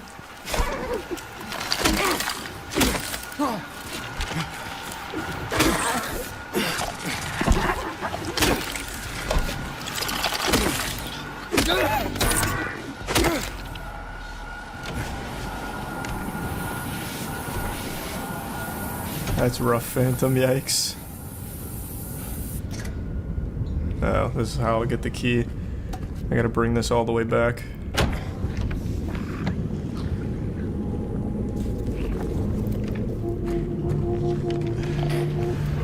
Where was the thing that's missing the valve? No, I don't remember. That sounds interesting. Maybe I'll check out Haunt and Seek.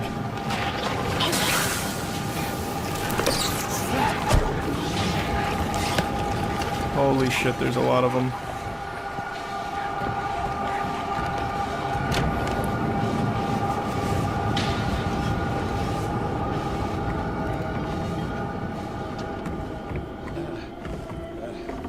Yeah, of course, everyone knows Rise Against. They're a huge band.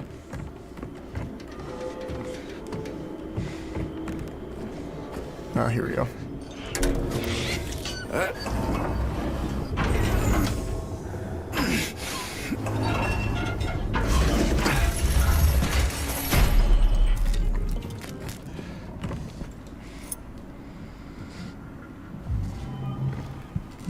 Got the hour hand.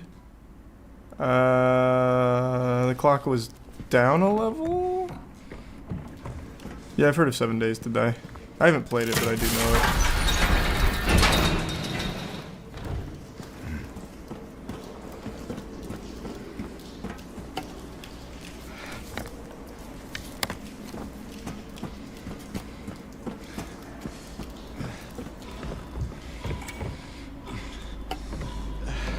There it is.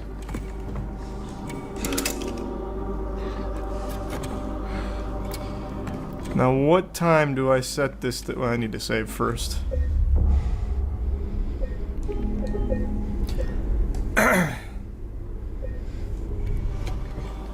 It's not a red border, it's because I took damage. The game's not in a fucking red border. I'm just not gonna bother wasting a health juice for it.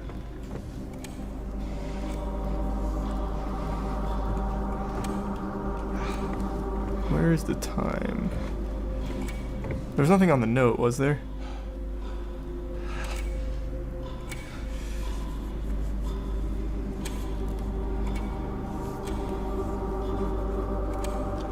Is this somehow the time? There's no way that would be the time.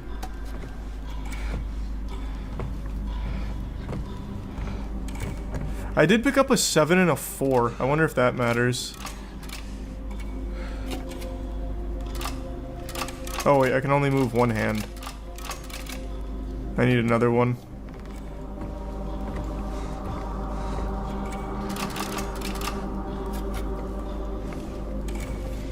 Why does this keep crashing over here? Hold on.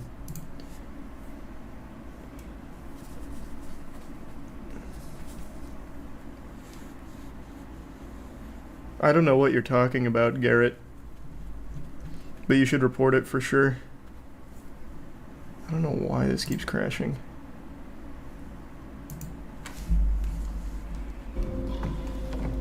There's something here. No. It's just Scott.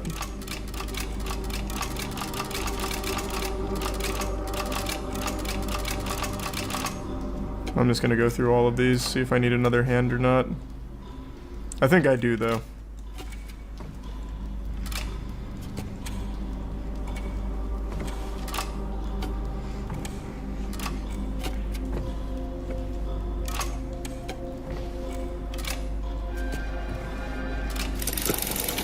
Nope. I did not need another hand.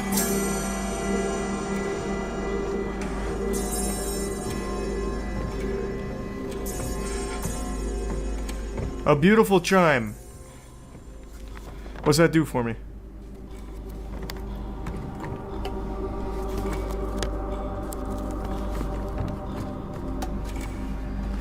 I'm not sure. I'm not far enough from the Silent Hill remake to know if it's better than Resident Evil remakes or not.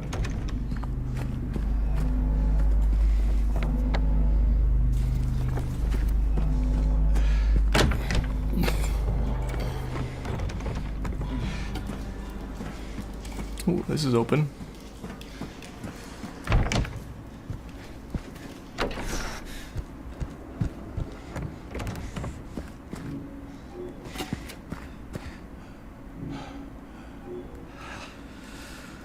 So I need some birds to balance the scales.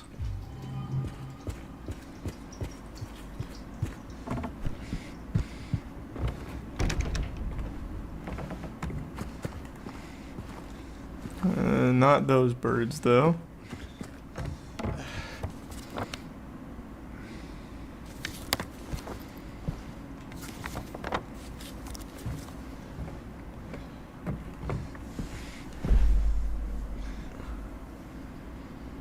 Oh, got you, Serhi. Yeah, I mean, you can email. I don't know if there's any need for that right now, though.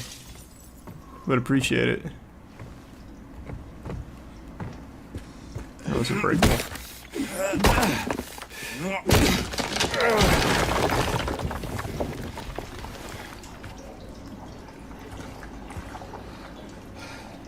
Yeah, that's probably got the birds we're looking for in there, Leon. Dunk your head in there like we're bobbing for apples.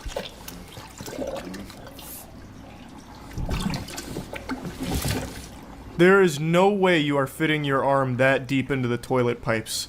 Your arms are not that skinny, Leon, unless these are the fattest pipes of all time. No shot.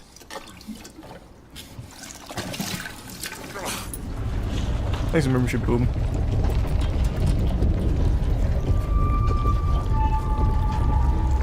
Or not, I don't know why I called him Leon, you know what I meant.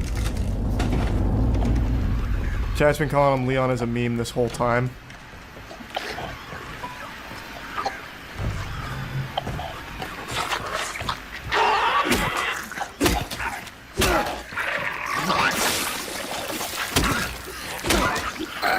How are you alive?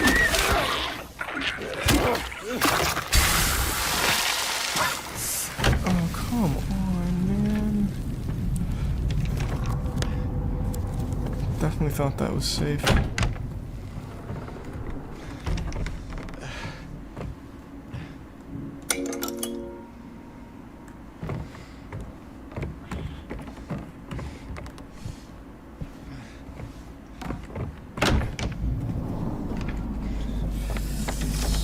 Let's just go put the clock hand on.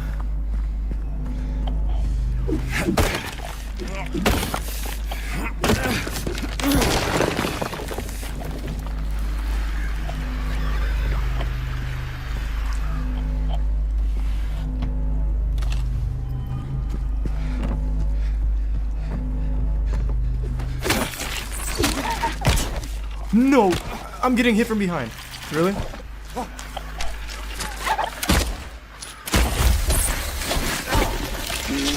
I hate fighting multiple enemies. I hate it.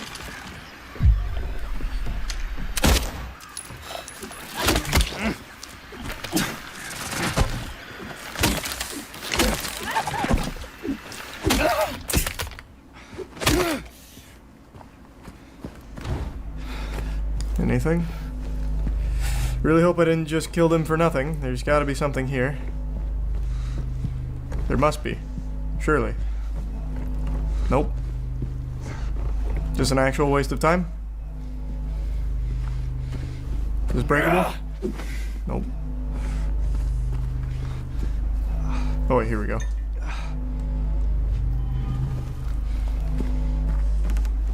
They broke the swan.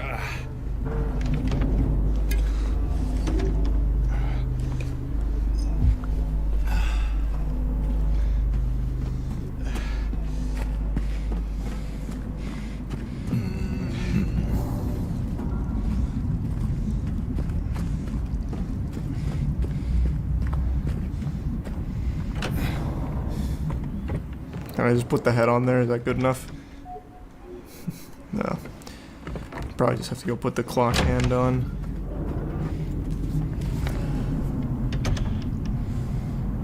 How do I get back from here, though?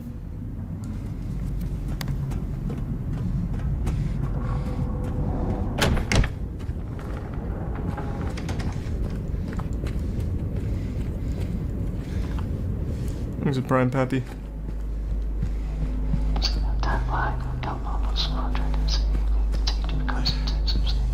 Stop whispering. Speak up. What are you saying?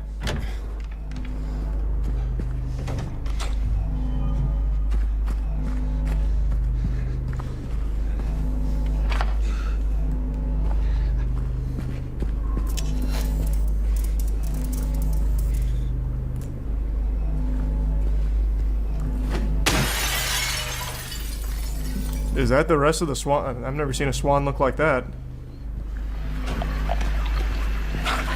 Goofy fucking swan, huh?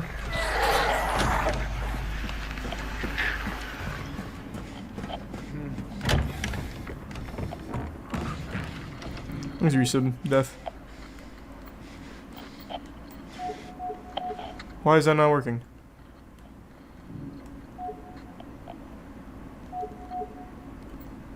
Oh, well, I have to combine them first. I see. I can't just put them in piece by piece.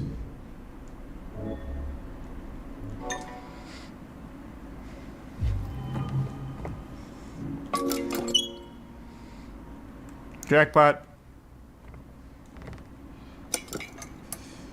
What's that? Oh, I need to just balance it.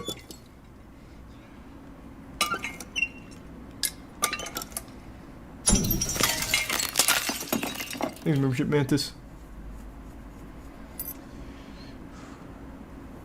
That's sweet, appreciate that. Thanks for the kind words in the 5. Membership De Niro.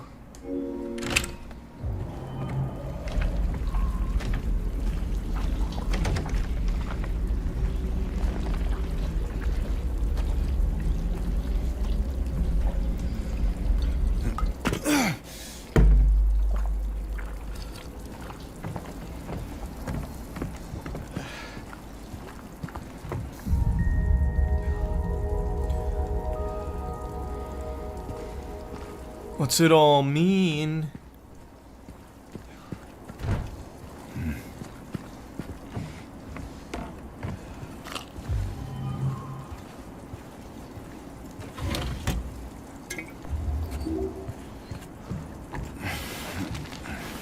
You gonna see the movie Look Back? Never heard of it.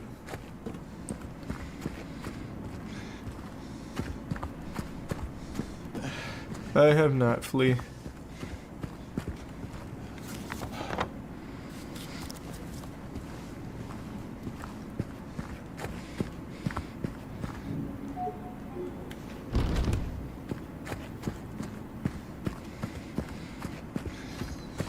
$70 for a remake is insane.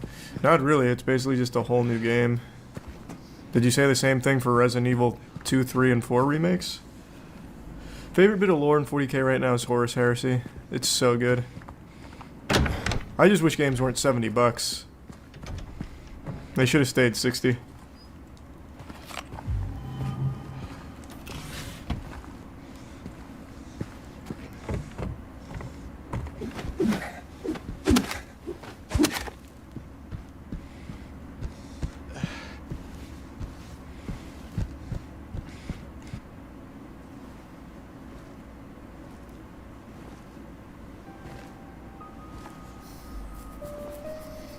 Hey, good to see you again. How you holding up? It's you. Look like you're doing well. Yeah. I'm James. Angela. Angela? No, it doesn't play like that at all, Race. Nothing in common with that. Look, I'm not sure what you're planning, but there's always another way. Really? What's the point? It's easier just to run. Maybe it's all we deserve. We? Me. You. We're all the same. You don't even know me, Angela. Yeah, I haven't seen the Silent Hill movie in a long, long time. Are you afraid? Sorry. It's okay. Did you find your mother? No. Not yet. Then why are you giving up so soon? Did she live here? In this building? I don't know.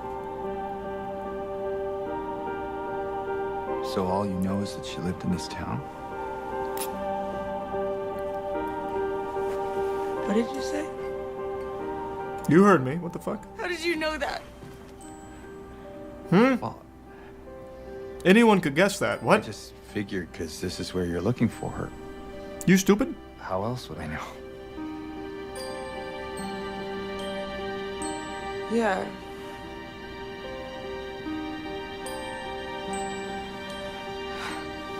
Sorry.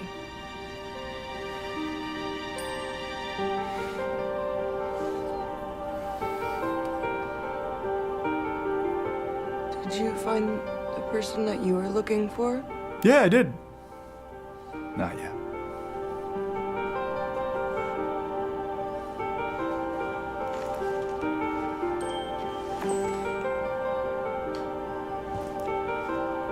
Her name's Mary. She's my wife. I'm sorry. Yeah, I know. Marriage sucks, huh? Oh, it's okay. The old ball and chain, am I right? I don't know why I think she's here. She died 3 years ago.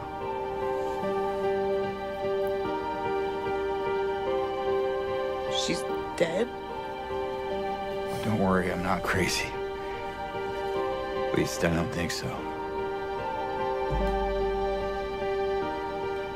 We have to find my mama. Should I go with you? This town really is dangerous. Now I know what you meant back there in the cemetery. No, it's okay. Besides, I'd just slow you down. What about that? Yeah, can I have it? Will you hold it for me? Yeah. Sure. No problem. If I kept it, I'm not sure what I might do. I didn't ask. No! Whoa. Hey. I'm sorry! I've been bad! Please don't!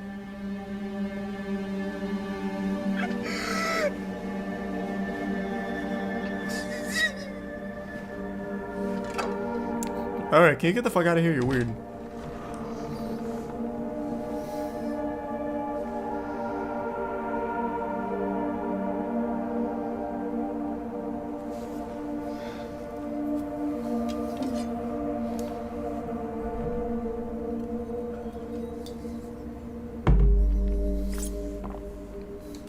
That's mine now. And that's mine now, too.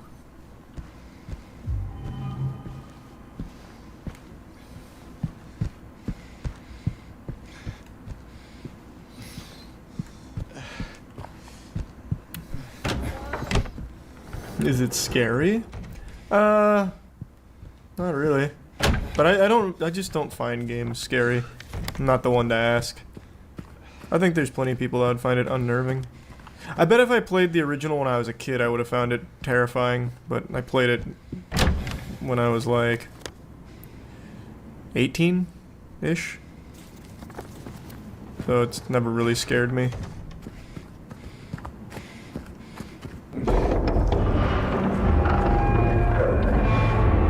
I'm not sure how you get a ton or anything, I just got lucky.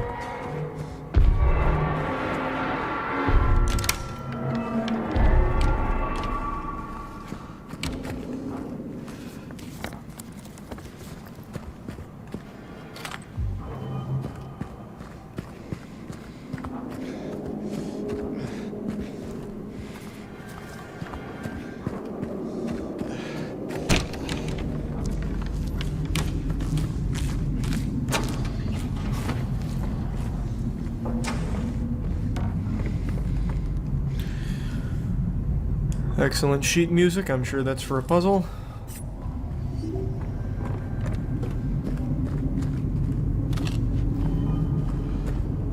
Is the Pyramid Head fight about to happen? They're loading me up on a lot of ammo and shit. But I don't remember it being so soon.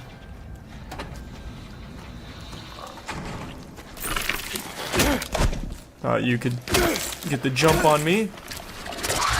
There's no way I fucking dodged that. You know it's baloney.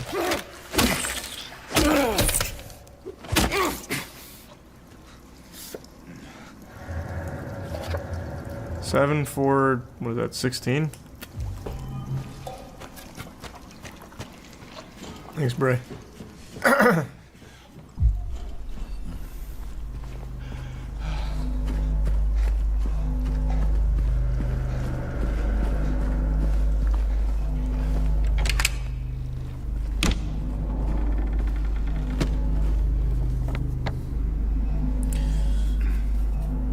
How do I get around it? Oh, 212's open. I can just walk right in.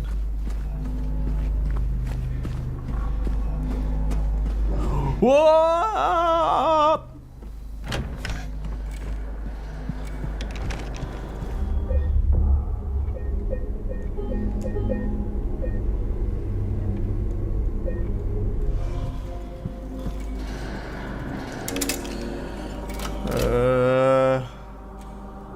What's the time though? I don't think I found a time.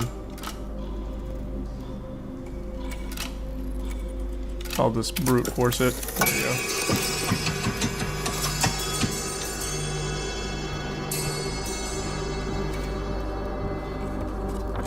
What'd that open? Last one opened that.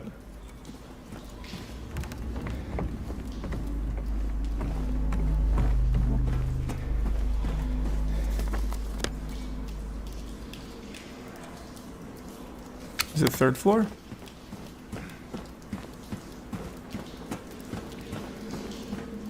Hey, congratulations, Brownie.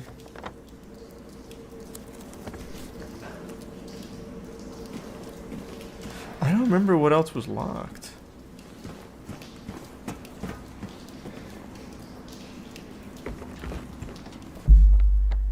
I don't think there's anything left on third floor. M door? Wait, where was the M door?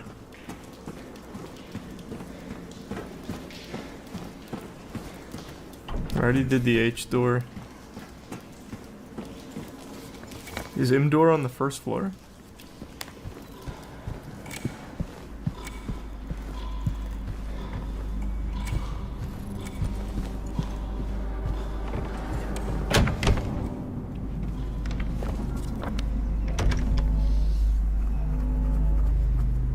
Oh, there it is.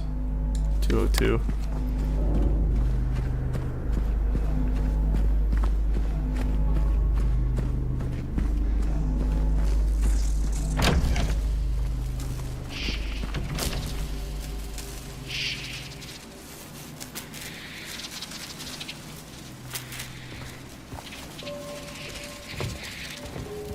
The remake is good so far, yes. Check this out, I'm gonna brute force it. Oh wait, I actually know the answer to this. It's 7, 4, 16. No, it can't be 16. What the fuck? 7, 4, 6? No, I don't think that's right.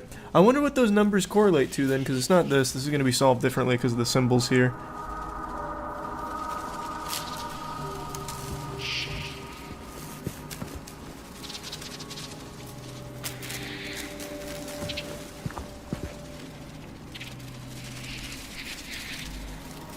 Four.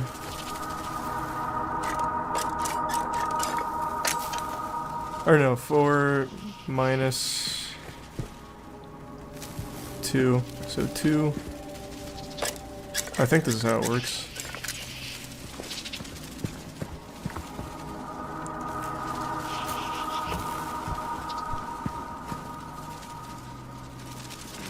One. Wait, no, that's not right, because I had different numbers there. Oh, we'll try. 1 plus 2, 3. No, that can't be right. There's no way. We'll try it. That wasn't right. I think there's something in here I'm missing. Maybe I need to add them all together for it. Let me see.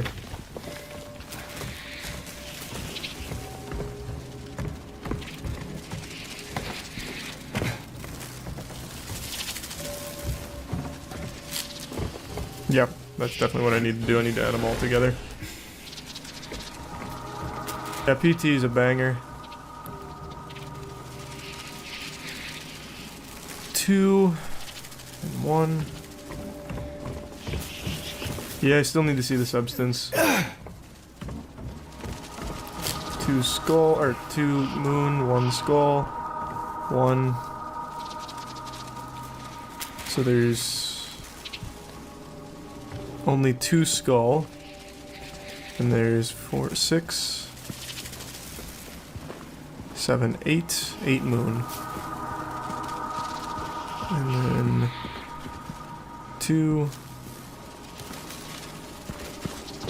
3, 4, 5. So 5. Then the skull, which we already figured out was 2. So wait. How much was skull again? Was skull 2 or 3? Now I'm misremembering. I think it's 2. Right? It was 2? Okay, so 2 plus 5, 7. And then 5 minus 2, 3. Am I stupid?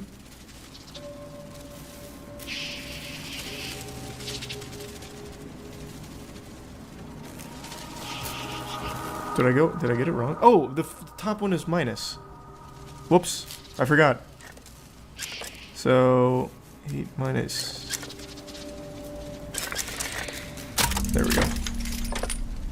I totally forgot to do the math on the top one. I just put in the raw number.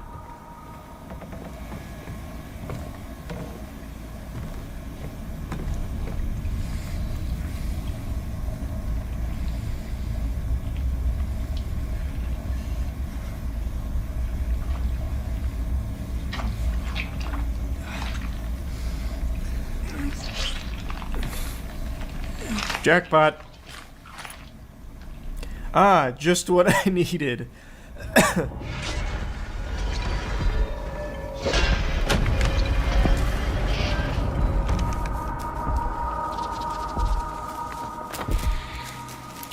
Back to the clock.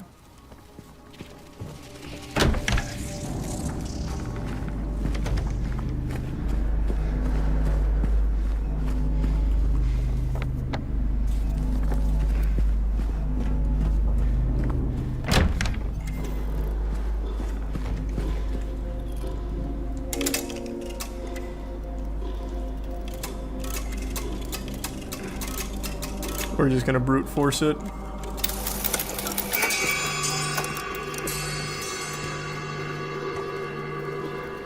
How long are you playing tonight? Not sure. We'll see.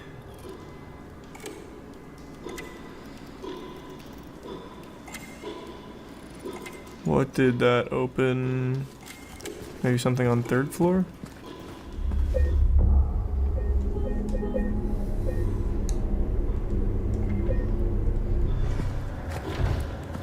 Oh, I can't go out that way.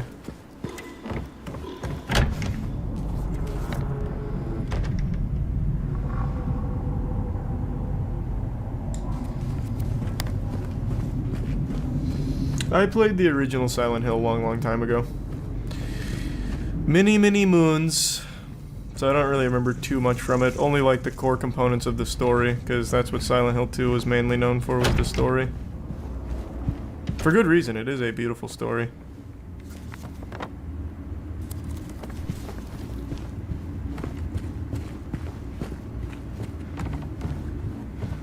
Have you played all the Silent Hill games? No. I most certainly have not.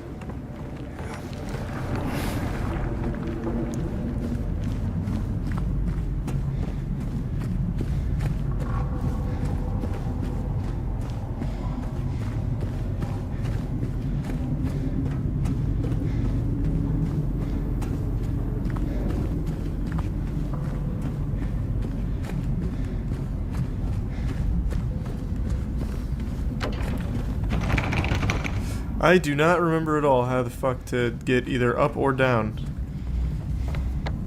So it's definitely not this way.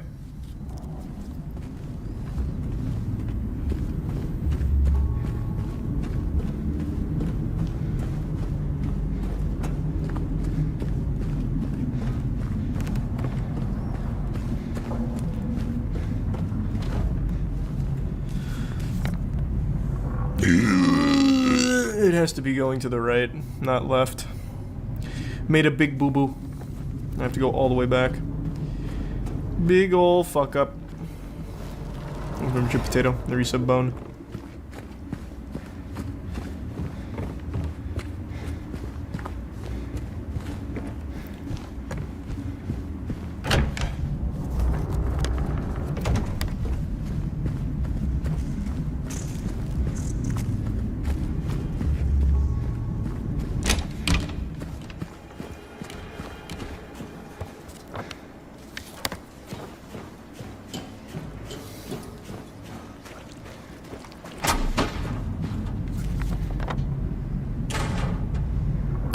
Oh, S door is definitely where I need to go.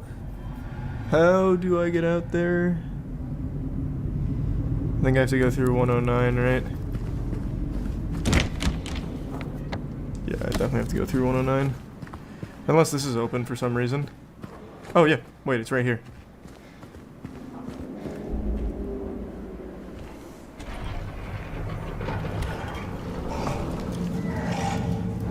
Pyramid Head, what are you doing over there, brother?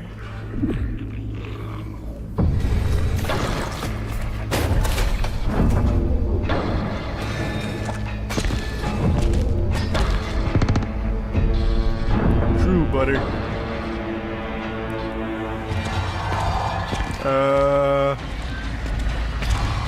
Do I just shoot you a lot? I actually don't remember how to fight you, I'm not gonna lie. I definitely think I need to shoot that helmet.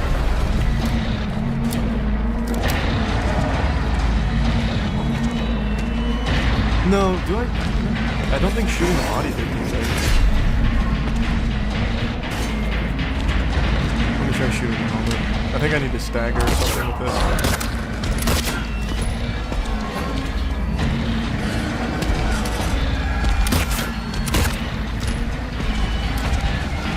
Oh god, I'm stuck. What a dodge. Man, the sway is crazy.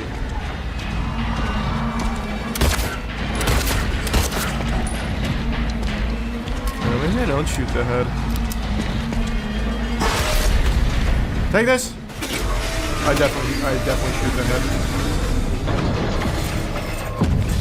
I was right.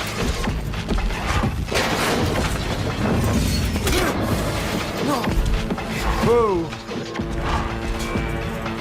Holy shit, potato! Thank you for the. Oh god! Thank you for the crazy generosity.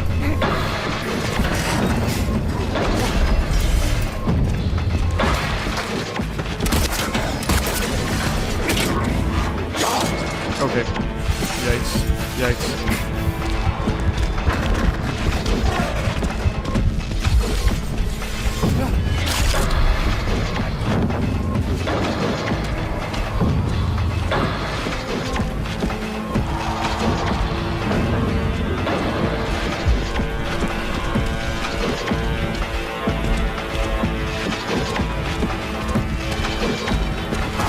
Try body shots again.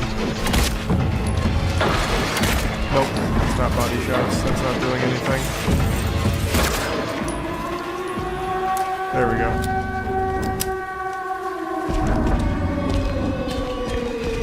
And stay out. Take a hike. Get out of town. Scram. You don't have to go home, but you can't stay here.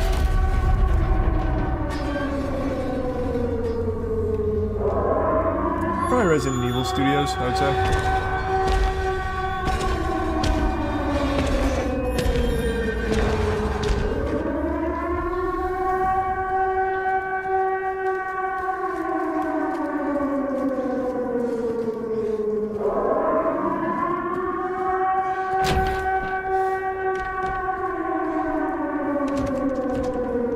Back into paradise.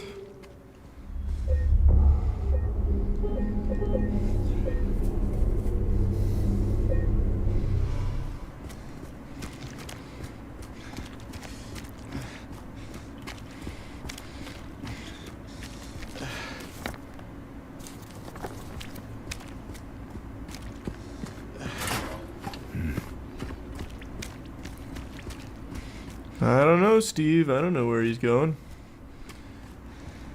I thought I saw an interactable.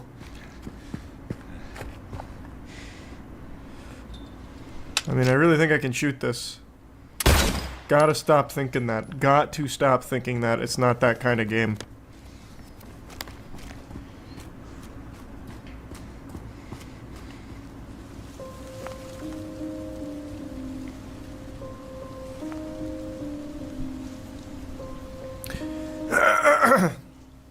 You that little asshole that kicked the key away from me earlier?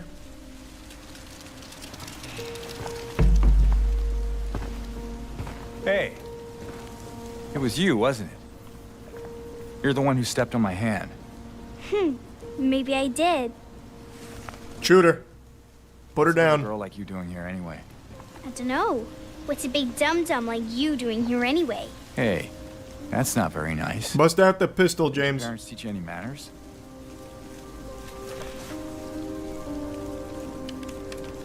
What you got there? None of your business. You didn't love Mary anyway. What? Oh, hey, whoa, hey, now, hey, whoa. How do you know her name? Yeah, you can't even read. There's no way you even know what that letter says.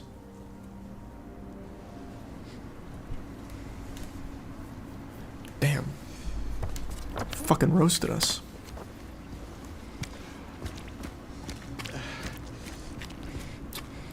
Oh, definitely Resident Evil Caesar. They have so many of those.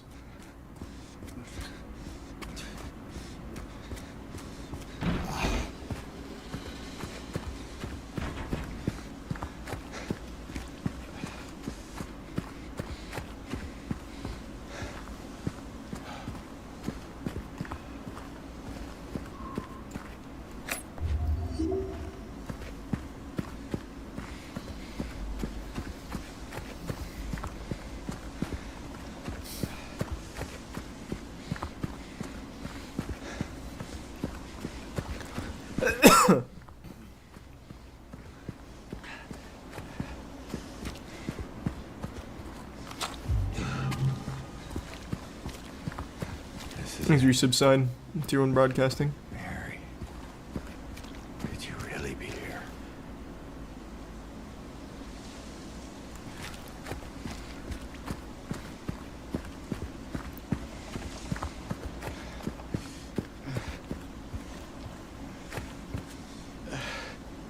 No, I'm not reading that whole brochure.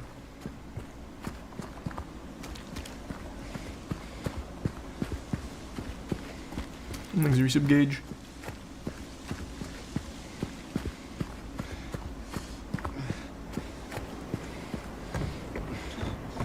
Mary. Mary. Hello.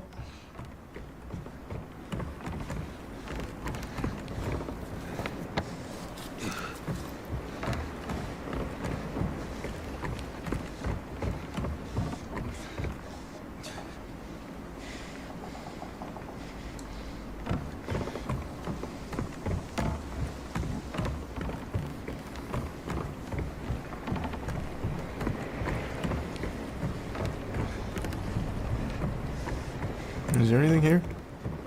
I feel like there'd definitely be something to pick up. Oh. Cool handshake.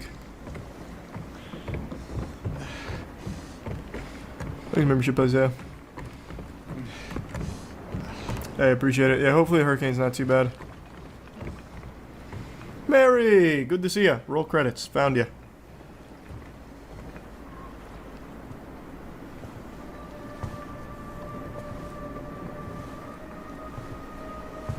Mary?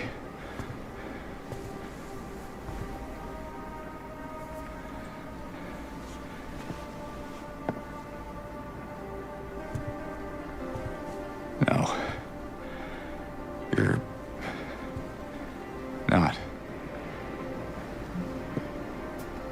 Do I look like your girlfriend? Wife, actually, I'm married. No, You succubus. Wait, wife. I can't believe it. Your face, your voice, you could be... My name is Maria. I don't look like a ghost, do I? See? Warm. Sorry, I got confused. Hey, membership, Quay. Hey. Where are you going? That's Unlucky Potato. I really appreciate the generosity, though. I hope you're well. Didn't you say she died? Oh. Yeah. 3 years ago. It's just... I got a letter from her. A letter? I know how it sounds. I'm not... I don't... Hey. It's okay. So, what did the letter say? You don't want to know. It was very raunchy. She said she was waiting for me. Yeah, of course I've seen that good music, and welcome. And let's hear.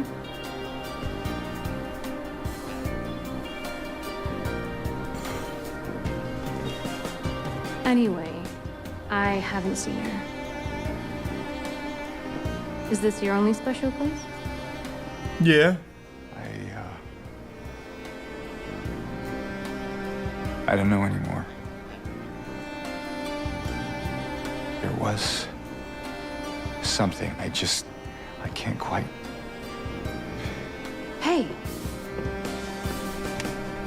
I think I might know. I mean, there's this one place. Not far from here. Why are you trying to help me find my wife? You're very suspicious. The kind two lovers might call special. No, that can't be it. I was thinking of all my favorite places, like card shops and Unless you have the somewhere else Warhammer to store. be. You think you should be there? Something else to Waiting for do. me next to the Ultramarines booth? Hey, easy there. I'm just messing with you. Come on. It's this way. Please, membership burn. You're coming with me? Can't you just tell me where it is? You're just gonna leave me here? What do you mean? You got yourself here just fine. With all these monsters around? No, I just... Is it because I remind you of... I'd say so, Silent. I think it's good. You loved her, didn't you? Yeah, she was my wife. Of course I loved her. What do you mean? No shit, you're a terrible detective. Alright, just... For what it's worth, I played the original, so I understand what, So it's what all of okay. this is leading to. Yeah. But I'm playing along. I still review things, I just don't do the moist meter. Now I just say if it's worth buying or worth watching. I got tired of putting arbitrary numbers on things that don't really mean anything.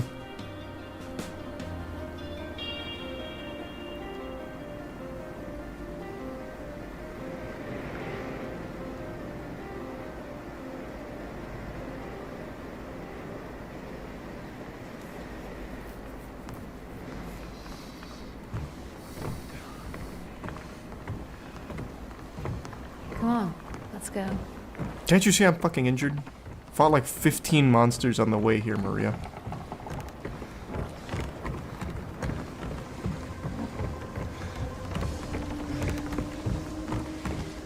Through here.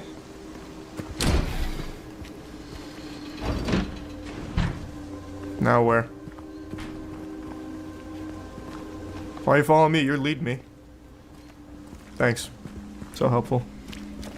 This place we're going to, what is it exactly?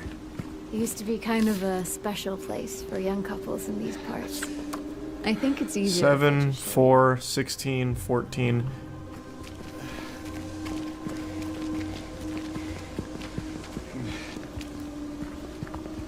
Ah, you want to play a game of chess?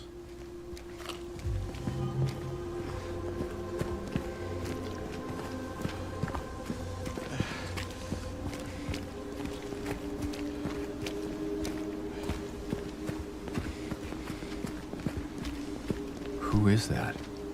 Just a woman. killed for no real fault of their own by moral, upstanding folk. Common theme, I guess. That's you, isn't it? What do you mean? In history, you know?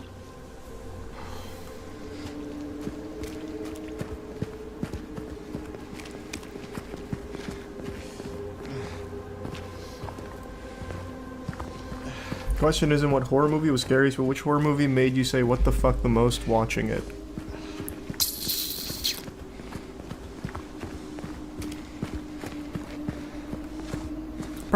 Probably Hereditary still.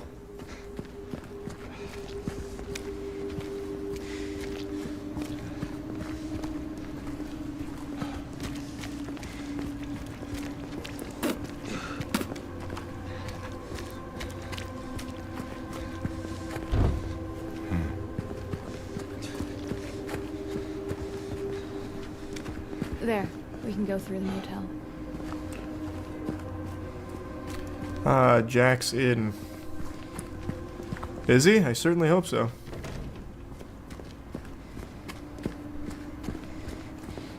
You ever stayed in a place like this?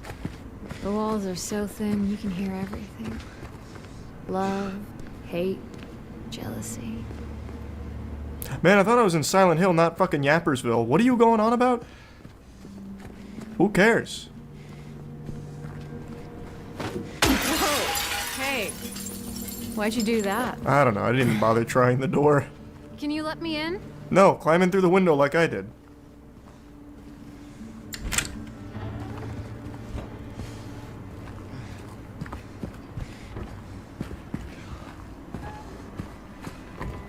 Why, thank you, good sir. Don't you ever say that again. This isn't Reddit.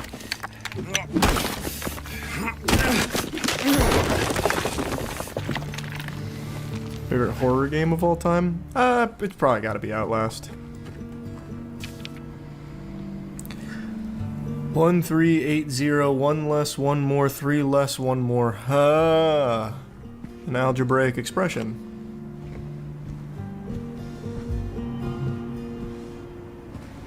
Is Dog Welder back, Jake? That's huge. Thanks, Prime J.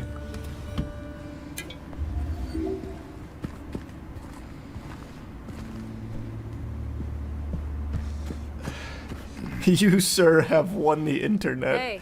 True. You think I'd look good in this one? Can you stop goofing around? What is wrong with you?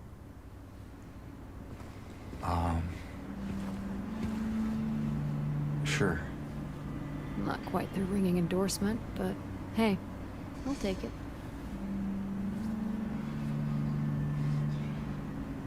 So you putting it on, or like, what's up with that? What else do I need here? You're supposed to be leading me, you know?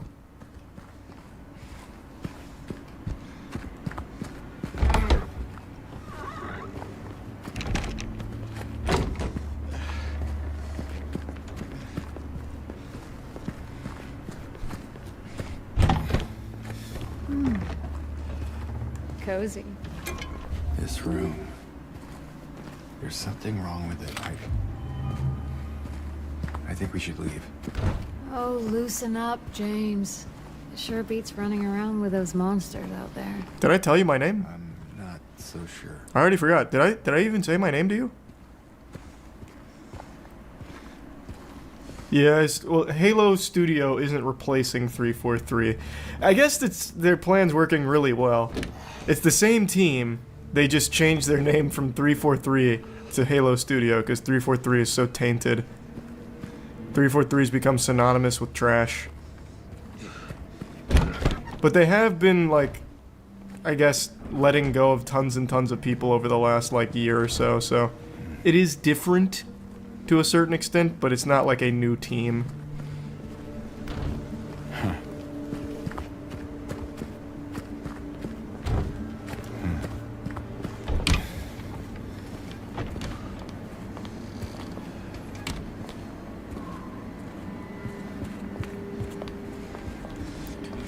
Here we go. This is what the code goes to. I already forgot what it was. What was it? 138. 1 less. 1 more. Front door. What the fuck was it? I don't remember. What did the note say?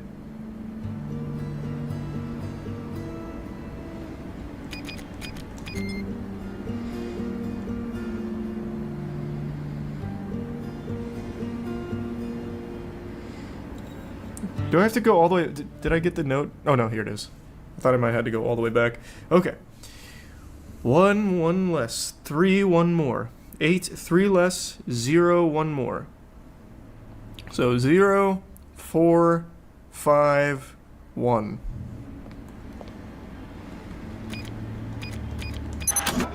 God, I'm such a genius.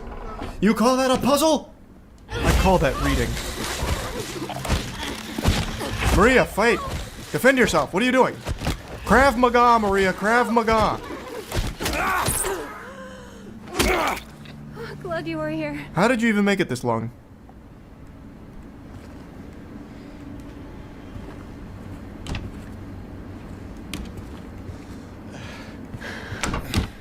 You think you just saved my life back there? Yeah, no shit. I did. Yeah. So am I.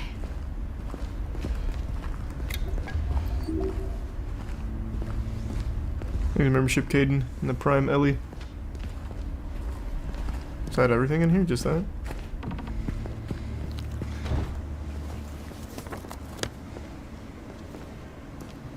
What did I pick up again? Oh, gate key.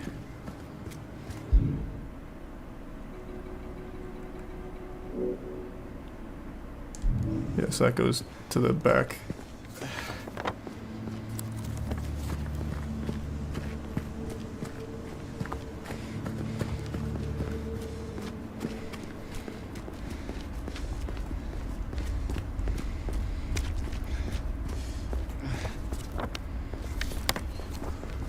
Not getting through here.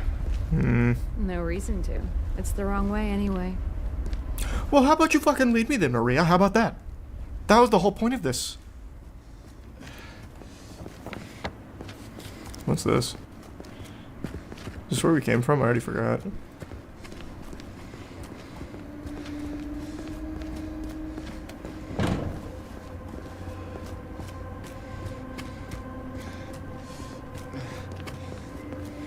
I think it's something back at the end.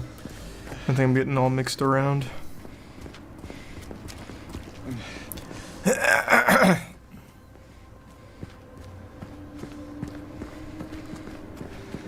Oh, there's a save right here. James? Is everything alright? Yes, Maria. Can't you see I was saving? You okay?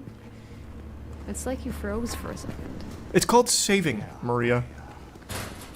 So that's what it was for. Yeah, of course I'll complete the game. I'm not gonna be able to complete it tonight, though. Where to now? Just down this way. It's such a shame that Dragon Ball Sparking Zero is coming out tomorrow as well. I would have liked to beat this first. I don't know, maybe I'll just do them both at the same time. Well, not at the same time, but alternating. So, I think it's tier 1. James. Iniquity. 3 years. That's a long time. What will you tell her when you find her? That I love her. Oh, then. Lucky her. What do you mean, lucky her? Why are you coming on so strong? Why are you coming on so strong? Nothing. Like I said, 3 years is a long time.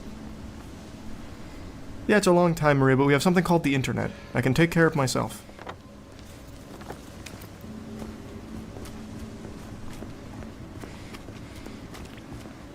Yeah, I'll do more Card Shop Sim too, once I finish both games.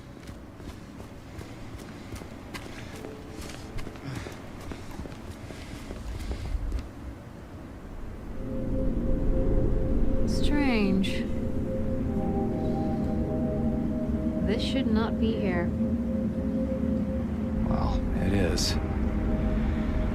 So, what now?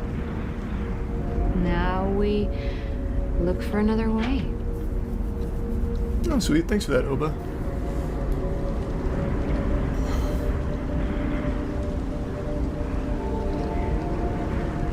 Come on.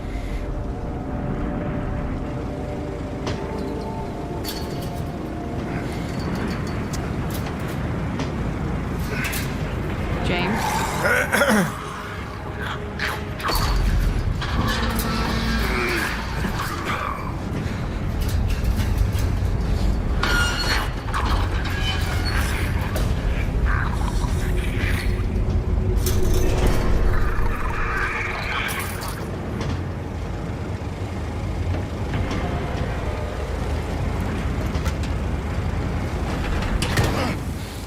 Jackpot.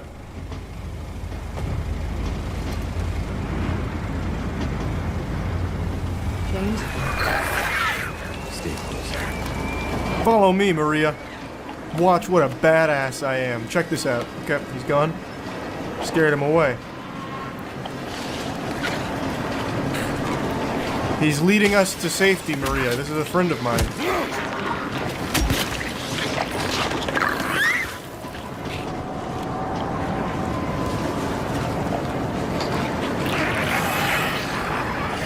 I thought he was gonna spit. Maria, did you dodge that successfully?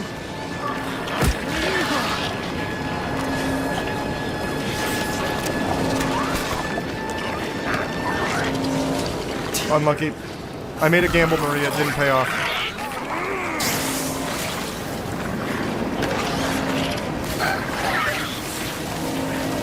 You okay back there?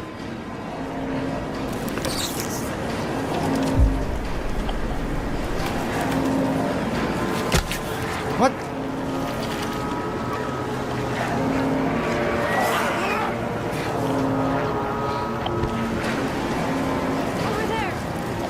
Over where? Oh.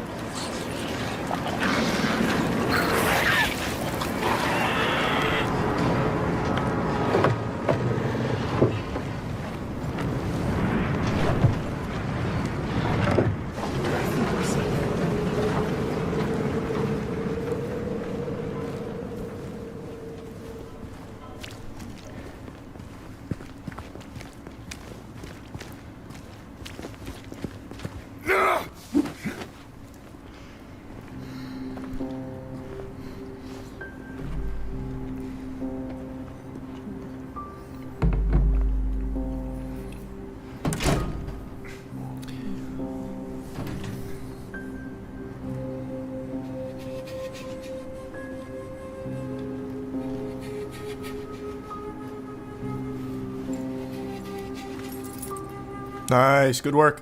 What a team we make, huh?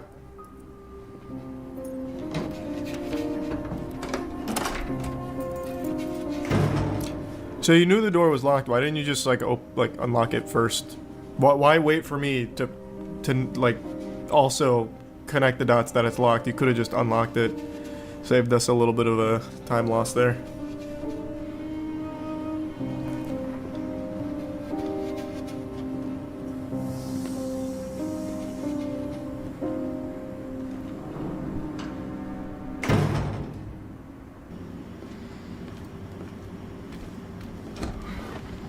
Damn, Maria, check this out. We can play a mean game of beer pong in here with these solo cups.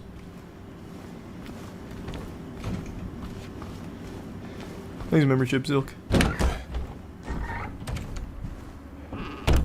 Oh my god! I'm alone.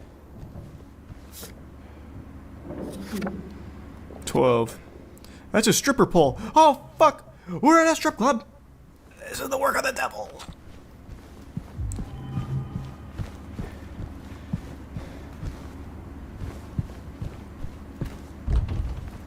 Maria? Hello? Oh, she's gonna put on a little dance for us. I hope she's fucking terrible at it. Like she gets up there and starts shuffling or something.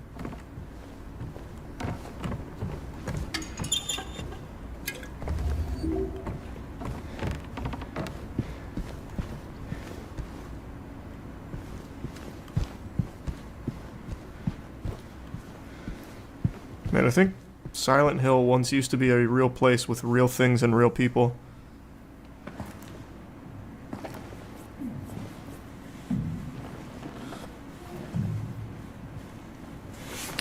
I have not trained.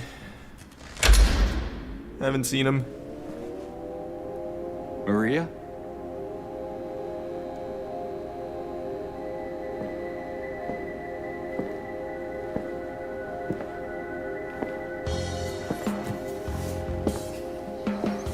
The perfect time for a little striptease. Getting chased by monsters while I'm looking for my fucking wife, huh? You've got some nerve. What?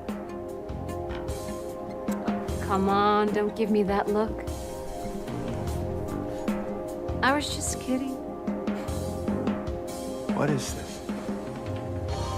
Is this a special place you met? Yes. Don't be silly. Just have to go through and out the front.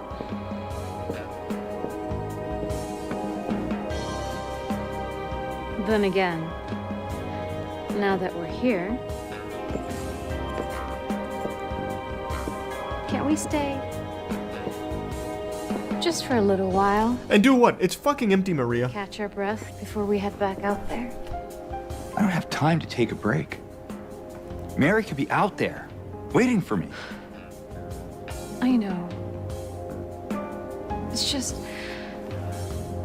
this place, this whole thing, it's like a nightmare. I just wanted to get away from it, even for a second. I'm sorry. No, I'm sorry. I'm sorry. Fine. Okay. Fine. I'll hang dong for just a minute, okay? We'll bang, okay? I guess this place is getting to me, too.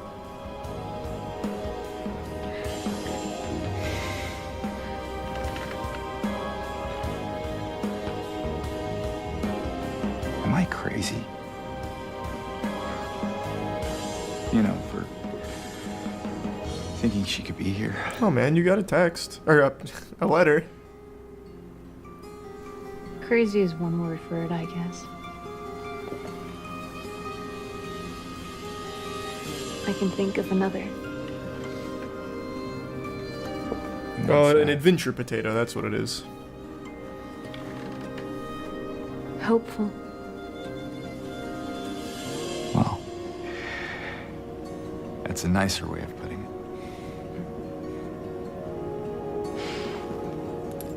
it. Here.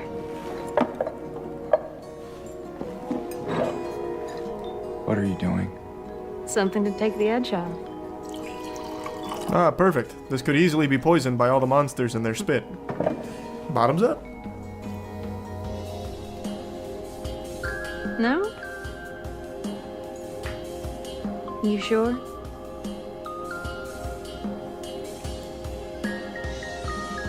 Fine. Be that way. Here's to... hope. Undying. Yeah, I'll cheers to that.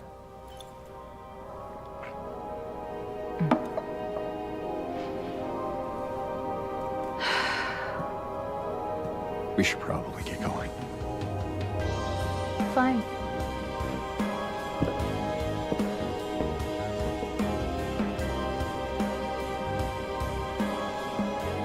Ready when you are.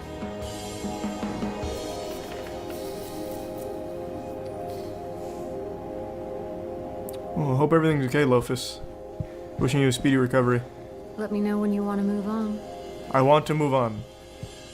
Let's go. Wait, actually, I didn't even look for items. Hold on, sorry. Scratch that. Scratch that.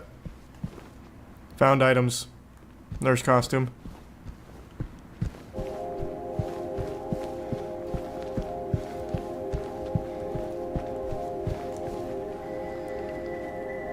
That's all pretty cool. Bottle of Jack. We shouldn't have stayed here this long. Hey, it's okay. We're almost there anyway. Good. No more delays. I need to find Mary. One more quick delay. Check this out, Maria. I just do like a fucking flying spread eagle.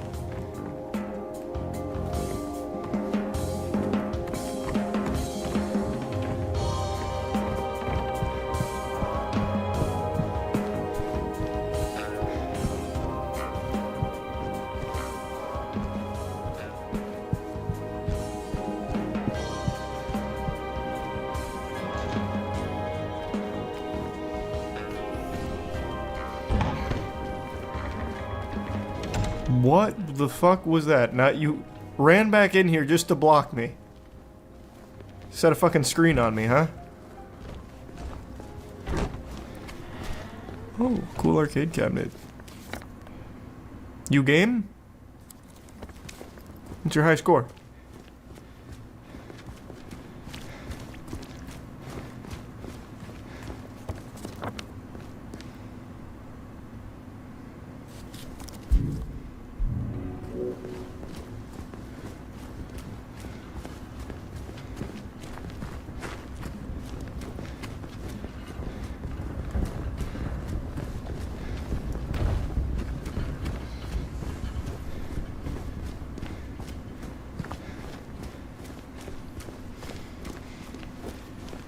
Do we just keep going this way? Okay, it's not far now. In what direction? More of those things. Maria, why did you do that? I think this is the wrong way.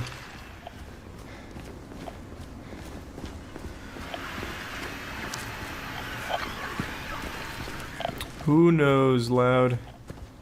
Probably pretty soon.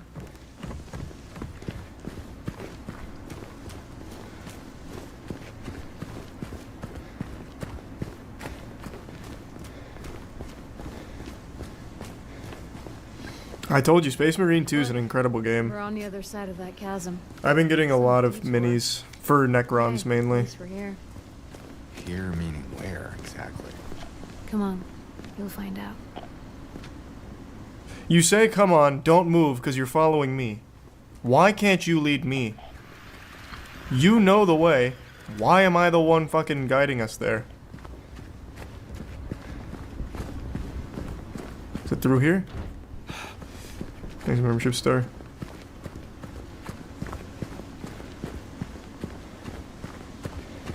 This is it.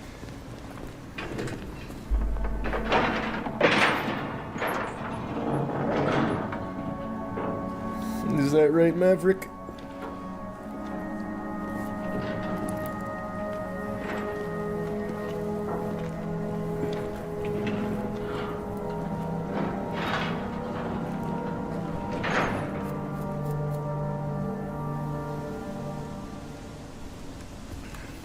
That's it?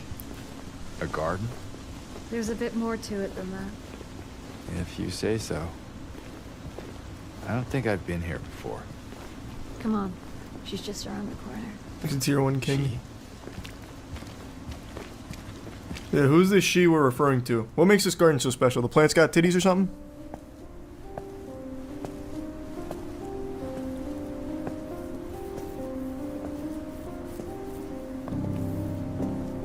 Thanks for the resub, Zach.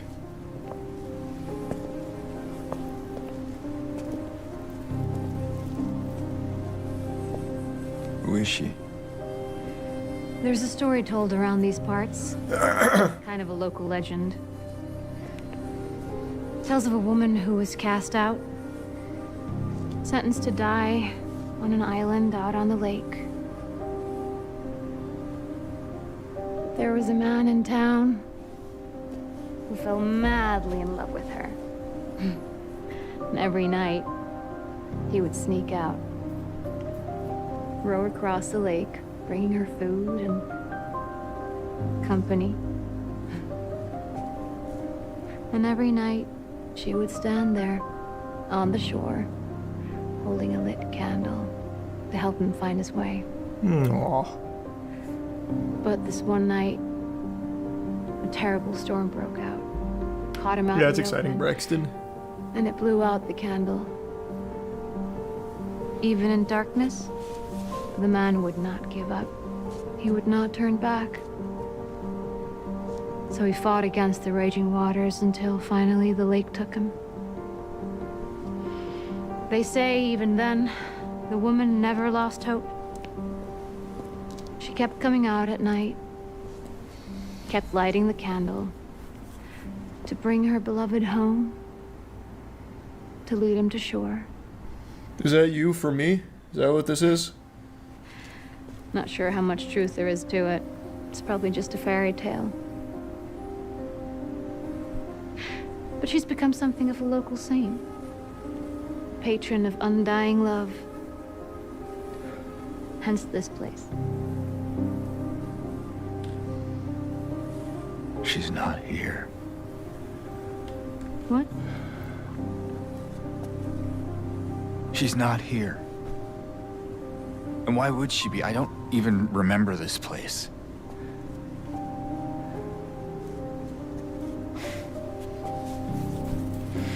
Thanks for Prime Trick. This was a mistake. I shouldn't have come here.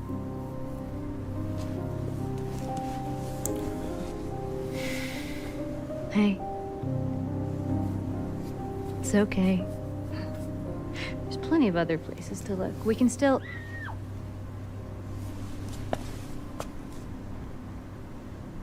Come on.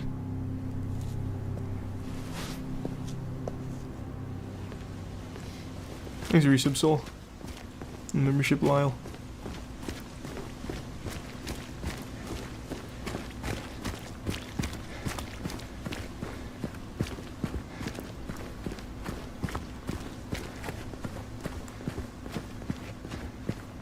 I think it came from inside the theater. Well, we gotta get in there. Someone's in trouble. You okay? Ouch! Yeah. Maybe you better wait here. Okay. Not much of a movie fan anyway. Oh, okay. If you say so. And James? Yeah. Be careful in there. You got it.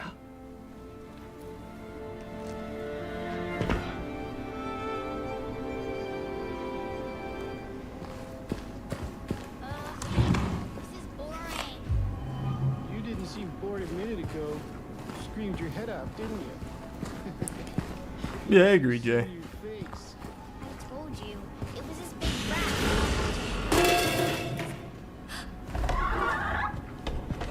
Did you hear that too?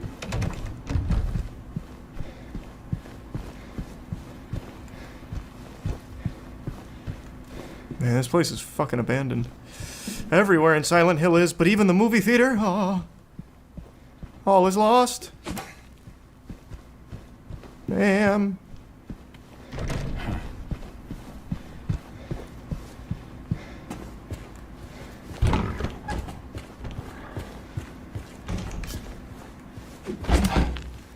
I did not think that would work.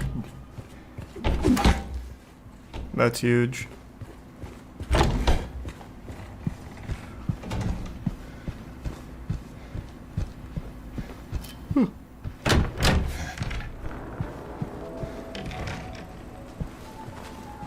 Alright, what movie are you guys watching in here? Swear to God, this is just Joker 2, I'm leaving. I can handle a lot of horror in this town, but that's too far.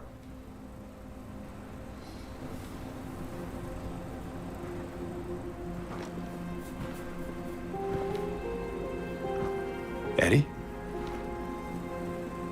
Oh. You're looking better. James. We met back at the apartment building. Yeah. I remember.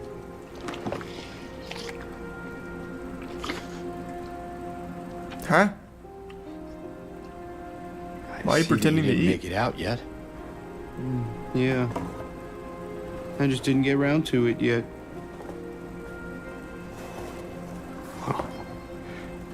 At least you got your appetite back.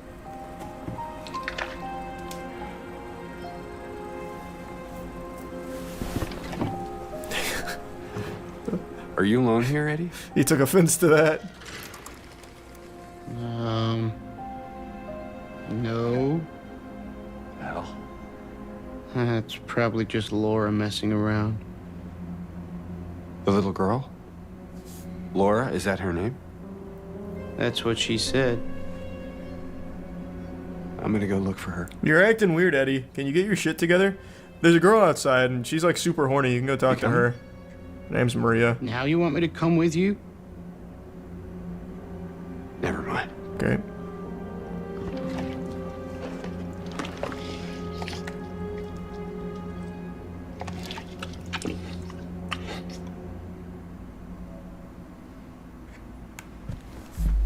Man, this thing keeps crashing over here on the other monitor. I don't get why. Thanks for your sub, Skylark.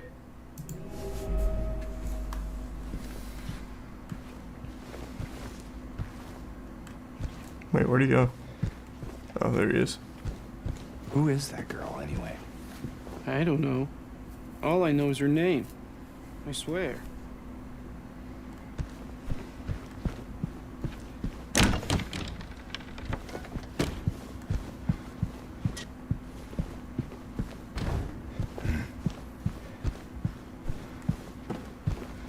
Laura? You're not a qualified theater technician. You don't know how to work the film. It's delicate. You're gonna ruin it.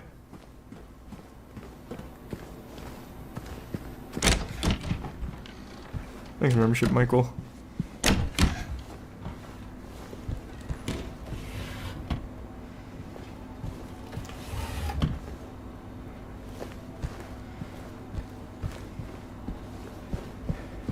Damn, this thing is heavy duty. Projector out here looking like the Iron Lung.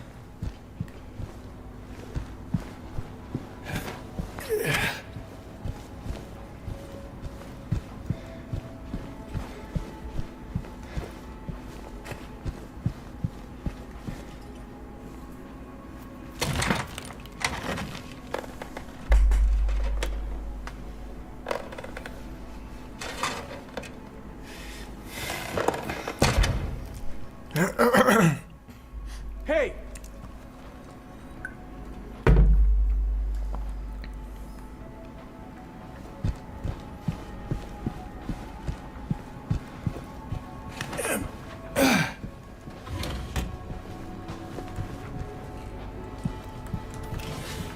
Man, no items at all. Ugh.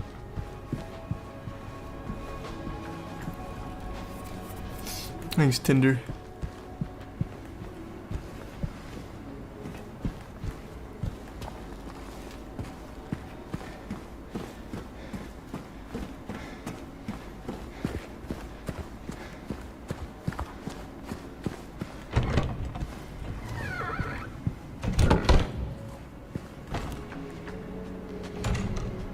Eddie out there just sitting in the dark looking at nothing.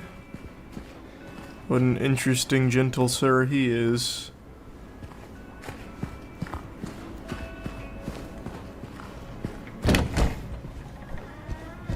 Laura, stop! It's dangerous!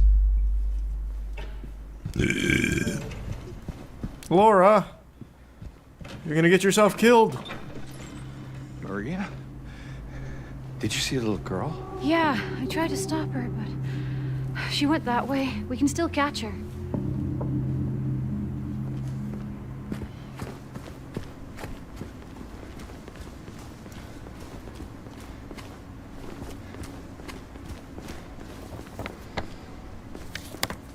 Up and to the right.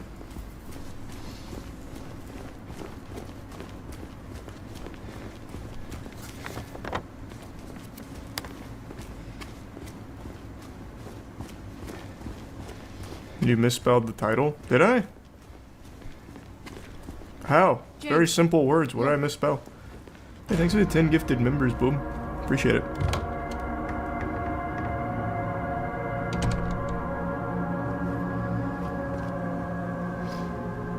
You put Slyant Hill? Well, this is what it is. That's just a typo. Thanks, membership. Name.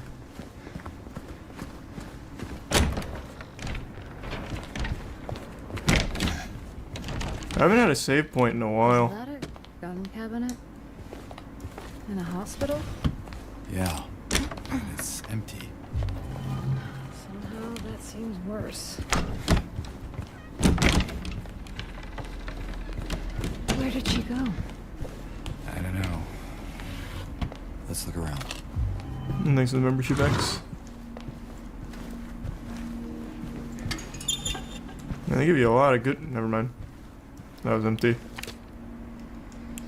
Due to repeated instances of keys getting misplaced from this point forward, they're to be returned to the locker at the end of every shift.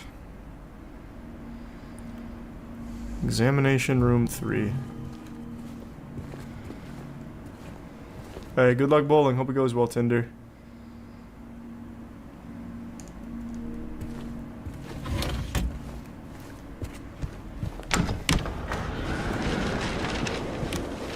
Looks like there is a key in there. Check it out. No combination, though. We should look around. Imagine, though. Might be Just written down somewhere. imagine. I'm gonna save first.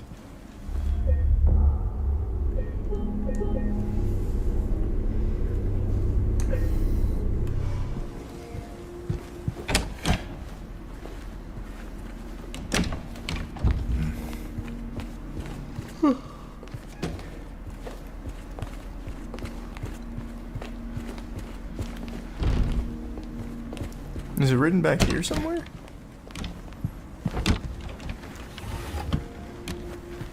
Thanks for resub, Neo.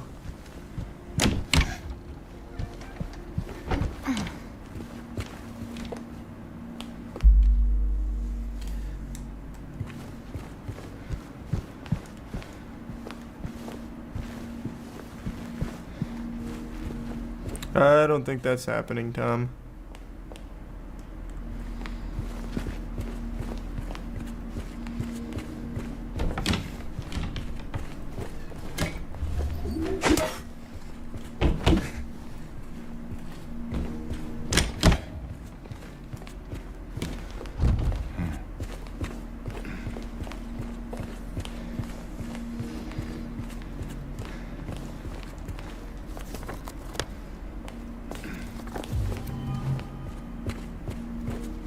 Where's the combination at? I feel like it wouldn't be this far out of the way. I feel like it probably would have been close.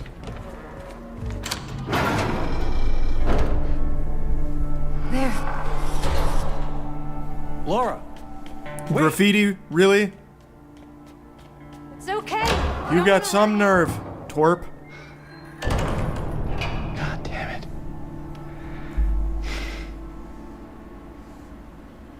Why would she run from us? I don't think she likes me very much. But why? I don't know.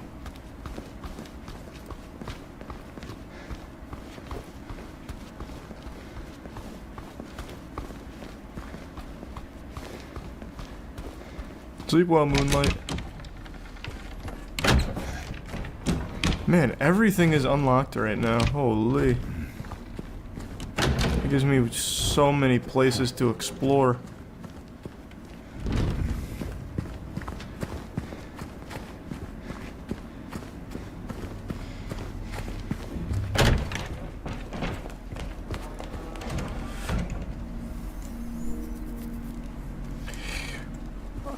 What is the combination of that safe? I think I need to do that first before any of this.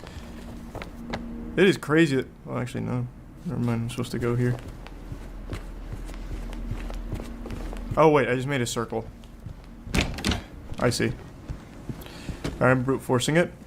Check this out. 6, 1... Whoops, let's click. 6, 1, 3.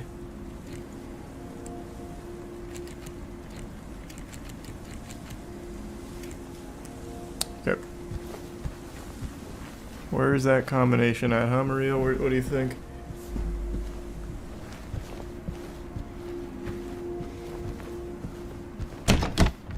It could be anywhere.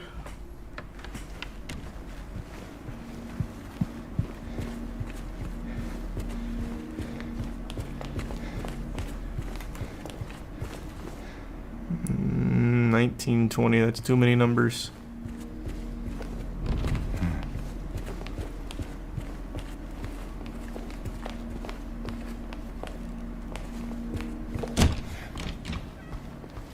Thanks, membership lore.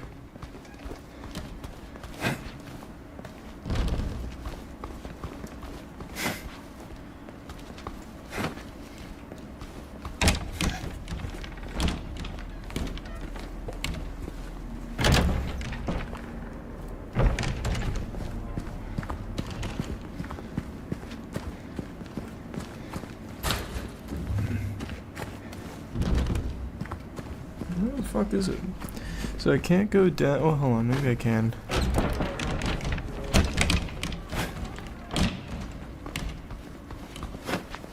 Usually the combination to shit isn't that far away.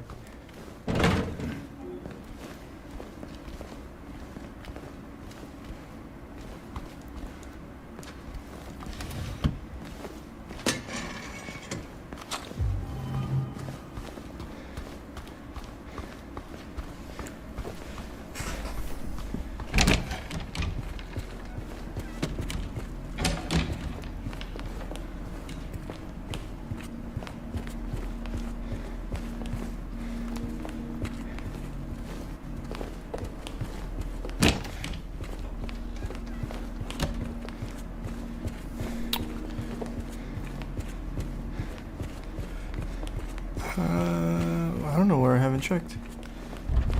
This is everywhere now. Fine, I'll try this because one guy keeps spamming it.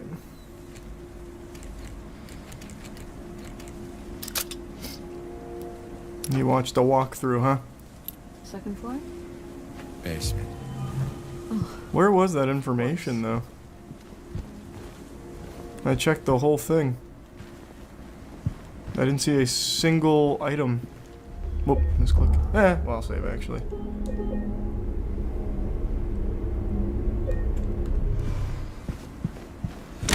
You had to smash the window? Which window? The only smashable window was the one to the cabinet downstairs that doesn't open anything. This place feels so empty. More than the other places we've been.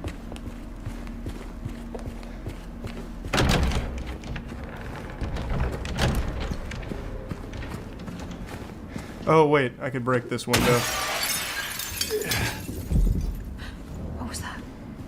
Not sure. Better stay on your guard.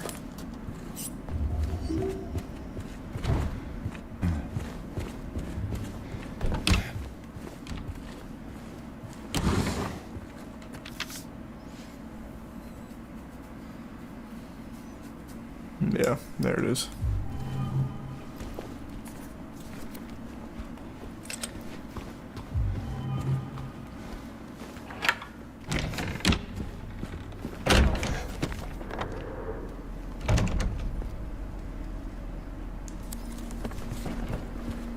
What key did I get? I already forgot. Basement.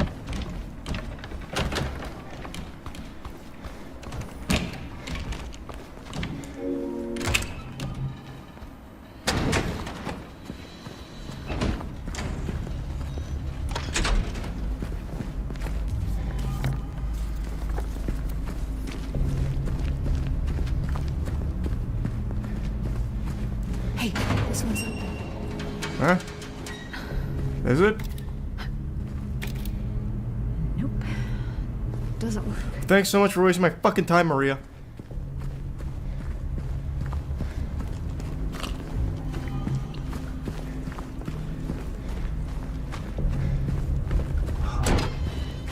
Generator. You think we can get it working? We gotta fix it. Elevator running again.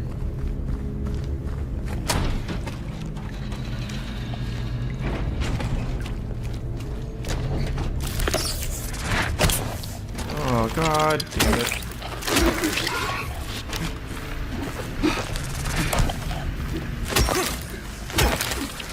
Oh, that animation cancel was clutch. Good work, Maria.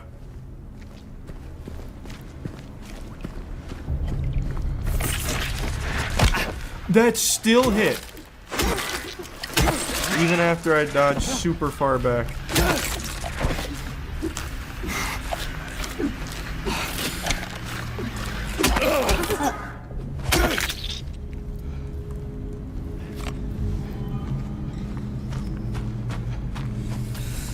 Eek. Taking a lot of unnecessary hits right now. That's for the generator. Let's get the member hemp.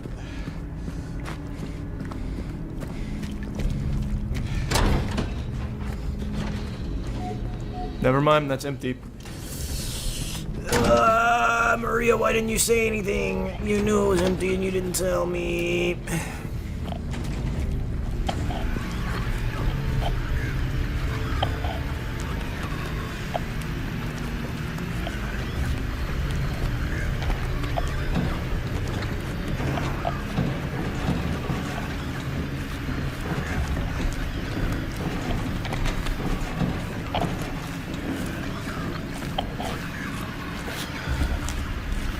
Go.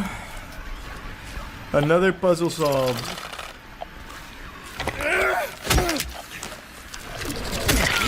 No shot. I was mid-dodge. Where's membership T?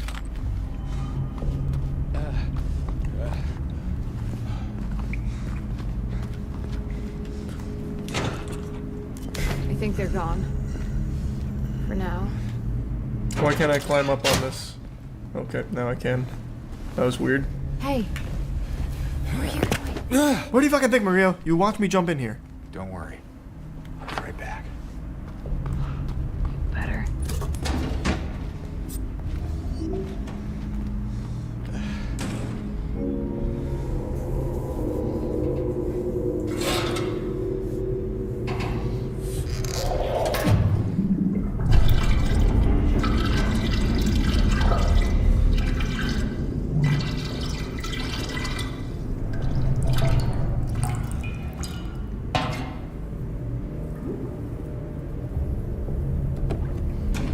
There we go. Generator can get fixed now.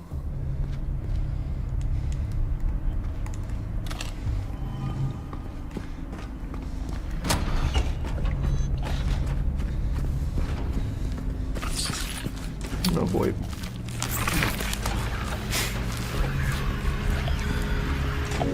You see that move? That was slick. Slippery. Smooth.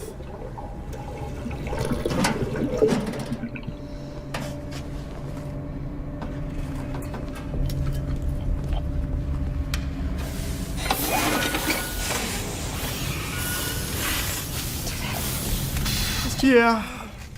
Yeah, I did it. What about it, eh?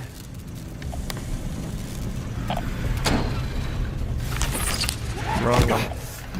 Wrong way.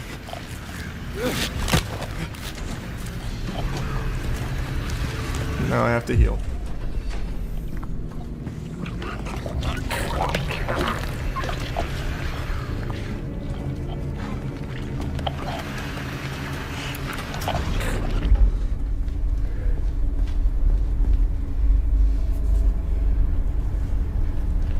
When is it out?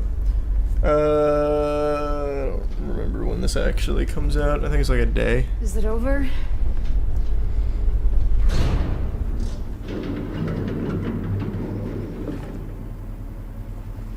Comes out on the 8th. Gotcha.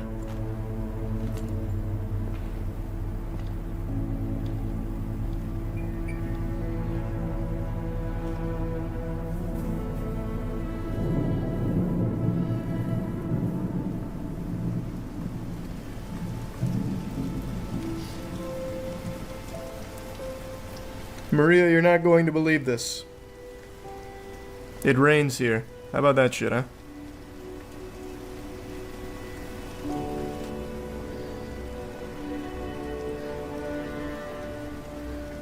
Maria?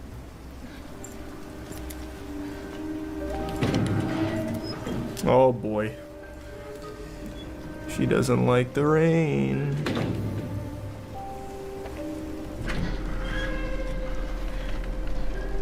Hey. You okay? I'm sorry. That's fine. What's going on? Are you sure? It's nothing.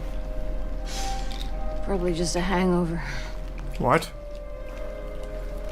What are you talking about, crazy lady? Maybe you should rest. Yeah. Okay.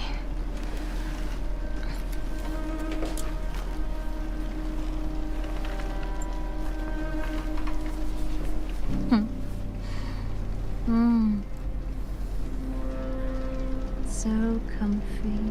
Right next to some piss stains. I bet it's really nice. I'm gonna go look for Laura. He looks disgusted. As soon as I can. James? Yes, Maria?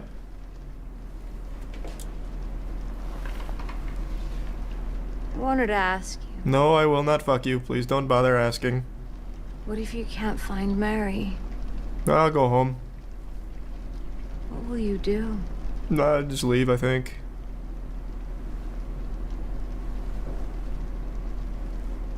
I haven't really thought about that.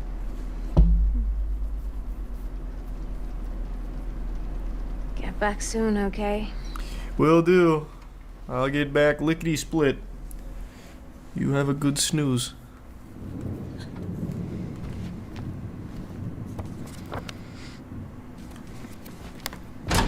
Now, where is that girl?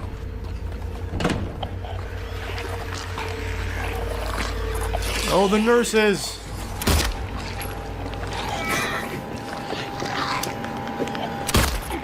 I really thought that would drop her.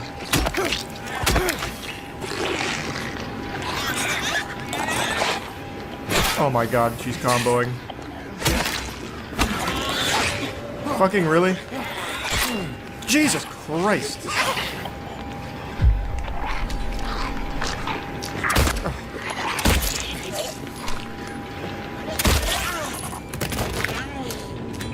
One shot, one kill. That's how we do it.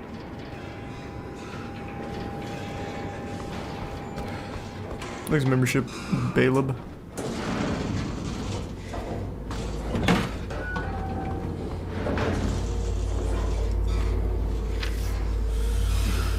The code has been reset to what we agreed on during yesterday's meeting, Doctor's Lounge. Like I said, I don't want anyone writing down a little piece of paper for me to find. Be responsible, people.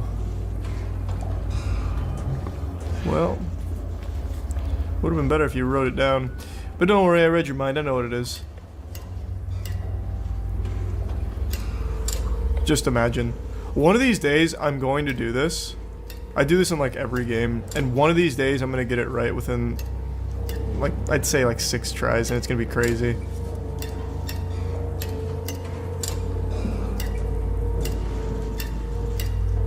I'll do like 3 more.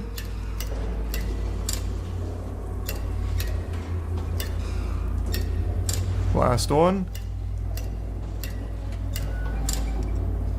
Okay, no luck.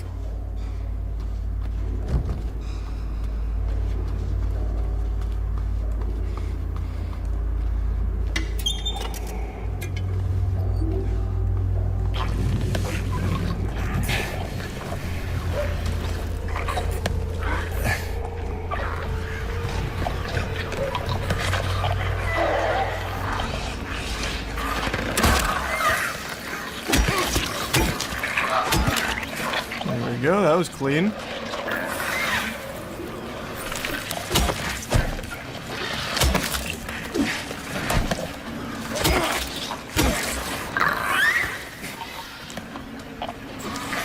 Oh, what a dodge.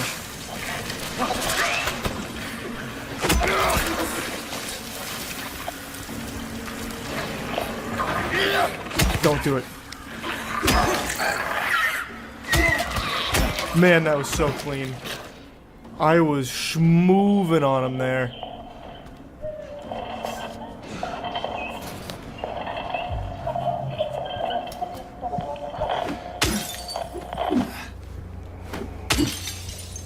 Thanks, membership.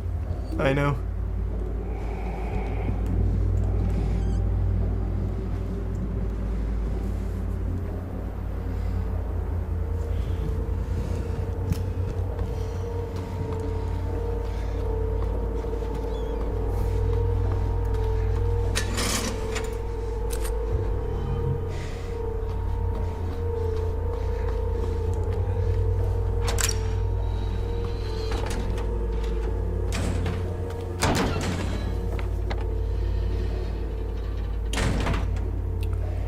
To find the keypad numbers first and foremost.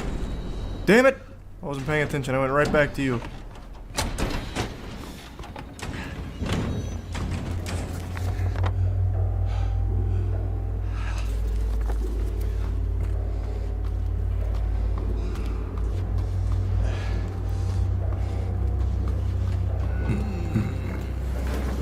Where should I check? Have I looked at utility? Utility room? No, it's blocked. This is open though. What was that? A hallucination? What just happened?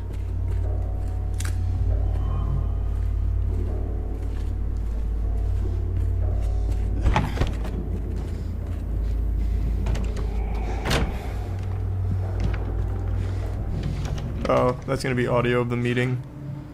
And I'll get the code. Oh, I gotta pee real quick though. Give me 2 seconds. Yeah, I turned off the lights. I've been turning off the lights for every horror game now. Thanks for membership, Alex. I'm gonna fill up my water too. I'll be right back.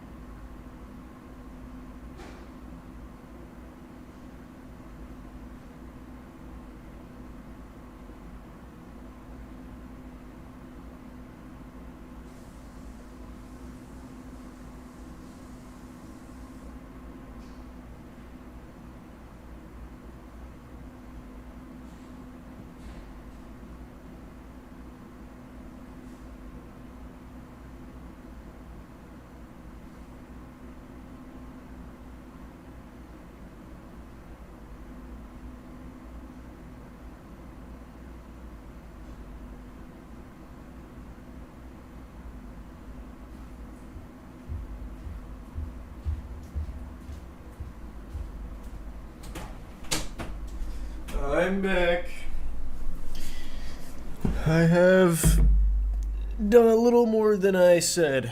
I not only filled up my water, I not only peed, I got a snack. Mm-hmm. And I'd do it again, too, if I was hungry.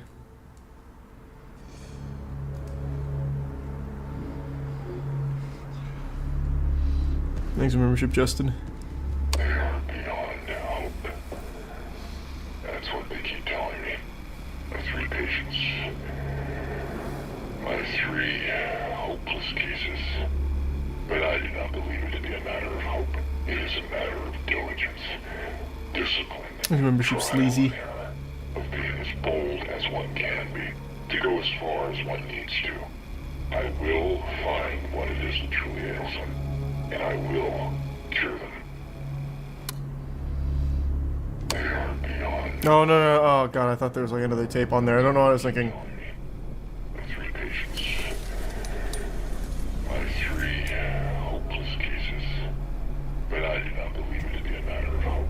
It is a matter of diligence, discipline, trial and error, of being as bold as one can be, to go as far as one needs to. I will find what it is that truly ails them, and I will cure them. Oh, I'm missing one. Man, there's a lot of shit I need to collect here for these puzzles. So for this, I need wristbands? Hospital wristbands? I don't know what that is. Collecting like Livestrong bands.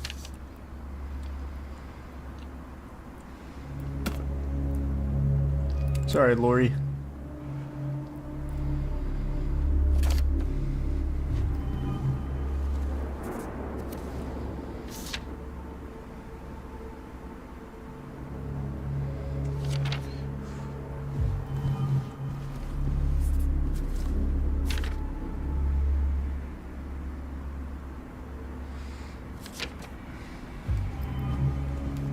I don't know what puzzle that helps with. Oh my god, there's so much like inaccessible locked shit. Yeah. I think I can backtrack for a lot of that. Let's go left. Got another nurse.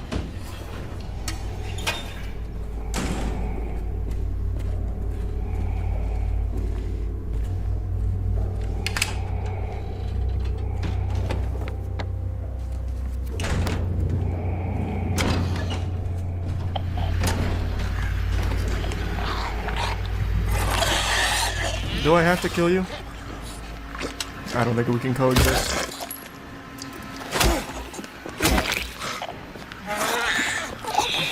Jesus Christ. The distance she covers is crazy. Okay.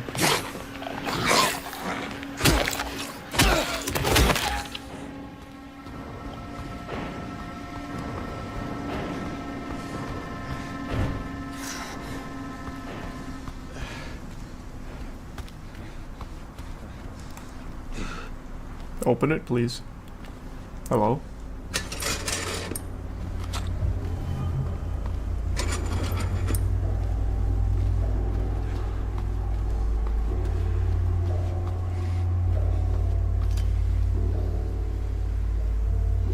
Oh, sorry to hear that, Hob. But also, you're welcome.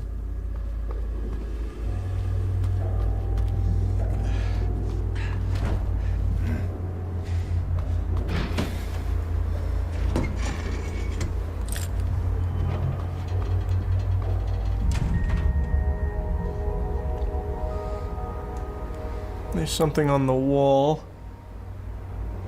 Laura? Does that say Laura? I think it does.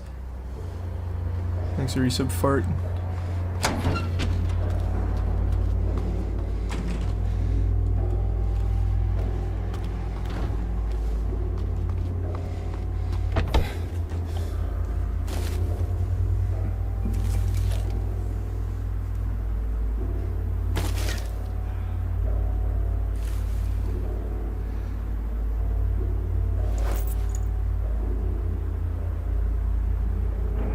Don't know how that helps me. But I'll take the needle tip. Oh, I definitely know how that helps me. At least it didn't give the members age. I appreciate the generosity.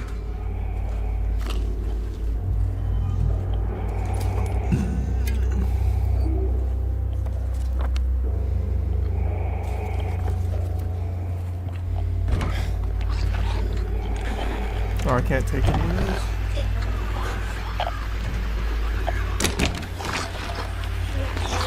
Take this.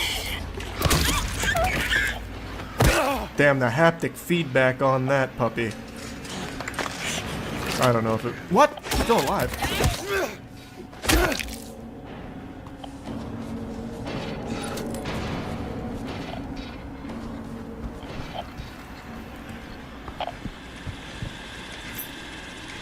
There we go. L1 room key. Nice, nice.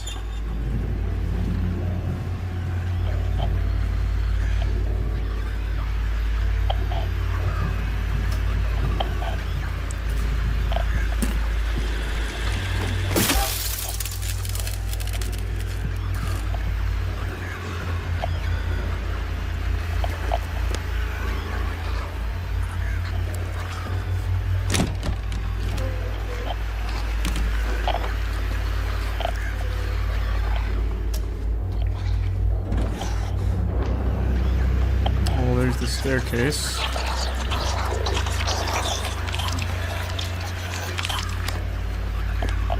Oh, don't make me. I don't want to waste any more ammo.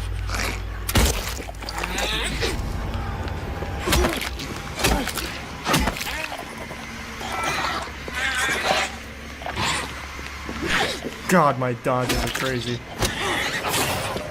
I can't see her now. Oh, didn't need to see her. Instincts took over.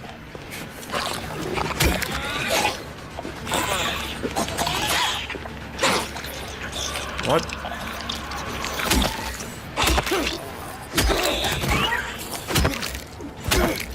She started lagging or something there. She got like hacked.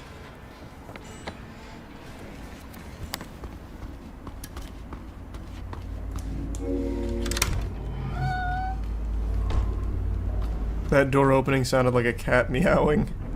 That was a cool sound effect. Fuck it, I'll heal.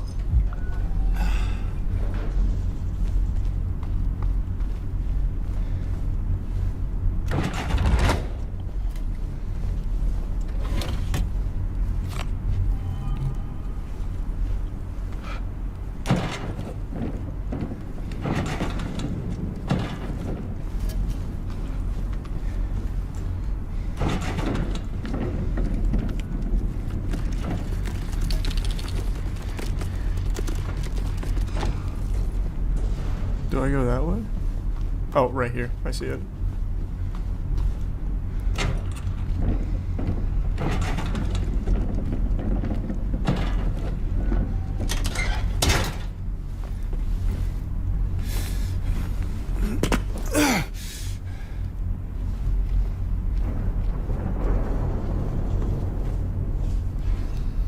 I brought in the girl today, poor thing hasn't said a word. She sits there, head in her hands, sobbing, quivering. I moved her to the corner bed, seems to have calmed her a bit. She even smiled.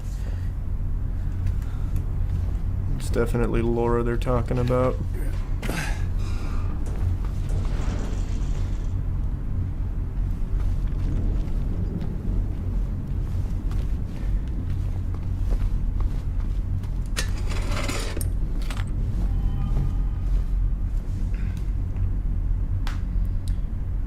Ooh, yikes, crazy. I have no idea. Jesus.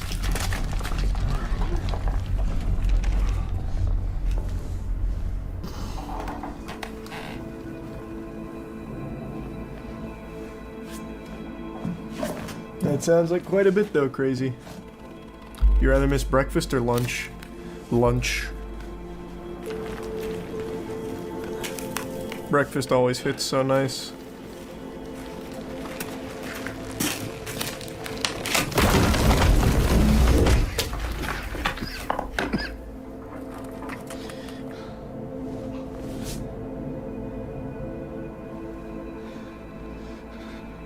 Bit of a tight squeeze, eh?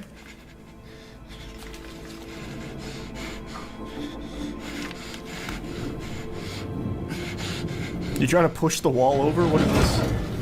Oh, it worked. I would not have thought to do that. I thought that was wall. It's just some lockers.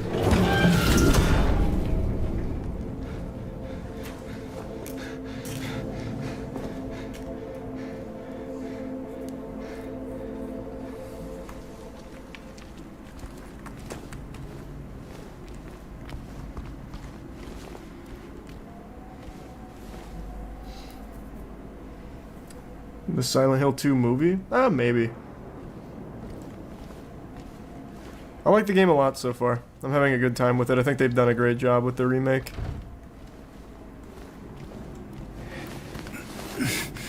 I did not watch Abigail. Matt is 6'5".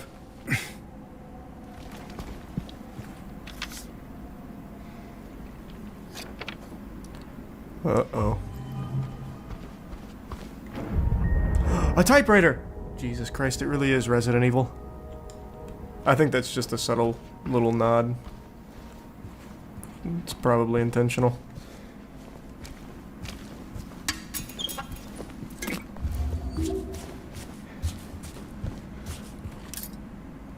There's one of the wristbands.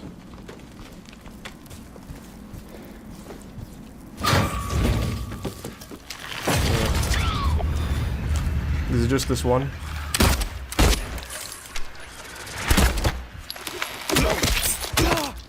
I shouldn't have wasted the ammo. Well, I have plenty though. I have so much ammo. I really should do that. I should use it more. I'm too frugal with it. Let's go Doctor's Lounge. Actually, I should save. I'm right here. There's a link for it, Kristen. I don't remember where it is though, but there's a link to the Discord somewhere.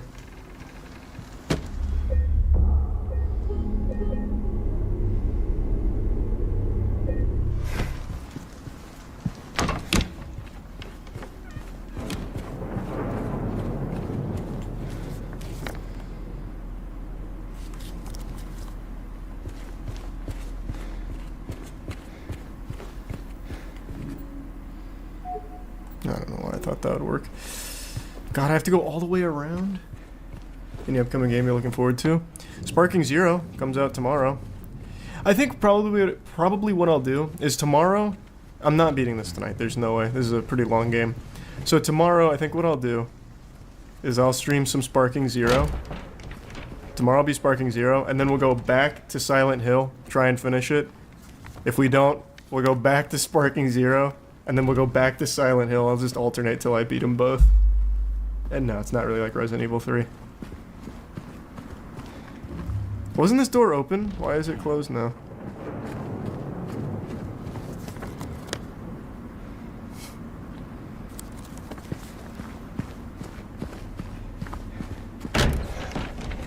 You said you weren't going to pay the extra to play. I can't help myself. I don't recommend anybody do it, but I just really want to stream it ASAP. I definitely don't think it's worth it, but since I'm streaming it, I guess it makes a little more sense. But I certainly would highly advise against it. I think it's a dog shit practice. I would much rather the game just came out in 3 days. And yeah, I know about Halo Studios. How do I get to the Doctor's Lounge from here?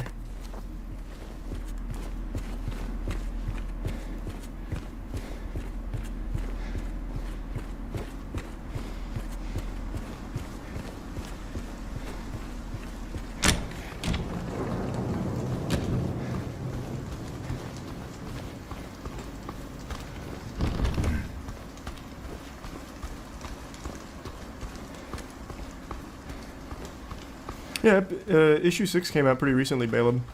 And the trade paperback.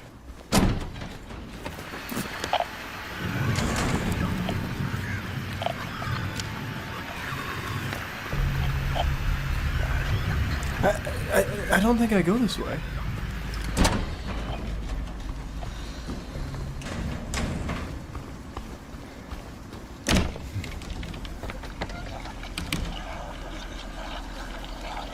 But I think that's the only way to get to the doctor's lab. Or, yeah, no, that's the only way.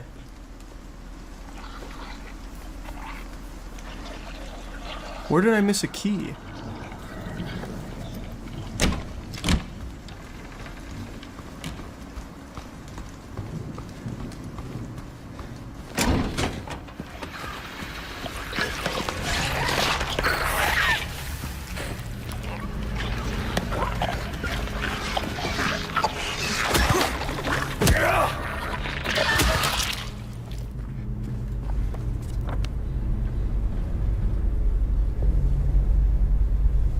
So I've definitely done everything here. I think it really might just be this.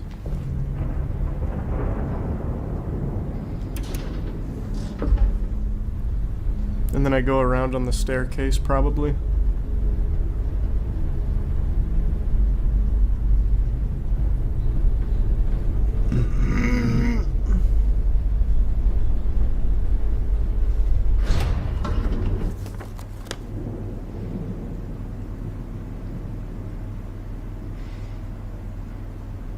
Yeah, I think that's the play. Let's go to the staircase. The hospital's by far the biggest spot so far.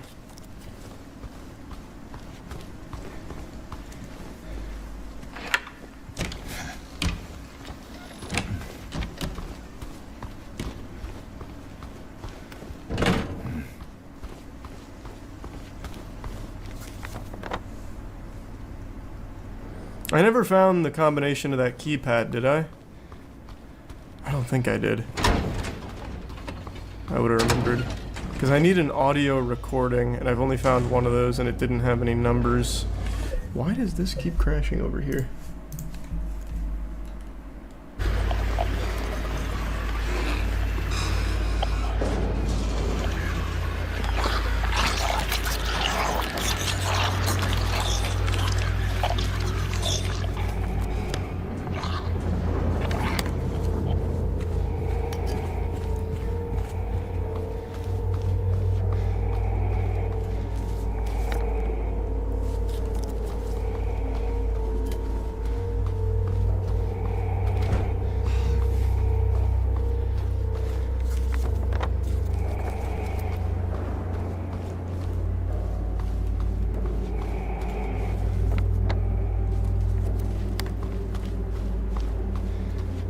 Did I miss something here?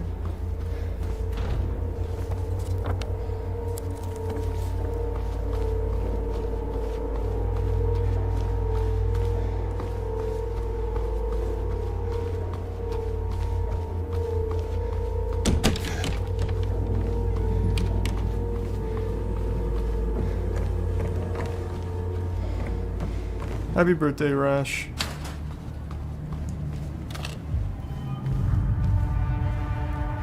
Nothing there. I thought that might be the way to go. Guess not.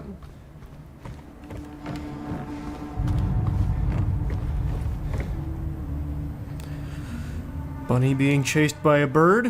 What could that possibly mean? Here we go, I haven't been on this side.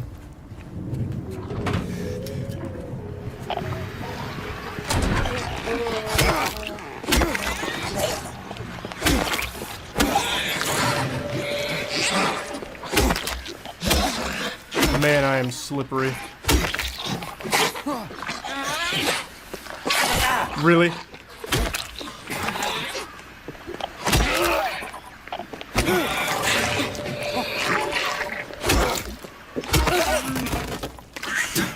Nah, that's fine. Thanks for your sub school. What were you guarding? There's something in here. No way it's just ammo. I refuse to believe that. There's got to be some kind of clue. No way. Actually worthless. No fucking way it's actually worthless.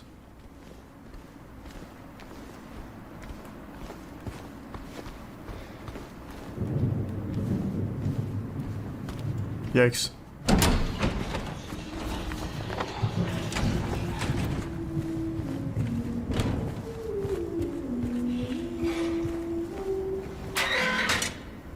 Hey, are you okay? Go away! Don't be afraid. I just want to talk.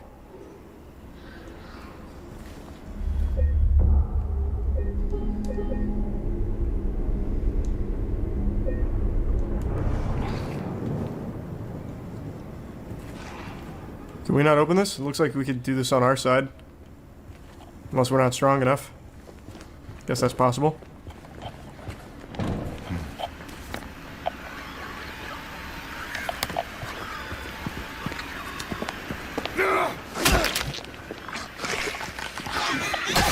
No shot you reached me. Okay.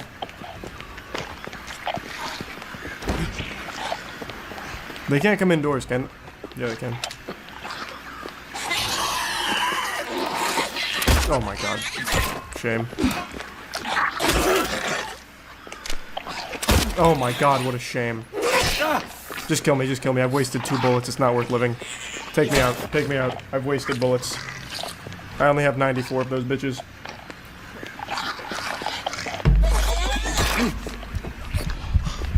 What are you doing? Do it!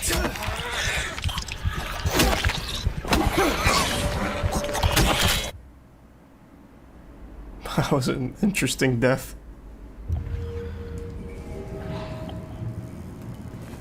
Alright, got my bullets back.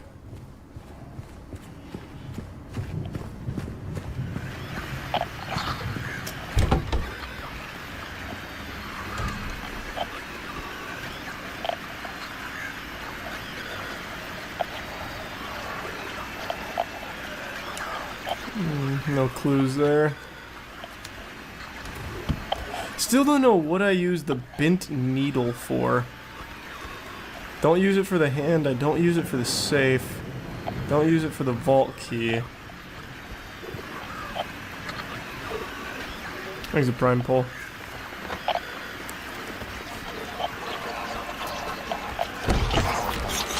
Yeah, she's blocking the door.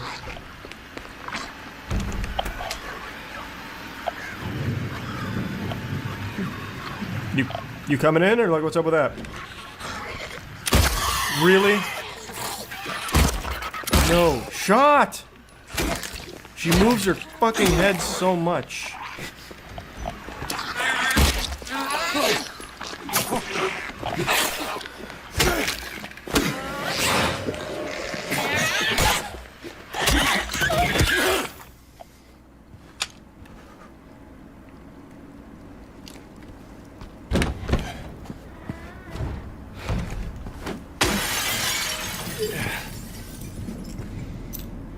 There we go. That's the key I needed.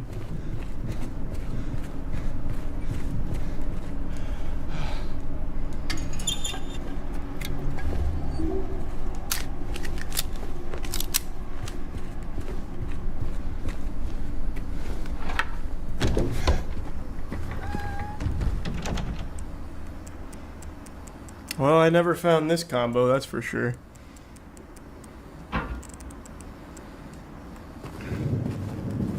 Man, there's so many. There's 2 different number combinations I don't have. And the hand. And one other thing. There's so many fucking things here. Oh, and the safe. So 3 number combinations I don't have. What the fuck?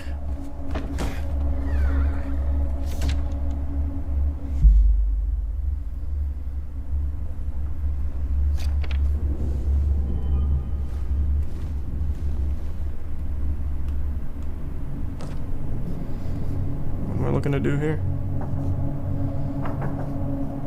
Am I connecting these x-rays? Oh, I see.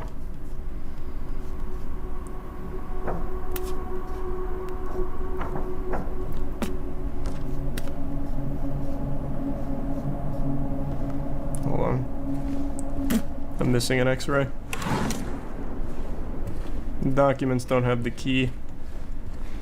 There it is.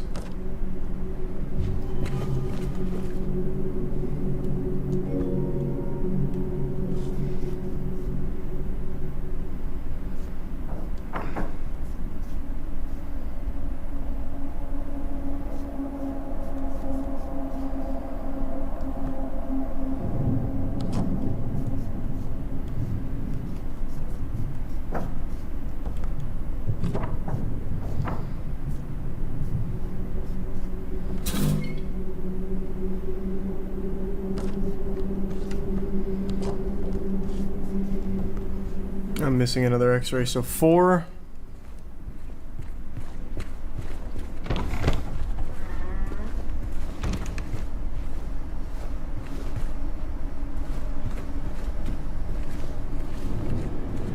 Where the fuck? Or maybe that's the whole combo, it's just 4. Where else could I be? Or where else could it be? Exam room 5, maybe?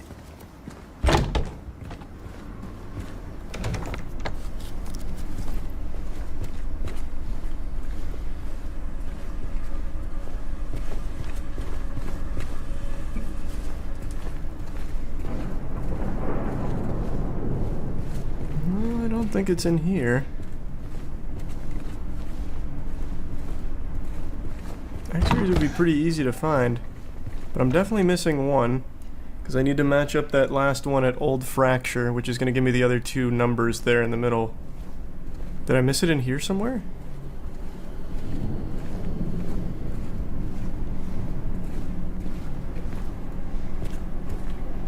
Oh, I saw the Little Nightmares 3 announcement a while ago.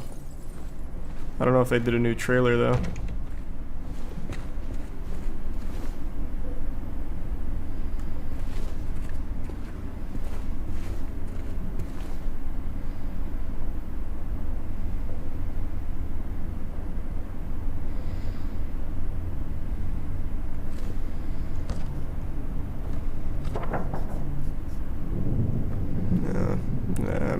I'm definitely right, it goes like this, and then I just need one more. Maybe it's downstairs, maybe it's just not upstairs. Though I think I really could just brute force this. Since I have one number for sure, and it's the first number, I could probably brute force it. So it'll go... 4... Oh wait, what? No? Oh, there we go, 4...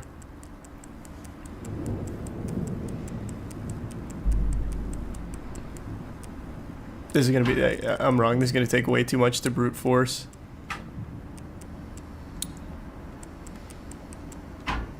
No shot I brute force this.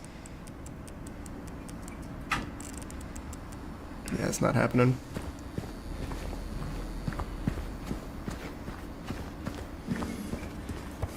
There's nowhere else here where there could be... Well, that's not true. With the hydrotherapy room I haven't been able to get into.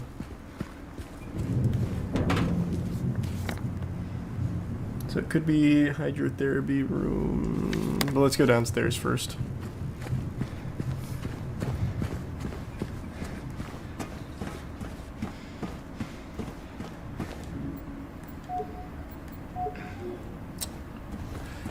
I really thought I could get in there. How the fuck did I get down here? I already forgot now. Oh, middle.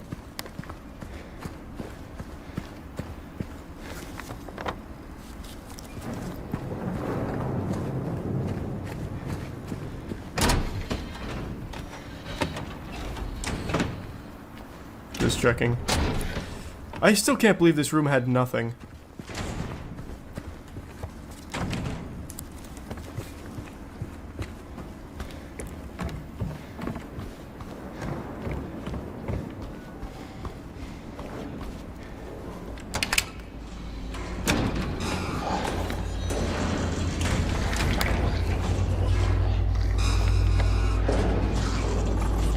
Can I get into the treatment room?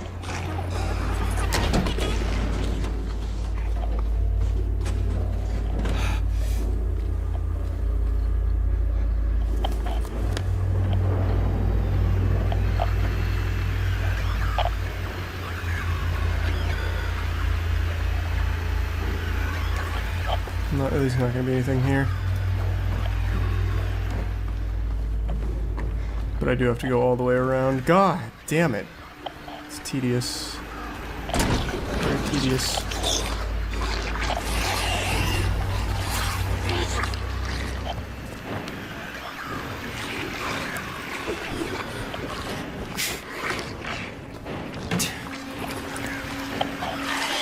Actually, there is something in C1 that I haven't done.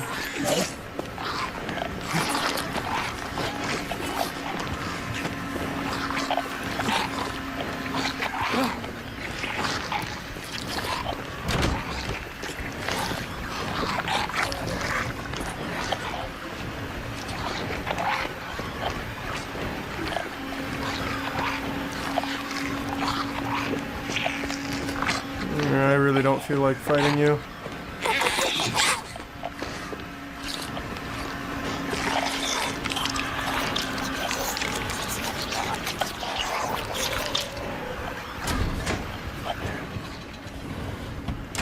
Don't come in. Whatever you do, don't fucking come in here. Oh, what is that? There we go. That's definitely one of them. 071. That's gonna be the keypad numbers, I think. Thanks, Deformed. Hope you're well. Pardon.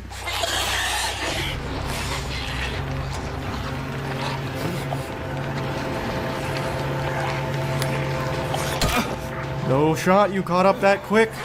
Okay. Okay, what the fuck? How? From that range? Whatever, I have to kill them.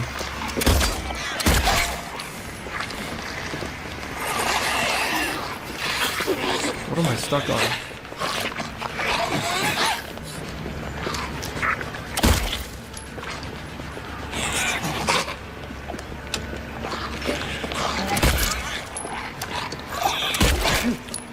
Didn't stun. Huge.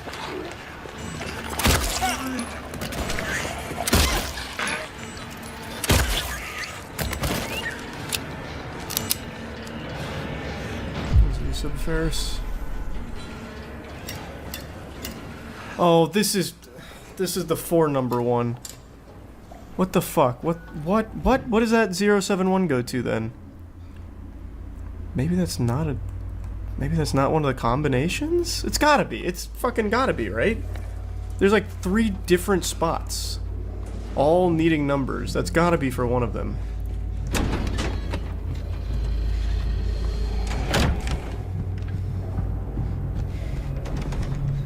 God only knows where I find this one, because I still haven't found this. I'll put a wristband on here, though.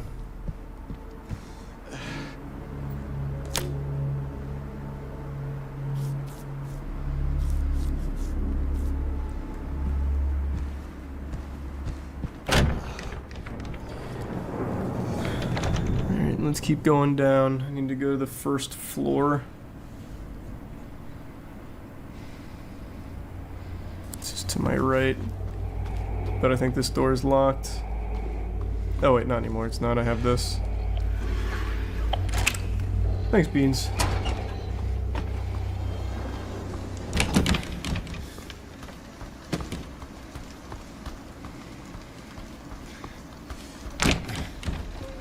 Oh, God, again, there's so many.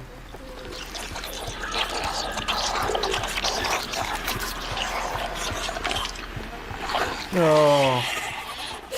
Right at the door, too. Do you have no shame? No iframes either? No shame, no iframes, nothing?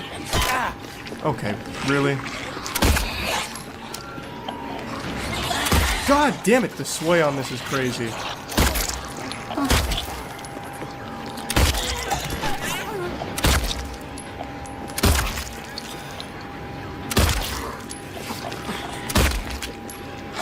Stay down.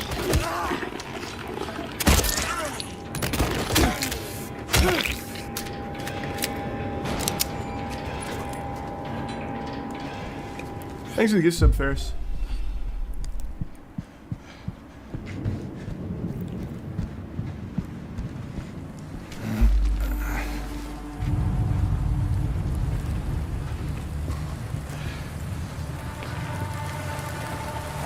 Holy shit, I can go outside too. This is so big.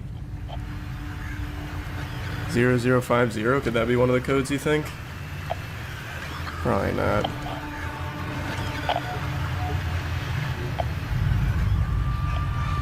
The game's good so far. I've been liking it a lot. This game was not cancelled. You're thinking of the Silent Hill game that PT was supposed to become.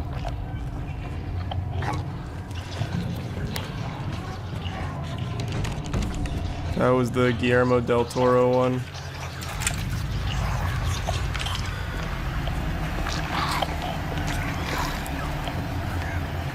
Oh, there's so many.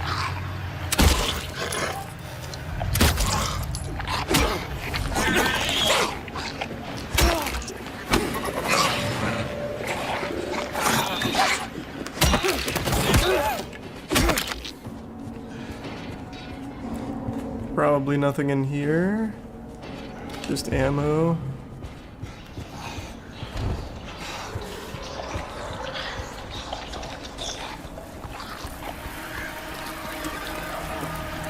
Don't know what the mold remover is used for. I'm sure it'll be helpful though. I hear somebody. Or not. I thought there was something like really wet crawling up behind me.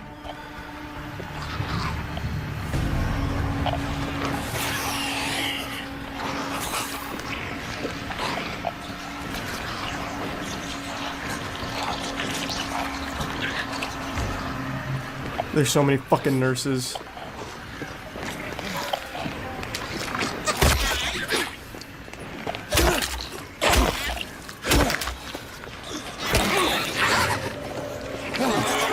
Ugh.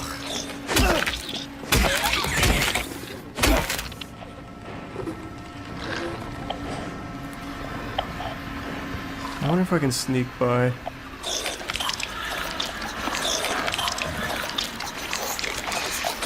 I don't want to sneak by, I actually need this over here.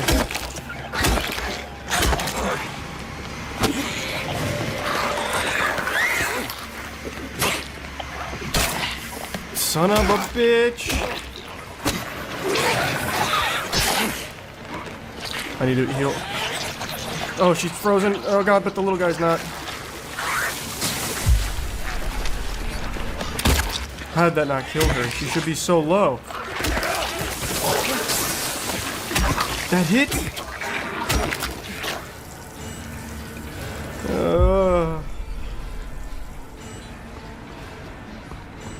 I have not seen the substance yet. I also thought there was something else to collect there. That was truly a waste.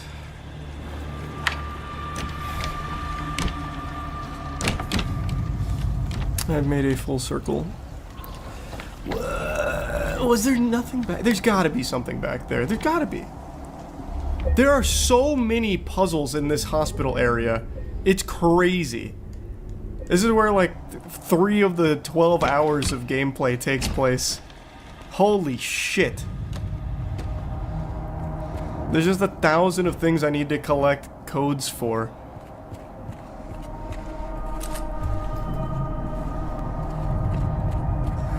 Let's go back outside, or let's go outside.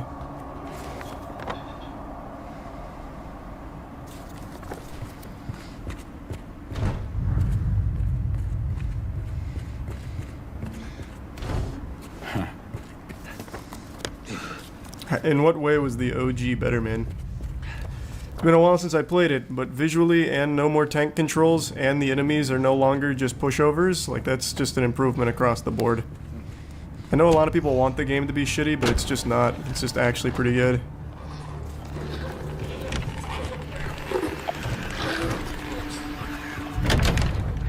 I forgot how I get in that room.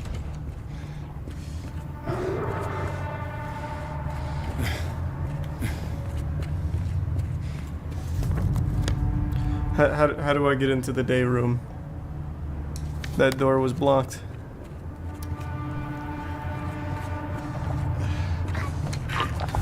Where did you even come from?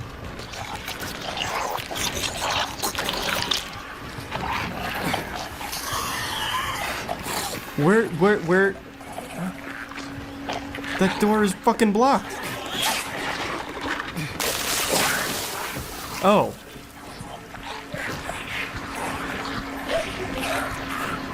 Didn't realize that. Thanks for the resub, Fong.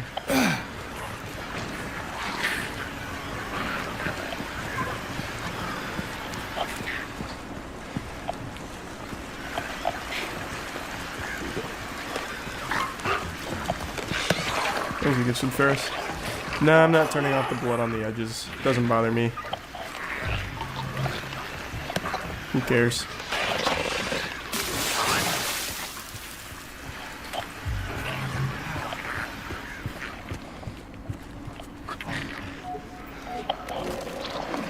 Another fucking collectible puzzle that needs to be solved. Crazy. That's so crazy. I'm making no progress on... Oh my god. I am making no progress on these at all. There's just too many.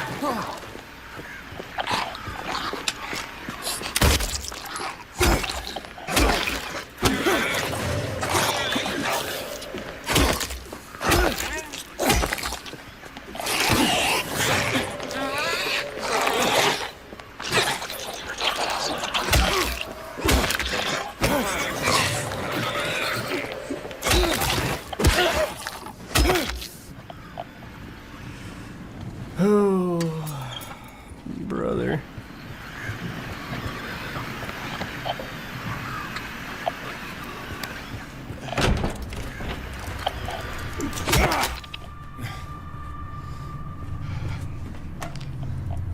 Alright, that's good. The medical tube, I think, will 100% be how I fish out that thing in the drain. So there's one puzzle we can finally get to. That's the one in the pharmacy.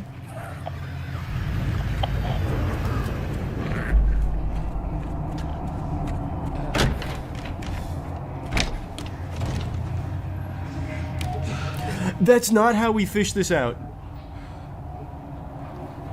I don't know what that goes to then. There are actually 5,000 active things that need things to get.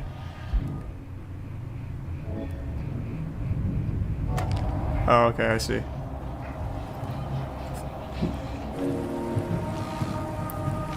I keep forgetting that you have to combine things instead of just use them.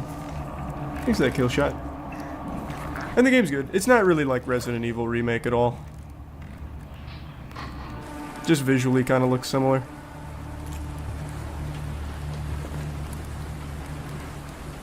Thanks, membership, Jake.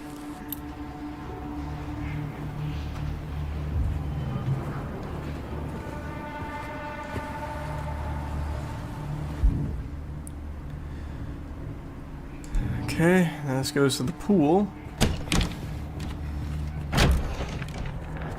Finally making some headway.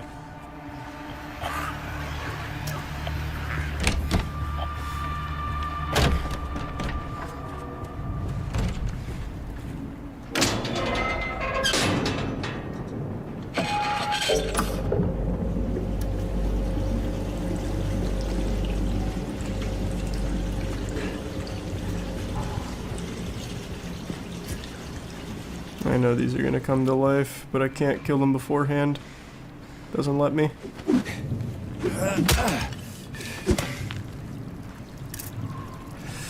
Alright, another band.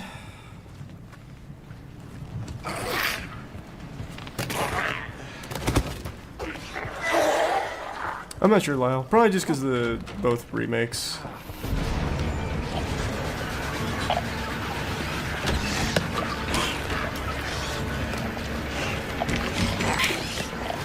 Membership twisted.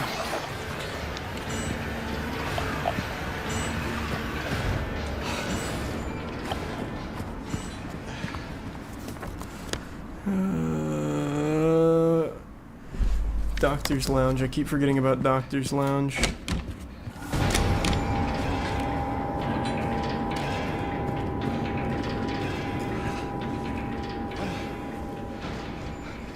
Not yet, Fluffles. Not yet. This has no information on the puzzles I need. Combinations. There we go, finally. That solves a puzzle. I don't know which one, probably keypad. Instead of giving me numbers, it gave me direction.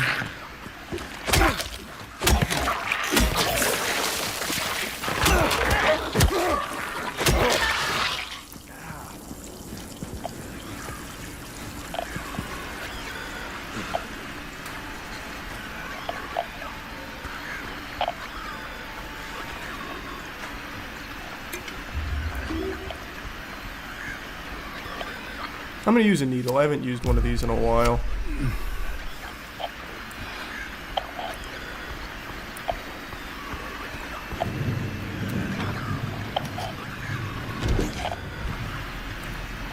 Anything else in the doctor's office?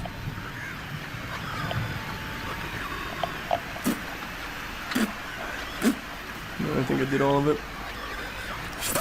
Or doctor's lounge, whatever.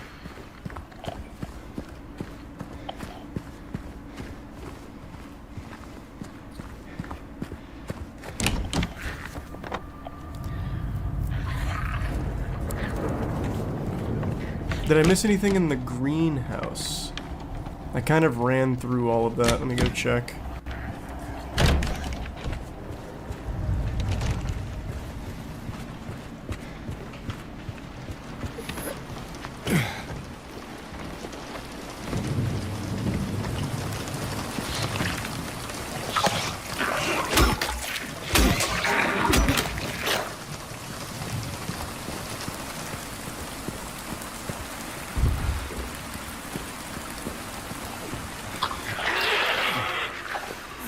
I usually just do Pop-Tarts cold. But I don't really...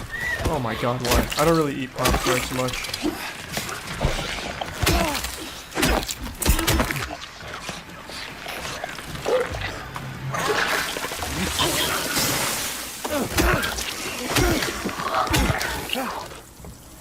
Shame.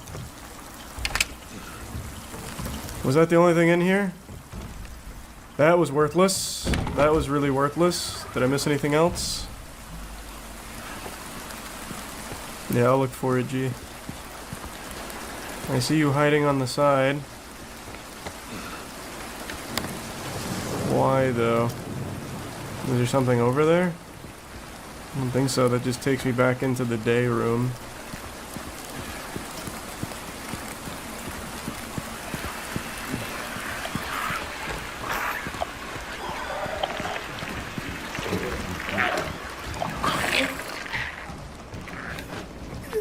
Alright, I think I'm done with this floor. Finally.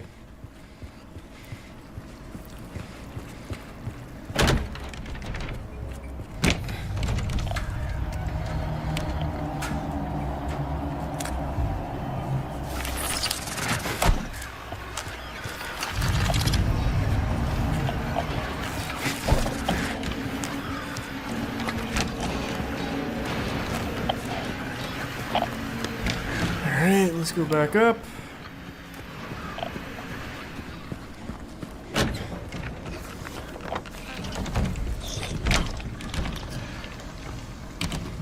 I have another bracelet. I think I have the answer to the keypad. Like the direction that I'm supposed to take it, maybe. Oh, you know what? Hold on. I think I have one more thing.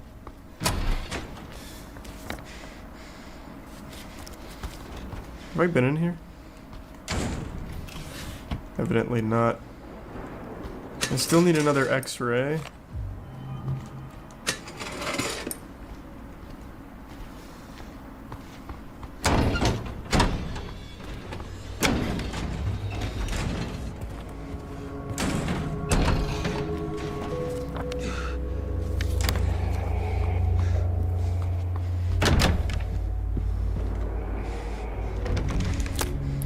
I don't know what the mold remover goes to.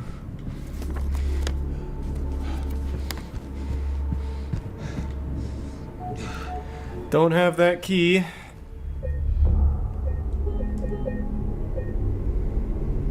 Thanks, resub, Jenny. And I still don't have the other thing I need for the safe. Can't do the treatment room either.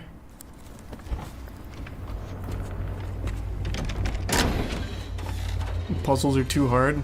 The puzzles aren't hard, it's just so much collecting shit, like, aimlessly.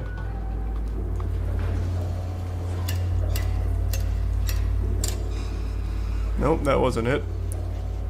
So then, what does this go to? Keypad combination... No, oh, I went the wrong way.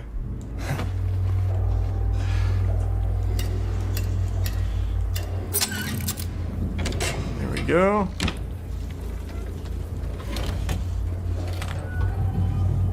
Membership AG.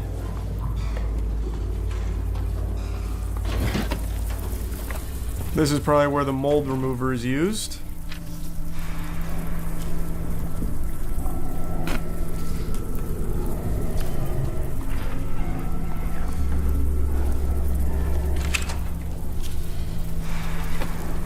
I have not been watching enough One Piece recently. There's the other X-ray I needed.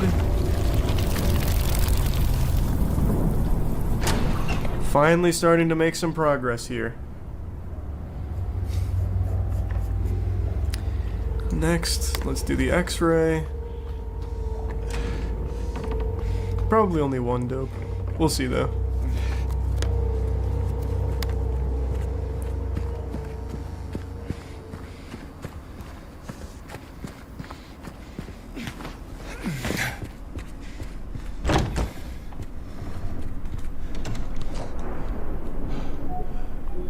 I have to use the mold on this.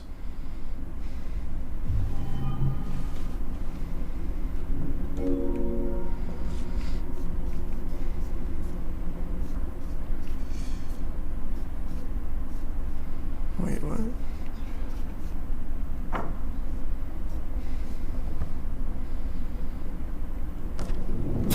That was one down. 4. What number is... Oh, 33. Or 31? 43112, I think.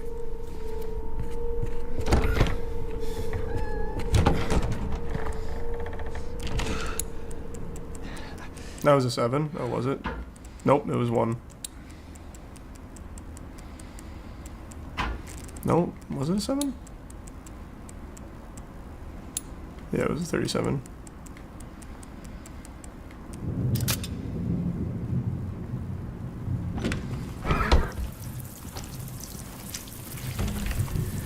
Finally, all the puzzles. We're collecting all the shit we need. We're getting so close.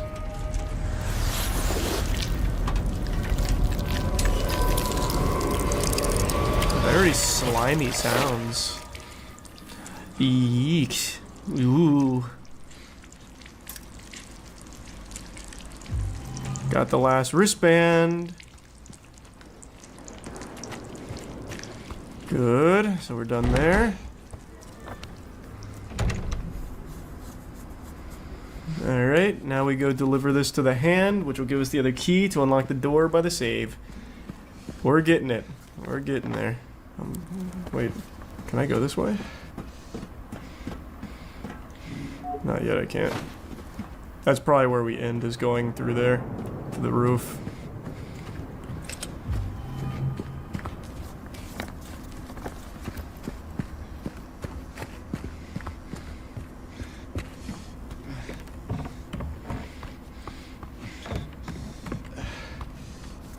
I agree, Dopeless. I would have loved to see the PT full vision.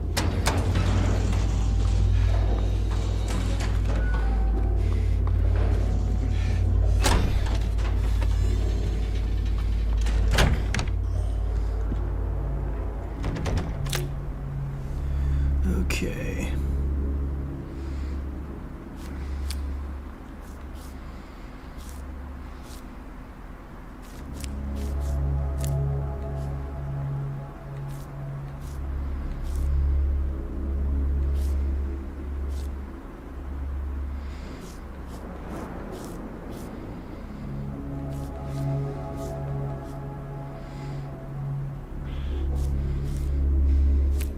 No, wait, I had it right.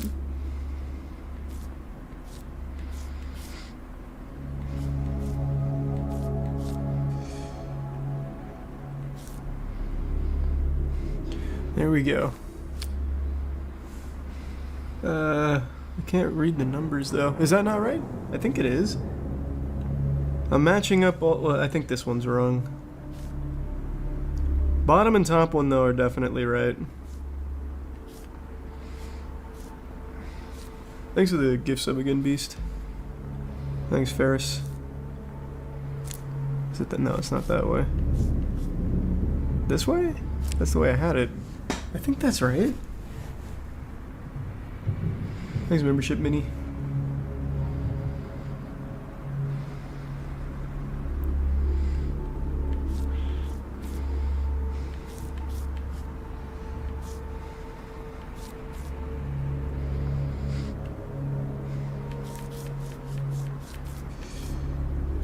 I think that's it. Does this match up better somewhere?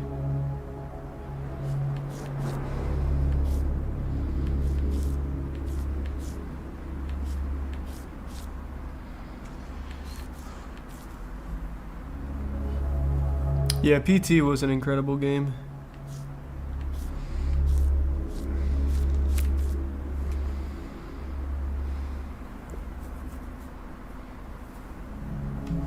I know the top one's right. I'm not confident on the middle. And I really think this is the right... This is definitely right.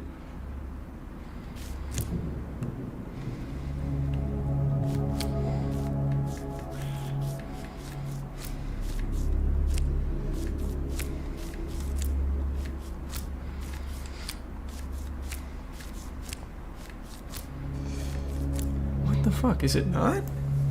Thanks, membership, Papa. There's no way these swap because they have to match.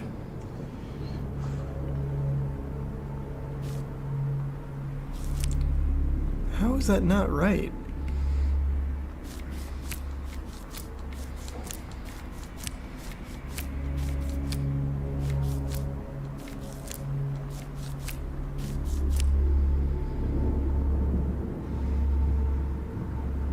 Is it this one? No, it's this one is 100% right.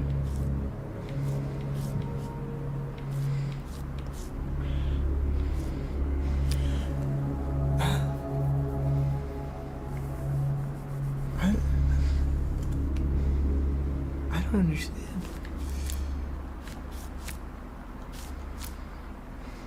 Well, it could be this way. Then the middle's still wrong.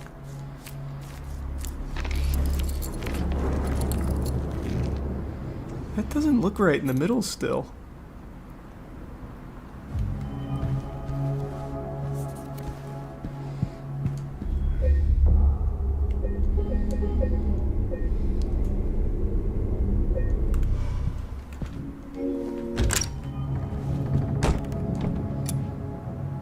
There we go.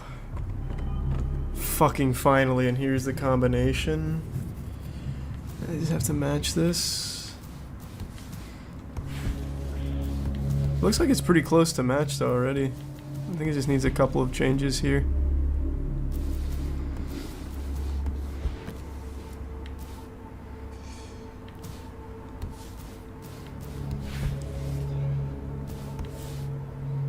Oh wait, I see. This all needs to move back one.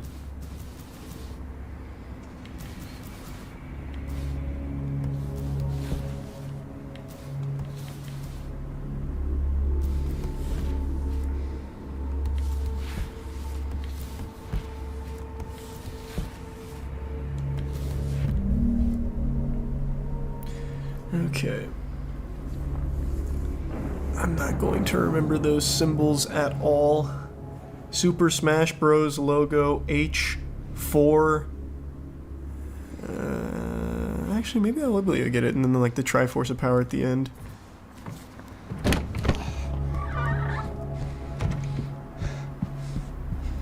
Let's see if I get it. See if I memorized it. Super Smash Bros. Oh. Hold on, I gotta swap where I am on here. Wait, no, wait. Why are we in the middle? There we go. Super Smash Bros. H4. Bang.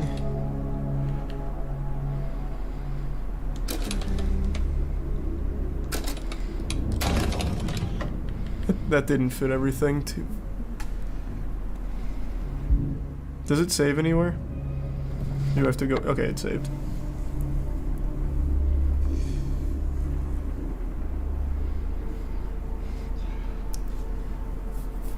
Oh, I had all of that right too. I just didn't have enough space. So I misunderstood what the puzzle was supposed to be. I'm only doing 6 out of the 8.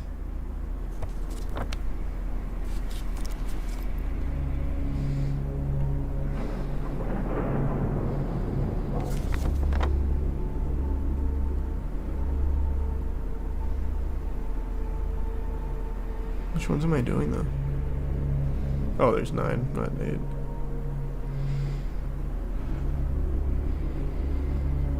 Oh, wait, I see. The hand numbers. Forgot all about that.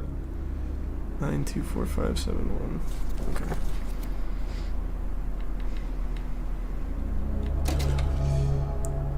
I forgot what the second one was already. God, I have to keep referring to it. 9H.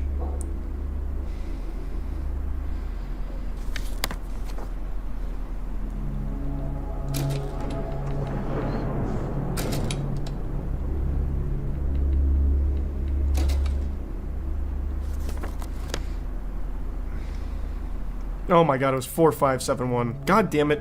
Forgot all about the 45.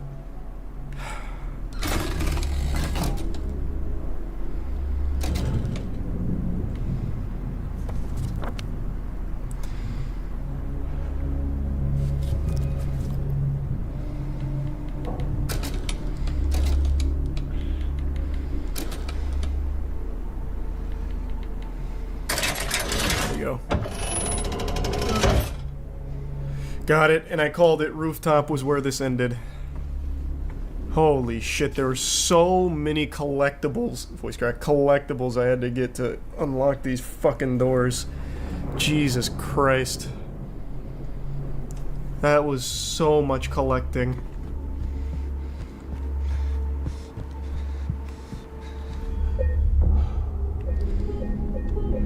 Alright, I'm gonna call it there. We'll pick this up again either tomorrow or the next day. We'll see. Maybe I won't do Sparking Zero tomorrow. Yeah, I'm definitely doing Sparking Zero tomorrow. So it'll be Tuesday. Tomorrow, Sparking Zero. Alright. Have a good night, everyone. I will see you soon. Sleep well. Bye-bye.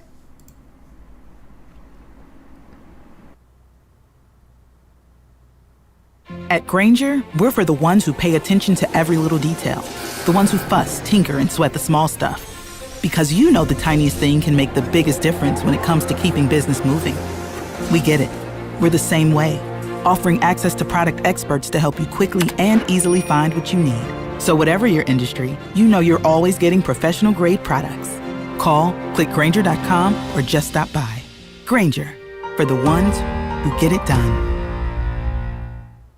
Mass Effect has ruined any sense of self-preservation when it comes to alien women, at least for me. Of course, that can be taken back further and arguably be attributed to Star Wars or possibly even Star Trek with its green women. That's right, I do know about the green women. You see, when dealing with aliens, it's not always all natural and mismatching enzymes, according to that one Quarian in the bar when she was talking about a human hitting on her. It probably would have been me, Tally Best Girl. No, sometimes it's about an alien who will shoot her tongue through the back of your head as everything starts going full 18+ anime, as it's using a human facade to allow her to get close to human males in order to take over the planet. In the blessed era of the 90s, before life got incredibly lame, although again arguably it may have been lame the whole time, SETI, or the Search for Extraterrestrial Intelligence, would receive a signal from space neatly encoded and housing information on how to add to our own genetic profile. So obviously the scientists did the smart thing and immediately slammed that thing into an embryo, forever altering the creature and creating something that was capable of completely destroying every piece of life on this planet. Now, why would scientists do this? Well, because it came with one good piece of information about creating endless fuel sources that was clean burning, but it works much like a computer virus. You think you're downloading Linkin Park's num.exe on LimeWire, but really what you're doing is downloading a terabyte virus that will completely decimate the family computer. That's sort of like what the plan was for our species. So in today's episode, we will be doing something a little more, seeing as Thanksgiving break is upon us, and I probably bet you're tired of dealing with, the family. We will be covering the trilogy of Species. I know, bold strategy, because based on performance of my Thanksgiving video, that was bad. But who cares? Let's get into it. So we kick off our story with Species 1, the thing that started it all and really made me confused as to what this organism is based on what it can do later. But we will get to that in the science portion, as it kind of, I guess, does fit together. But it begins with a young adult waking up in a confined bounce house. Now you're probably wondering why I have to call everybody young adults, because if I mention what they actually are, this will just totally get decimated. I don't know why it works that way, but it just does in the site. As she looks around, she's surrounded by scientists and one guy watching on. As the scientists exit the facility, two more are brought in with gas. And it's cyanide, meant to disrupt the body's metabolism and take out the human part of her. The guy goes, LOL, sorry bro, as they then pump in the gas. But surprise, mother trucker, it doesn't work. As he has a nice cry about it, she just straight up yeets out the window. They should have probably been wearing better PPE, because I'm pretty sure a cloth mask isn't gonna save you from cyanide gas. She makes a break for it outside as they begin the chase, but aren't able to catch up with her, as they're not dealing with the average sand warrior anymore. She's able to get on a train and has a dream about a homeless guy attacking her? I don't know, maybe he's just checking on her. It's really unknown, but he gets folded like an omelet, and that's the end of him. The next morning, arriving into town, considering she knows nothing about the world, she's actually operating pretty efficiently. Entering a random room, she checks out a bag and then finds there's a portable TV. Heading to the dining car, she uses her super strength to break into the cash register and steals money, then also steals some food. She pays the attendant that needed money, and then she eats a banana like a total ape. Also, at this point, the Shadow organization has found the homeless dude and figures it must be related to her. This prompts Xavier to put together the most just chef's kiss team I've ever seen. One guy has feelings about people or something. He says he's a friggin' empath, but I suppose it's supposed to be clairvoyance. Then we have Press, who knows how to fire a force multiplier. We'll get to the rest soon, but as the girl eats more food, her body starts changing. She enters a metamorphosis phase as tentacles begin spreading out of her face. Then meeting the other two members of the Feeble Four, we have Dr. Laura, who's a scientist, so I guess she's just smart, and then Dr. Arden, who's a scientist, so I guess he's just smart.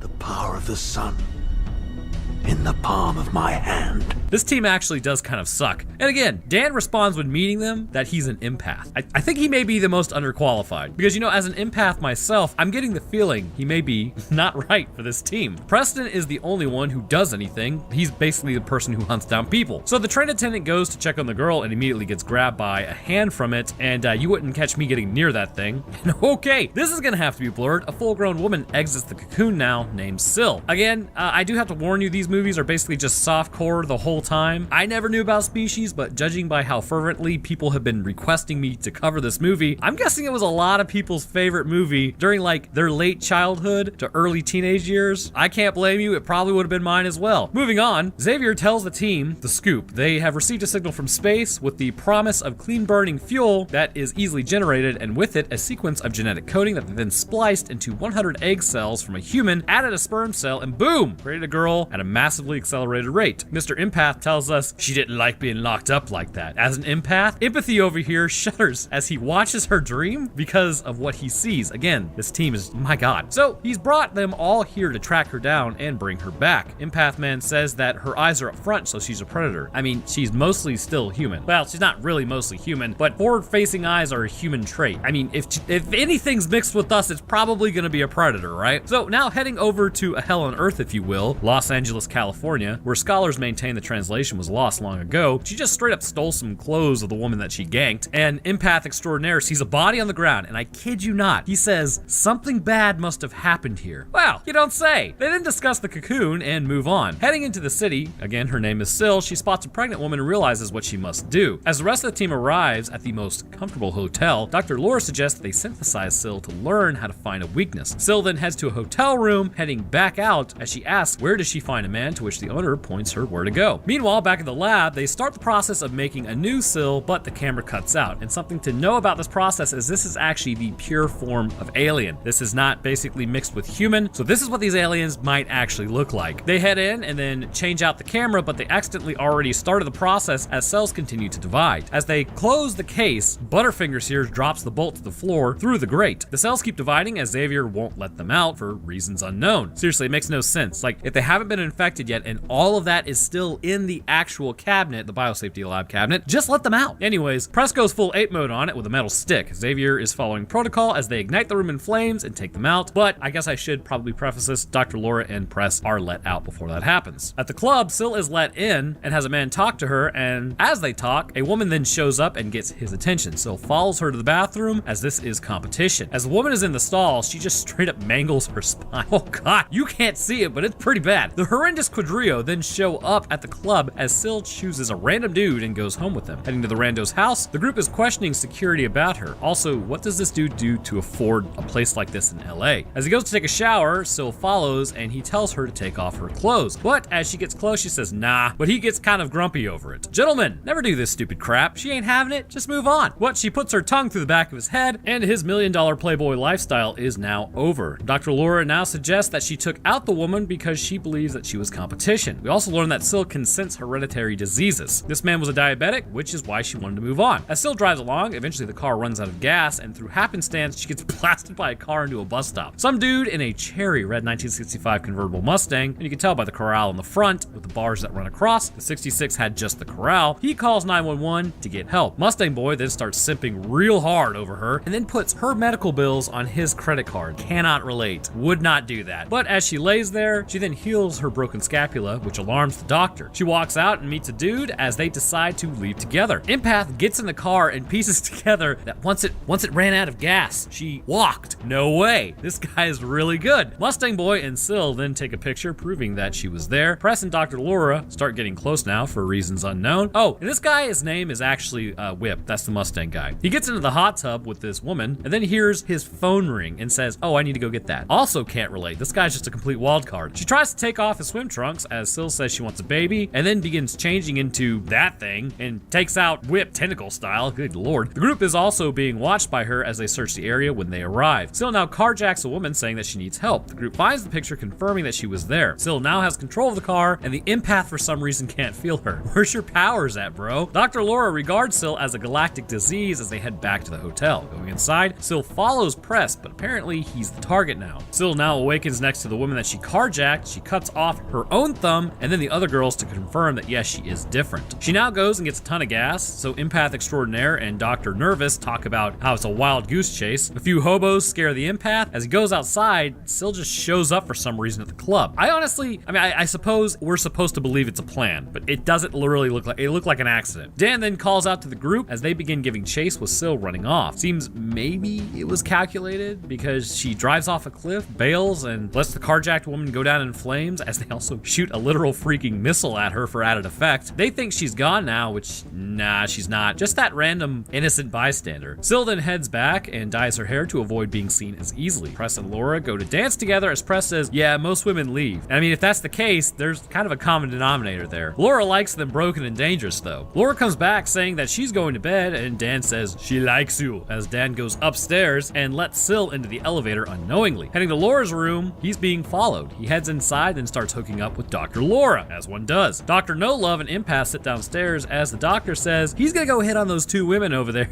Ooh, man, he strikes out real bad. I've been there, bro. Happens to the best of us. So he heads upstairs as Sil then enters his room, ready to get frisky. He doesn't ask questions. He's just ready to rock. Oh, by the way, if you didn't know, Dan is an empath, as shown when he falls asleep reading a book. He's awoken by the feelings of someone getting laid premaritally, and this is the greatest injustice to an empath. So he runs and tells on Dr. Strangelove to Press. So basically, he's just almost doomed the human race because he wanted to get laid. Because Sil is already showing that she's preggers. She then bursts out of the wall as the group arrives, finding the doctor is finished. Phrasing. They now begin the hunt for her in the sewers. Seeing air bubbles, Xavier is the first to be attacked and brought down. Empathy Man feels that she is nearby and then finds a hole in the wall and says she's in there. Entering the wall, well, she's giving birth and I didn't need to see an alien doing that. As the group splits up, because of course they do, Dan finds a child in the cave. It's a male, which could be a problem as it can reproduce much faster and has a tongue that can be used to basically spear mice. Dan gets a better look, but then takes the tongue to the shoulder, which is kind of a weird statement. Probably should have just straight used the flamethrower as soon as you saw that kid. Watch, it's just like some random kid lost in a caving accident. Anyways, at this point, Mom shows up screeching. They light the oil on fire by accident as they try to scramble out of there. Sil falls in and they attempt to pull Dan up, but she latches on. Press fires a concussive force detonator through the dome, ending it. Also, a mouse eats some of the alien and now becomes part alien, and that's where it ends. And I watched the whole trilogy. This is never discussed again. But does it really end? No, it doesn't, because now it's Species 2, nothing but horizontal boogaloo. Oh shit. Here we go again. We kick off this thing, like with all good stories, with something that doesn't make a lot of sense, but hey, it is what it is. The companies of the world have come together and not only probably are actually sponsoring this movie, but also sponsored a mission to Mars in the movie. A group of astronauts piloting this entire massive, ridiculously large ship that would take literal dozens of team members to successfully run has made it to Mars. By the way, the group of astronauts, there's 3 of them. Getting down to the surface, one astronaut in particular is known as Patrick. He does the whole spiel about one world, one species, and how stoked they are to have come to Mars. They get their soil sample and immediately turn tail back to Earth, which, no. Pretty sure they would be orbiting that planet for a few more days conducting experiments, but bringing him back up, it becomes apparent something is wrong with the soil sample that they collected as it thaws. Coming back to Earth after 182 days, the thing launches its attack, knocking them all out, and I have to question, if this was a soil sample, they don't know what's in the soil sample, wouldn't that container basically be completely sealed, not allowing for anything to escape? Anyways, it doesn't matter, because for 7 minutes, Houston couldn't raise the astronauts. But they've come back to and then head home while a guy yells in a mental hospital about how they shouldn't have gone to Mars. Pretty standard. Coming back to Earth, we meet Sil 2, Eve. Dr. Laura is heading this project. They are exposing her to chemical agents as they try to get her to succumb to anything. Dr. Laura says that the alien biology continues to adapt to everything they throw at it. So okay, let me ask you this. Eve and Laura's relationship is kind of hilarious because it's like a mother-daughter-ish relationship, although Laura is literally trying to destroy her at every turn, and this is apparently fairly painful to Eve. So later on, I'll show you how dumb this is, but for now, the astronauts receive potentially the worst news imaginable. When they get back, they're on quarantine for 10 days, and they can't get laid. It's not a medical quarantine, right? I mean, they're free to go do whatever they want to go do. They just can't get laid. It's not a real quarantine because what? What if they have an infection? That doesn't make any sense. Why would it just be getting laid? Like, what about actually being infected with a microbe? Anyways, don't think too much about it. The astronauts are now essentially celebrities at a congratulatory gathering. Patrick's father gets up and gloats about how cool he is. Meanwhile, Patrick is getting frisky in the back because every woman is hot and bothered by the first man on Mars. Patrick goes to meet everyone as he starts saying some real sketch stuff, but nobody cares because he's famous. And speaking of famous, although he has a wife, he goes and hooks up with 2 women upstairs. That's Brad behavior. Definitely not Chad, because doing that to your wife, mega douche move. So Eve is like connected to this dude mentally as the woman experiences the joys of childbirth within literally a few minutes. Patrick later drives out to a barn and drops off the kids because he doesn't want that responsibility. He goes to his senator father's house later as Patrick tells him that he's scared. The senator just sort of dismisses it, while the scientist calls a mental hospital to try to get in contact with the guy who was screaming. Literally, he is working on the blood of these people with no PPE, then watches a supercell event, and then does the unthinkable. So the container falls over, spilling, which blood starts moving on its own, so he touches it. I'm excommunicating him from the science field because I'm assuming this dude got his doctorate from a Cracker Jack box. But as it goes into the wall, well, it becomes a hand and then tears out his guts, silencing this loose end. They did, however, bring Laura in on it and find that the DNA is similar, but Eve hasn't gotten out, so clearly there's another one of these things running around. So we now meet Press once more, freeing an embassy and getting in his car after. Yes, that is definitely what it would be like. There would be no military vehicles or police cars anywhere, nothing like that. The general then arrives, offering him $1 million tax-free, which in the 90s, that's a lot of money. So as Press gets let into the facility with the general, it apparently ruins Laura's attempt to keep Eve away from men, which,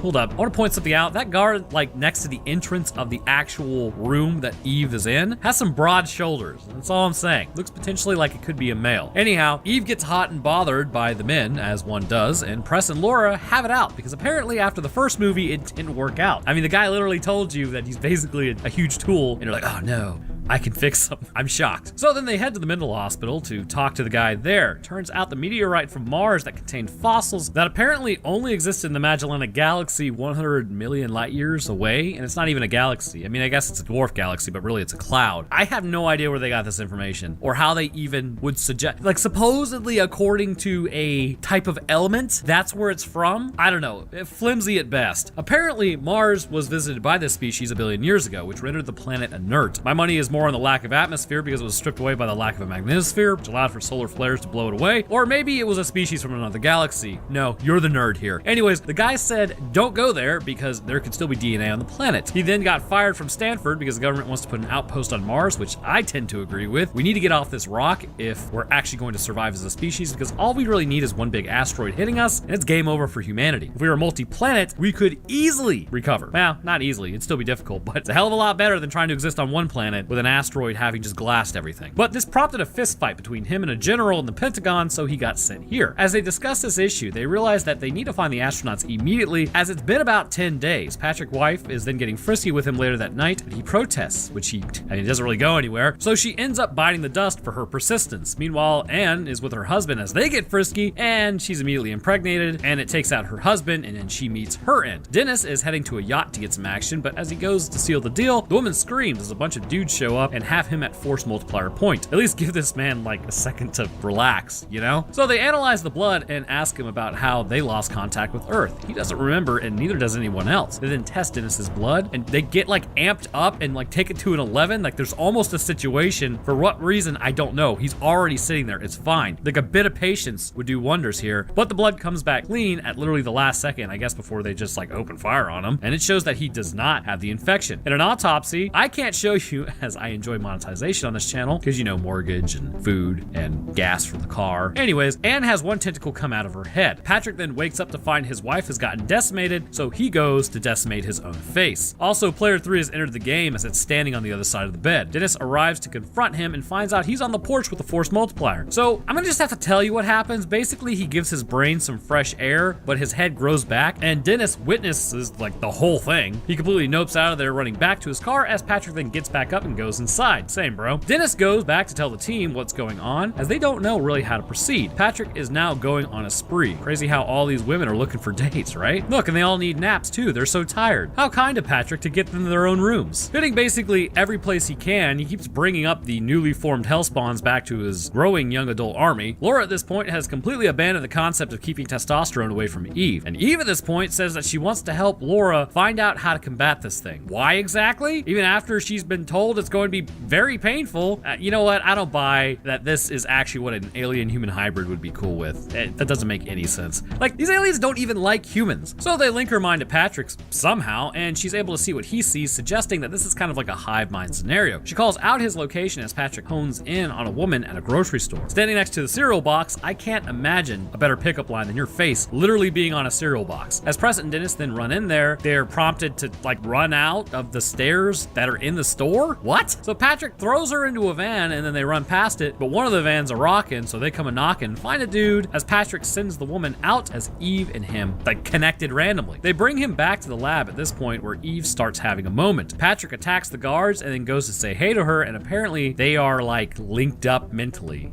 Oh my god. I thought this was about infecting other species, not hooking up with one another, but apparently not. The general now goes to the senator to show that his son was infected. The senator basically tells the general to suck a railroad spike, he won't give up his son. Dennis now goes to see Eve, but she apparently isn't interested, which prompts Laura to realize that because he is a carrier of sickle cell, the alien DNA can't deal with human genetic diseases. Meanwhile, back at the farm upstate where the kids actually are, the senator confronts Patrick to get him to help, but Patrick just ends up taking him out by accident because the tentacles have their own plans. Laura goes to Eve to ask for help tracking down Patrick, but she doesn't want to play ball all of a sudden, and Patrick's children now ascend into the roof to become cocoons. They decide to use some of Dennis's blood as a toxin as Eve then breaks out. Dude, get some thicker glass. Like, are you joking? So Eve now escaped. Like, the first one escaped through thin glass, so then you use glass again. I'm sorry, that's just dumb. You're just asking for her to escape. But anyways, they light her up, but of course this doesn't work long term because she has super healing. Apparently Eve also learned how to drive from Dukes of Hazzard. Taking off, she's really feeling it, Mr. Krabs, as somehow she outdrives a helicopter arriving at the farm to find that they're met with tentacles everywhere. Eve finds Patrick as then they start hooking up, and again, I thought this was about converting a species. At this point, the small aliens are waking up as a group gets attacked. They also are spraying like portions of Dennis's blood all over anything, or at least like the genetic information for sickle cell. I feel like you could have done this with anything.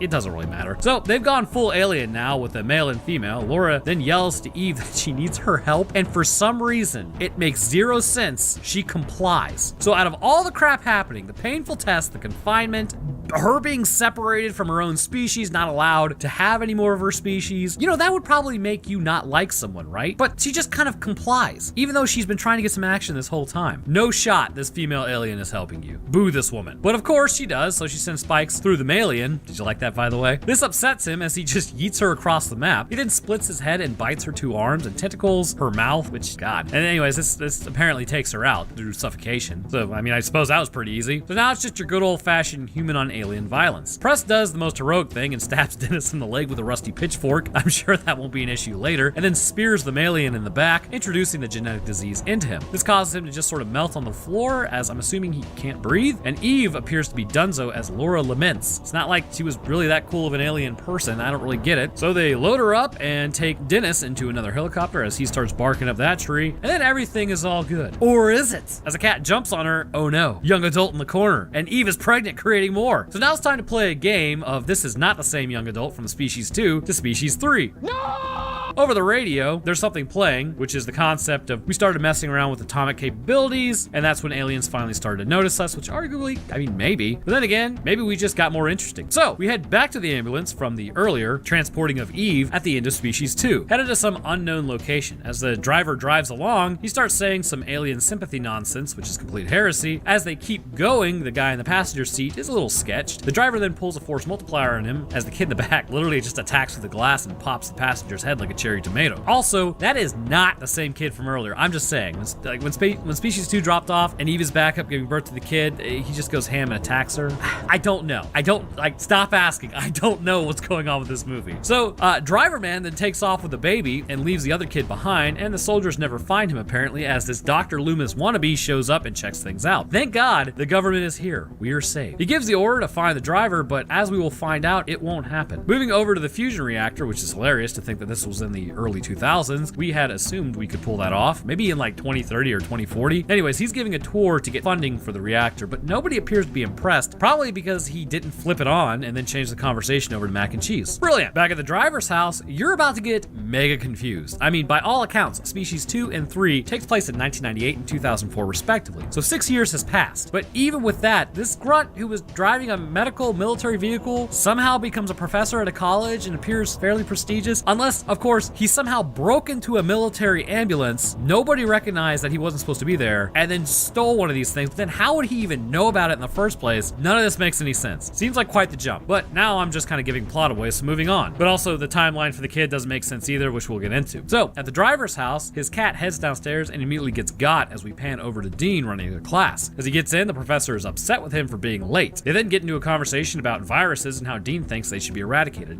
I tend to agree. Maybe not all viruses, but definitely the bad ones. The professor tells him it's dumb because take smallpox for instance. Humanity has all but eradicated it in real life because it absolutely wrecks our bodies. Smallpox is some bad stuff. Well, at the CDC, it's slated to be destroyed. Now, was it? Remains to be seen. Probably better to keep some of it around to synthesize a vaccine should a natural source ever be discovered and accidentally released. Saying this upsets the professor and he walks out. So now it's corner time with Roanoke. First off, this professor is an idiot. There are good viruses, don't get me wrong. Some of them can be used to treat illnesses and are actually a part of our microbiome. And take CRISPR for instance, we can literally use it as a gene editing tool, or at least a delivery method for a gene editing tool. But getting upset over the eradication of smallpox, all credibility is lost there. Now arguably he's angry because Dean sees it as like a dead-end species that needs to be eradicated, to which transferences happen and he's like, oh, you're actually talking about my young adult I'm keeping in the basement. And the professor gets upset because it's talking about life. Anyways, but no, smallpox can get the curb stomp 100% of the time, every time, and humanity would be better for it. I suppose this dunce also believes that the biological bitch known as cancer is a good thing too, because life, laughable to say the least. Didn't think I'd turn up this much over that. Back to the movie. So as Dean walks outside, some dude shoulder checks him and calls him a speciesist. And this dude was ahead of his time for his terminology, because, you know, we have a ton of terminology now. So Dean gets called over by the department head to tell him that the funding is being pulled as the professor overhears it. Meanwhile, back at the prof's house, also known as Dr. Abbott, he heads into the basement to find his cat, which is a little sad. Then heading to the rapidly growing young adult that he's got trapped in there, she says she's hungry. She picked the lock and now wants lobster because kids are expensive. So he goes and gets lobster as she eats it in the most Chad-like way possible. They then eat some Sarah Lee as they now name her Sarah because she reads the word Sarah. Abbott tells her that she's an alien, so she's special, and her childhood only lasts days, not years. Meanwhile, back at the autopsy table, Eve is donezo. She was pregnant, to which Agent Wash becomes alarmed at. Back in Dr. Abbott's office, okay, again, see, this doesn't make any sense. Timeline. So the dude that just banged on the door is actually the kid from the ambulance, and the girl is the girl he carried away from the ambulance, right? So entering adulthood takes at least at most a few days. So how in the name of all that is holy did this guy go from an ambulance driver to a doctor working at a college? It doesn't make any sense. I swear, they don't even know their own lore. But anyways, I was told this was a 4.5 star out of 5 on the, then I looked up on other sites and it was actually like a 1 star, so it's probably not supposed to make sense. So this dude is crashing out fast. His lungs are full of viruses and pollen, things that we can most likely survive, but it's sending this human-alien hybrid into shock. As Dr. Abbott administers some antihistamine, he flatlines out, asking where the girl is. He says the others are sick as well, and they're coming for him. Well, then his guts burst open and reveal tentacles, and I'm guessing the antihistamine didn't work so well. Back in the classroom, Dr. Abbott summoned Dean. He has a proposition for him. He wants to show Dean the guy that came to his office. Back at Abbott's house, however, the girl begins to enter her metamorphosis. As Dean pokes the human-alien hybrid, he realizes, hey, you know, this thing is different. Abbott wants Dean to come in on his research of all of this, and they will both be famous. Isolate and synthesize a human completely resistant to all diseases on Earth. They will be more famous than Nobel himself. Back at Abbott's, I have no idea why the department head just shows up and breaks in, and then he finds Sarah, who's obviously, like the rest of her species, just hanging out in her birthday suit. She at first gets frisky and then says, never mind, but the department head ain't done yet. He goes over to her to swing for the fences, but she says no again, as she becomes extra angry and then puts tentacles through his head. Remember, no means no. Abbott and Dean now arrive back at the house to find what's left of the cocoon, then discover Dr. Turner. Dr. Abbott convinces him not to call the cops because, you know, Dr. Turner did just pull funding away from Dean, and that would look kind of suspicious. Dean says he wants shared credit on this, not the ending of Dr. Turner, but, you know, when they synthesize basically a completely resistant human to all diseases. So it's officially a deal. Now, to hide Dr. Turner, heading to a random swamp, they drag him and drop him. They now need to look for Sarah, but she's at a frat party, and having been in a fraternity myself, like, this is some serious knuckle dragging, as dudes are literally just getting thrown like, oh, cool, it's my turn to be thrown by the ridiculously, mysteriously strong woman. I'm sure this isn't a problem. Like, no, that's not how it works. Later that night, as Sarah leaves the party, a woman is concerned about her and gives her a ride home. No good deed goes unpunished, though. She mentions something about aliens and then approaches a train track. Sarah can feel more of her kind. As she gets out, one dude on the train sees her as she gives chase, but then gets her arm caught under the train. But she gets up and her arm regrows, which scares the woman, as this took at least probably 10 years off the old lifespan. The guy inside then takes more medicine and continues on his merry way. Back at the dorm, I'm even more confused. Why would, I'm assuming, a graduate student who is put in charge of showing a fusion reactor be sleeping in what appears to be a freshman dorm? This movie is all over the place. But his dorm mate wakes him up as Dean then heads to class on a Sunday, only it isn't class. Dr. Abbott is in the process of doing an autopsy on the hybrid. As Dean enters, he gets grabbed by Sarah, who isn't thrilled that he's there. Abbott tells him not to tell her anything. The hybrid's immune system is almost non-existent, and clearly the body is attacking itself, as these are unfamiliar tissues. Basically, the body isn't built correctly from factory. Sarah now comes down to tell him that she's going out. Abbott isn't concerned, as there's no genetic partner that she'd be interested in, as there's no other pure species. Yeah,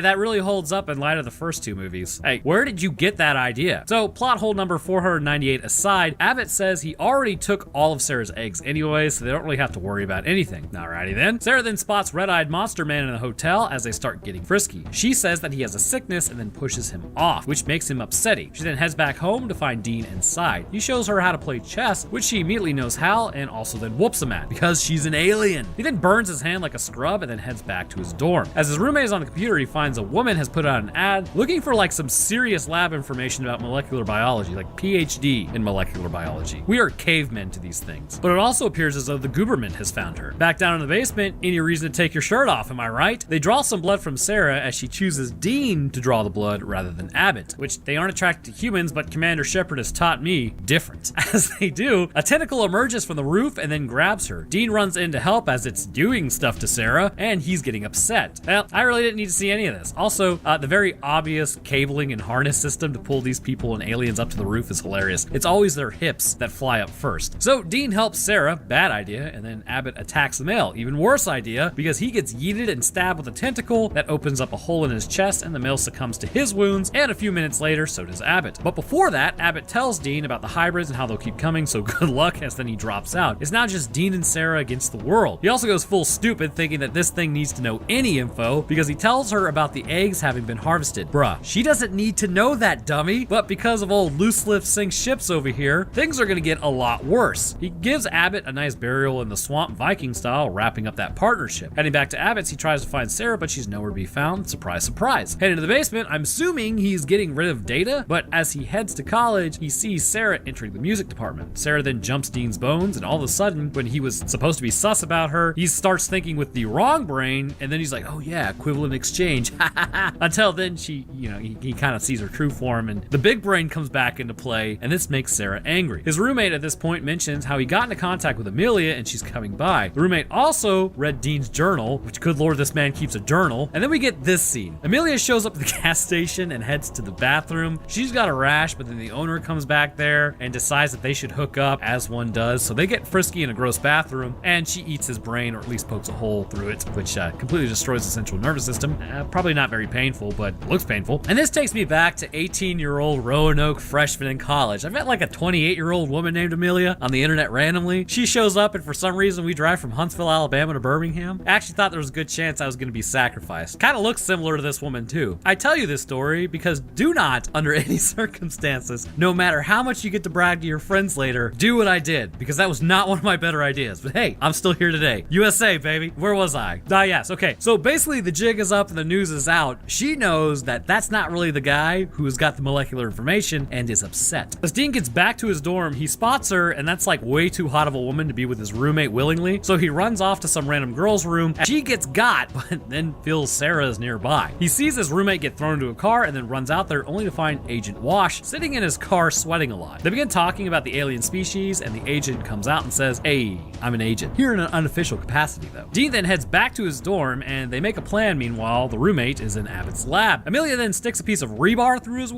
God, ow! I mean, the femoral artery runs in that triangle right there, so hopefully that didn't get nicked. And actually, interestingly, just for your own information, there is something known as the femoral triangle, which basically has a lot of arteries very close to the top of the skin, not a lot of bone. No, well, there's no bone protecting it, not a lot of muscle. You basically have your groin muscle right there. Basically, the reason humans have this massive weak point is because once upon a time when we were quadrupedal, that was not an accessible location, and over time it became accessible because we stood up. So it's kind of funny. It's like the greater omentum on humans, right? The greater omentum is there, and it basically lays against the abdominal muscle on the inside, so that if you ever got stabbed, if you were like, say, leaning over, walking on all fours, the greater omentum would go into that stab point to stop bleeding and stop your organs from leaking out. But because humans stand upright, our greater omentum just sort of hangs against the abdomen, so if you get stabbed, well, it's not really going to do anything. In fact, if you're actually interested about this stuff, the human body has like a ridiculous amount of weak points. We are built with like duct tape and shoestring. Anyways, the point is, hopefully the femoral artery did not get nicked. Amelia then goes upstairs and throws up oatmeal, and Sarah stands outside like a weirdo as she watches them, saying that, you know what, this isn't my problem. Several hours later, the agent and Dean finally leave his dorm. The roommate actually has made some progress with the OVA, and I'd probably already been game-ended by now. But thank God, the government is here to save the day. Roommate limps out as the aliens give chase. They go to the fusion reactor as the guard gets sliced in half Slither style by the alien. Running inside, they resolve to destroy the chasing aliens. Old Blue Eyes alien hybrid begins her attack as Dean opens the reactor. Also, Amelia has entered the game. She stabs Dean and starts making out with him. I don't know, man. This whole thing is a fever dream. What's even more weird is this rustles the jimmies of Sarah, who's now angry that Amelia is moving in on like her human when she's displayed absolutely zero interest the whole time. So the eggs fall into the reactor while Amelia was getting hot and bothered. I'm guessing this is what makes Sarah angry. I don't really know. None of this makes sense. But maybe she's angry because she can't have kids.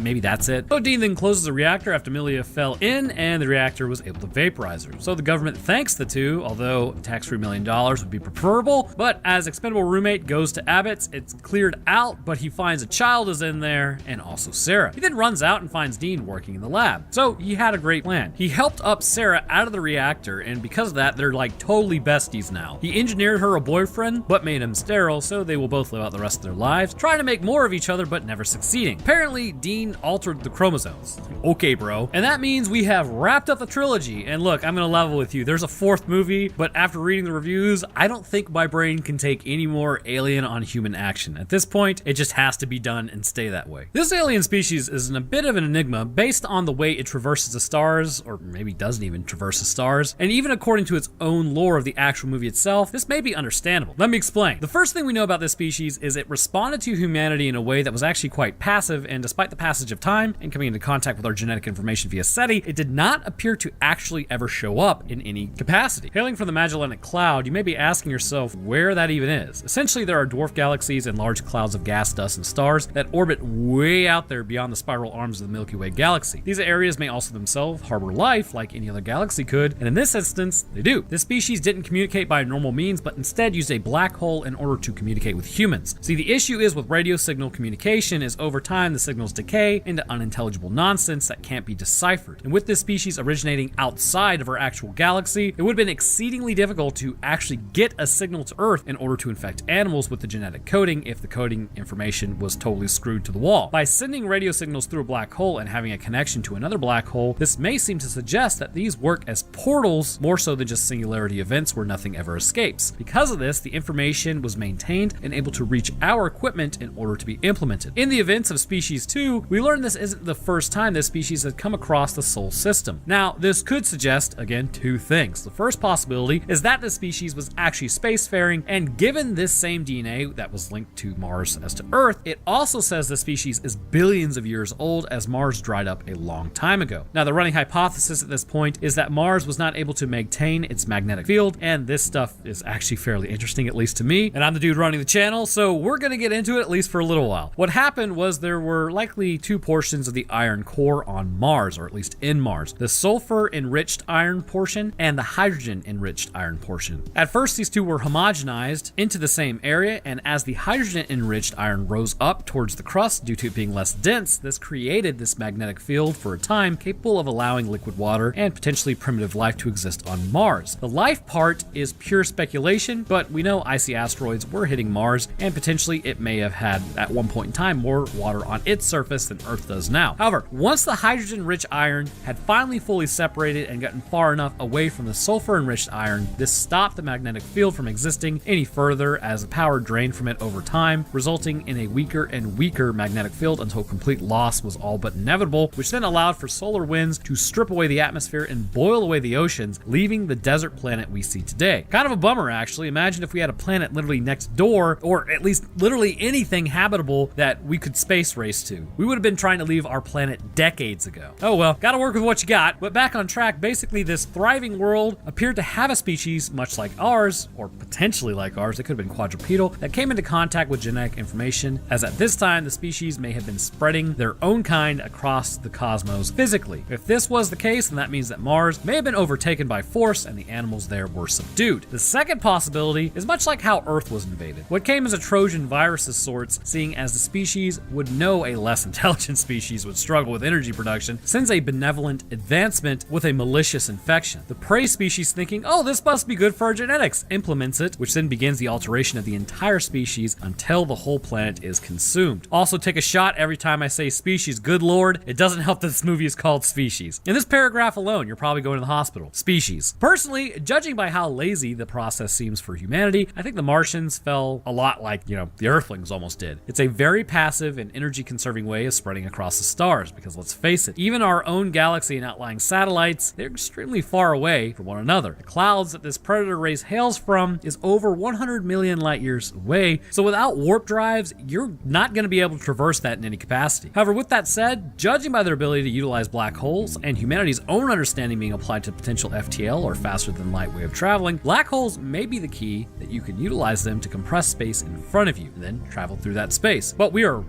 like ways away from even banging two rocks together to try to start making tech like that. So back to the aliens. So my thinking with them is this. First, potentially back in their distant past, they may have traveled to the stars and may have actually sent out scouting parties, but after grappling with just how much energy and resources it would take to do so, and possibly even finding so few planets in our galaxy, they turned towards spreading their kind by altering the sapient creatures of the planet once they made themselves known. This could help to explain why Mars was targeted first and Earth was never even known about, because if you were an alien race who came across a habitable planet and knew a third one that was just a little closer to the sun, was just out there, wouldn't you have checked it out? Rodinia was actually formed during this time period about 1 billion years ago. However, there's really only algae-like multicellular land plants at the time, so it may not have been as viable of a target. But the response time once SETI was up and running maybe seems like Earth was marked for future infection should life continue to sapience. Once it was confirmed that this did happen, the signal was sent and the invasion began, all without the aliens even really having to physically show up. They were just literally relying on the hubris of sapient animals. From here, I believe where we should actually start now is how the genetic coding is actually implemented, and then move on to the creature that was created as well as the physiology before getting into the non-viability of the hybrids, because who doesn't love a good old-fashioned non-compatible biological abomination? The coding is quite simple. It was sent using the same base pairs that humanity has in its own DNA, which seems to suggest that at least in this instance, the biological components of all species in the stars are the same. Either that or the genome of these aliens was translated into a way into our own amino acids to create something like ourselves. How did that work exactly? Well, likely not all that well. Working with genes isn't like translating a language, unfortunately. More in the sense that if you have completely different amino acids than humans have, you are not likely to find a sequence or base pair that is going to properly express exactly how a base pair of an alien genome would. Because of this, they would need to have compatible genetics on a fundamental level. Now, as we will learn later, just because the base pairs are compatible doesn't mean the information is good to go. You shouldn't just cram random information into your genetics. Once this coding was sent and received by humanity, what's interesting is they were able to essentially insert this coding into the genes of an egg that was fertilized. This is no small feat back in the 90s. But then again, a fusion reactor was being talked about and casually built, so we would have to assume that technology in this universe was further along than our own. I'm not saying it couldn't have been done, it would just be difficult. In fact, this may suggest that at that time frame, something like CRISPR was around. If you don't know what CRISPR is, essentially it's using a virus to deliver a genetic payload like it usually does,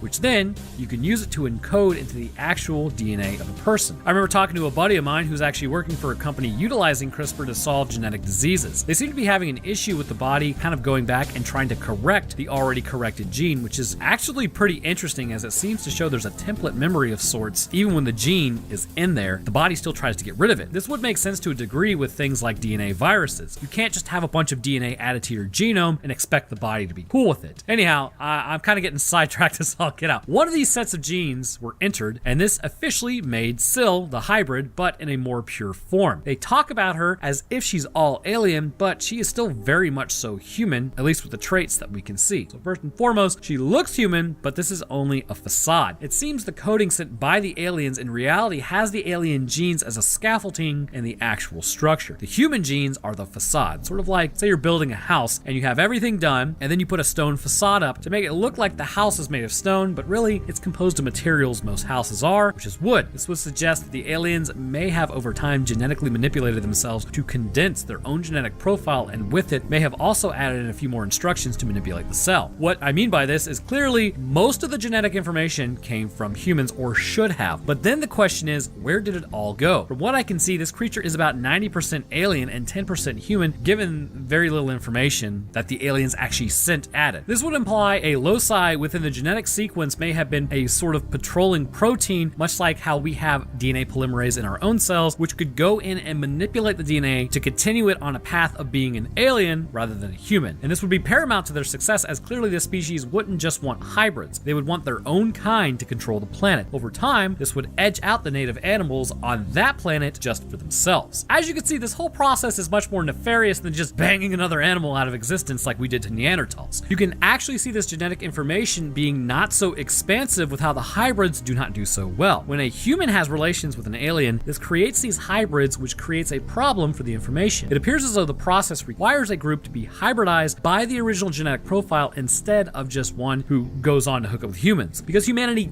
didn't do this, this may have been our saving grace, because once the hybridized humans go on to hook up with humans, too much DNA, or at least too much human DNA, gets in the way. As the hypothesized protein complex goes in and tries to remove human genes, it may accidentally remove more key points, such as immunological responses. Because remember, it was a sperm and an egg that made all of us. All the information was there, from specialization of cells to growth to personality. Our genotypes are highly important. If any of that is compromised, it creates issues further down the line. In the events of Species 2, all the half-breeds, as they're called, created by the astronaut hooking up with humans, are incredibly unstable due to the issue of genetic tampering, allowing for the cellular markers to become unrecognizable by the cell, causing the human immune system to attack the body, basically causing these hybrids to start succumbing to autoimmune disorders. And this suggests that either the immune system becomes aware of the alien DNA, or at least cells infected with the alien DNA, which even is itself, and potentially the markers on the surface of the cell are showing up as foreign, or the immune cells are damaged like the rest of the genetic makeup of all the cells, causing them to go haywire and attack everything. And if you didn't know, the reason I say that actually some of our personality is dictated by genetics, you get your temperament from your parents, not environmental factors. So it's genetic. But why doesn't this happen originally is because the first copy is more closely related to humans concerning key functions such as immune system. Areas of the genome would be spared to create the phenotypes necessary to survive on a planet. A phenotype being an observable trait, whether that be height, hair, blood type, skin color, etc., are all caused by the genome. And this would be critical to the success of this species, because having an alien immune system on Earth would go the way of the War of the Worlds. But then the copies of the copies cause genetic aberrations to build up, leading to their end. The bypass, as mentioned previously to this, is hybrids hooking up with hybrids. It's clear that this species can sense one another in the area, but the issue is because there are no pure forms, because again, it's like taking a copy and copying it, issues tend to become magnified. And this means the genetic damage is sensed by the pure form, which is why she will reject a mate. But the issue is this species apparently can get frustrated still because of this rejection and just go for it anyways. It is unknown if this is an alien trait or not, but I would say it likely isn't. Due to this species' ability to absolutely genetically manipulate itself and others, this implies there is no genetic defects amongst its own species, or they've been corrected. And because of that, this behavior likely stems from the human aspect of the genome. Because remember, we're still friggin' cavemen. Well, some of us. With the genetic predisposition covered, let's move on to how exactly do these genes of these aliens affect their morphology. So first and foremost, these aliens appear to be rather reptilian. They have long linear scales, or at least chitinous material all over their body. They are bipedal in most cases, but there is a slight problem with that being applied across the board, and that is with the male version of this alien. The female version is bipedal, but that was a human creation, and with that information sent from the aliens themselves. They may be bipedal, but the male was also quadrupedal, and the pure form, which is the most strange of all, looked like a blob. Now, that may have just been because it was really early on in its formation process and it hadn't taken its actual true form yet, but we've got males that are bipedal, or excuse me, we've got females that are bipedal, we've got males that are quadrupedal, and then we've got the pure forms, which are just, again, blobs. So it's kind of it's a little bit interesting to see what's creating what. But bipedalism comes from the actual source, at least it appears, because the initial genetic coding allows for the species it's infecting to set the stage for how it walks so that it blends in. However, with the astronauts from Mars, when they were infected, they're contaminated with the genetic coding from the aliens that lived on Mars as well. So when entering their alien form, at least with Patrick, he was quadrupedal due to possibly the combination of the alien coding and what was originally located on Mars that was infected. And this may be also why the immunological interactions were fairly horrible, because the body may have been contaminated with information from this species on Mars's immune system, and it was non-compatible with our homegrown microbial biome. So basically, speaking on the pure human-alien hybrid as the male, that was a combination of potentially 3 species, leading to its physiological differences, and they appear quite human, but are clearly alien. So starting with the feet, at least for the female, we can assume they are pretty much like a human's foot. Not much is known about them, but if memory serves, I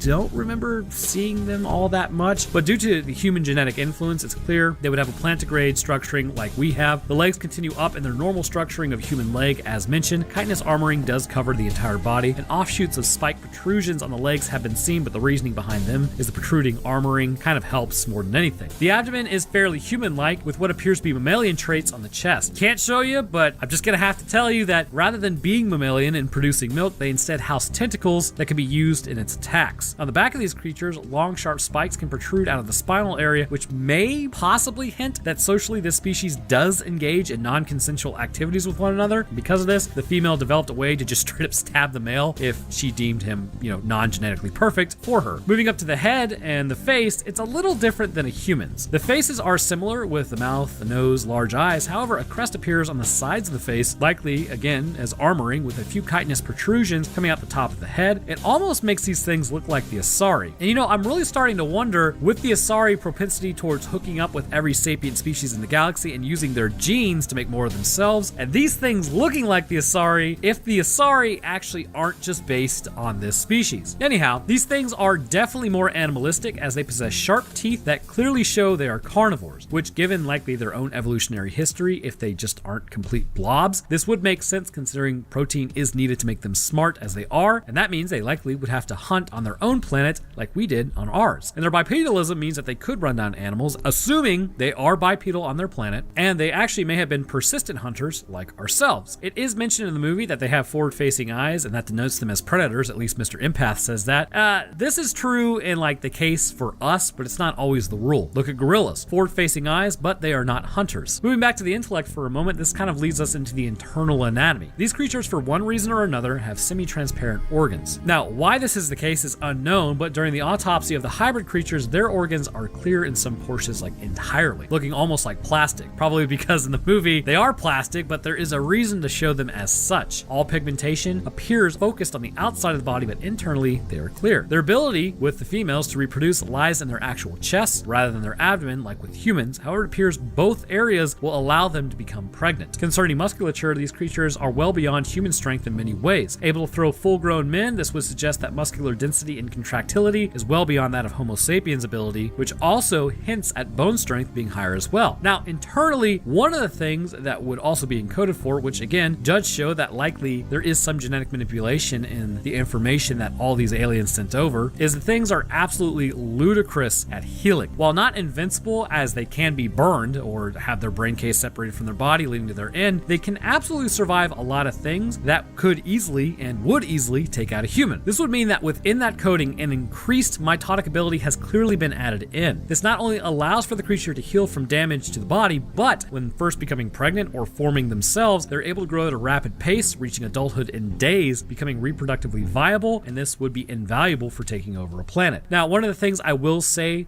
rounding back to genetics for a moment, is the metamorphosis stage. It would appear to me that this increased mitotic ability does initially have them probably mostly as humans, right? But once they enter metamorphosis and enter that cocoon, much like a butterfly completely melting down and reforming into something else, this is likely what happens to the young adult that enters the cocoon. They completely melt down, their genetics absolutely change, and then they become mostly alien in the adult life, whereas when they were younger, they were probably about 50-50. So finally, we get to the intellect, which is well beyond a human's. Able to grasp concepts almost immediately, this shows that their cells metabolically and physically likely move at a faster pace than humanity's. Connections are made neurologically in seconds rather than months to understand and grasp concepts completely foreign to them, such as, say, human language or even something like chess. This would also be why they are so critically concerned with genetic stability. It seems the species may have initially had an incredibly short lifespan, and when they first formed on their planet, this was probably an issue. So in order to not have diseases propagate easily throughout their society, genetic profiles became the most important aspect of their interactions, which is why they developed such an innate ability to detect it. It's pretty brutal, as this would leave anyone out with any issues, which is also why they callously send humans packing who may have genetic damage. But this is also hilarious because most of us likely have genetic damage in one way or another. Over time, as their society grew and with their intellect growing with it, they could quickly adapt mentally, and this would likely start to sort of phase out their own genetic issues and give themselves longer lives and allow for them to start spreading amongst the stars by signals. This species is one that takes a very passive approach when invading. Humanity in no way had to add this into its genetic coding or into the genome of Syl, but because of this apparent benevolence shown with the limitless fuel, it's a trap, which, I mean, let's be real here. Once humanity built it and built these creatures, that just means that species would have the infrastructure to work with what was already built by us and allow them to propagate even further. So basically, this alien species would just completely trick scientists who couldn't help but incorporate this sequence into our own species' genetics. However, it's clear that once this is done, the human genes are sliced up, especially during metamorphosis, in favor of the aliens' ones. And this is likely because of the hypothesized protein complex encoded within that sequence for the alien sequence. Ultimately, this creates an incredibly smart, strong, and potent version of something that looks like a human as cover, but it's pretty much all alien underneath. And this raises the largest question of all. Would you? Don't lie to yourself. You're totally getting ganked in a hot tub, aren't you? But I'd like to thank you guys for watching this long episode. Maybe actually the longest I've ever done. I'm not actually sure. So I hope I covered everything adequately and all of your curiosities towards what in the name of all those holy was this has been answered. So Roanoke Tales is back on the menu, except I'll be taking a different direction. I want to discuss cryptids over there, their lore, where they come from, all that good stuff. I'll still probably be doing creepypastas occasionally, but I definitely want to do more in the way of what I've just described. Anyhow, I'll drop my Twitter, Discord, Patreon, and channel links in the description. And speaking of patrons, I'd like to thank mine real quick. First, huge thank you to our two astronauts, Lipsy Gingy and Wesley A. Weaver Jr. Thank you guys. I'd also like to thank our astrophysicist, Death Dancer, and Phoenix, as well as our scientist, Countryside Limbo, and Seth Johnson. The rest of my patrons, I thank you guys as well. Your help goes a long way towards keeping everything running and is greatly appreciated. All right, so that's going to do it for me. I hope everyone enjoyed. Have a good Thanksgiving. And when this comes out, it's already past Thanksgiving. So I hope you had a good Thanksgiving, and I'll see y'all in the next one.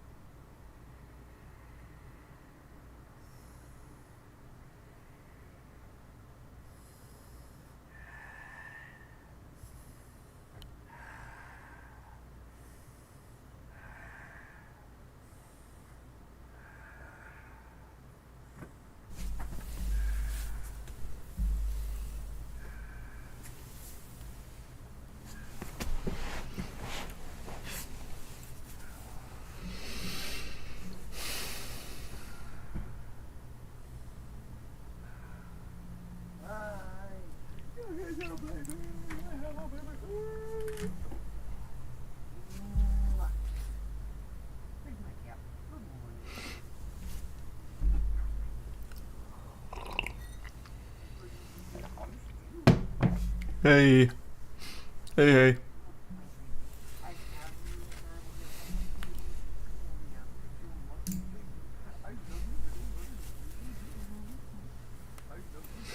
You playing more Starfield?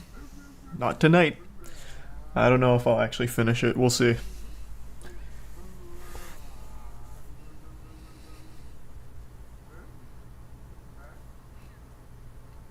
Hey, Brent. How far are you from Amsterdam? Literally about as far as you can be from Amsterdam. Max distance away. Thanks, dog. Mortal Kombat 1 in 9 days. That's right, and then Lies of P is pretty soon, too. Lies of P...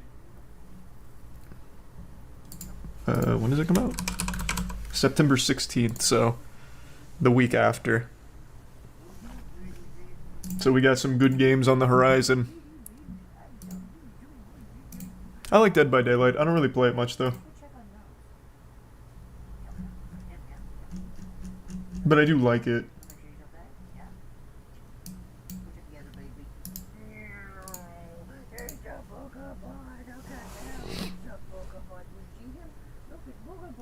Yeah, I saw that, Tyson. That shit was all over Twitter. Thanks, Anna. Yep, Little Nightmares 3, I think is going to be great. Thanks, Patrick. Verdict for Starfield? I haven't finished it. I'm not loving it. Like, it's a fine game, but I don't know if I'll actually finish it. It has not gripped me like I had hoped it would.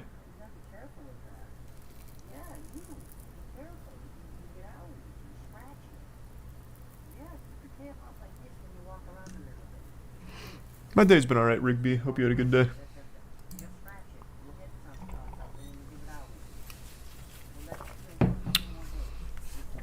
Hear about the prankster who was arrested for smashing TVs at Walmart? Yeah, I saw that. Hey, welcome aboard, Gideon. Thanks for becoming a member.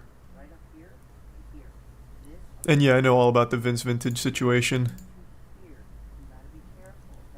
Thanks to the 23-month resub? Wait, how's that possible? Holy shit. And thank you for the 50 gifted members, Gideon. You've been so fucking generous, man. Thank you for that. And welcome aboard, D's.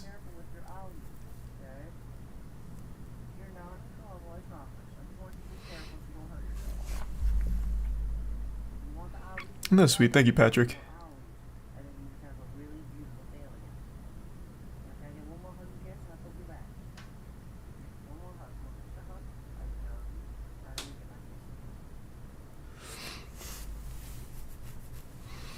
I made a whole video on live action One Piece. I actually thought it was surprisingly good. I can't believe they actually pulled it off, but they did. It's good. It's not perfect, but it is probably the best anime live action adaptation I've ever seen. So, if you like One Piece, I think you're really going to like that.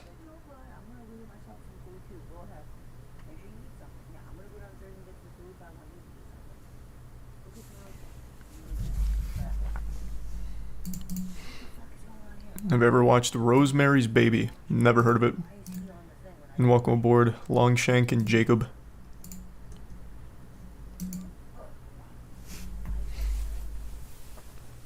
Thanks, Manic. Yeah, should be fun. Hopefully we'll win the World Championship. I'm praying. And I probably won't Moist Meter Persona 3.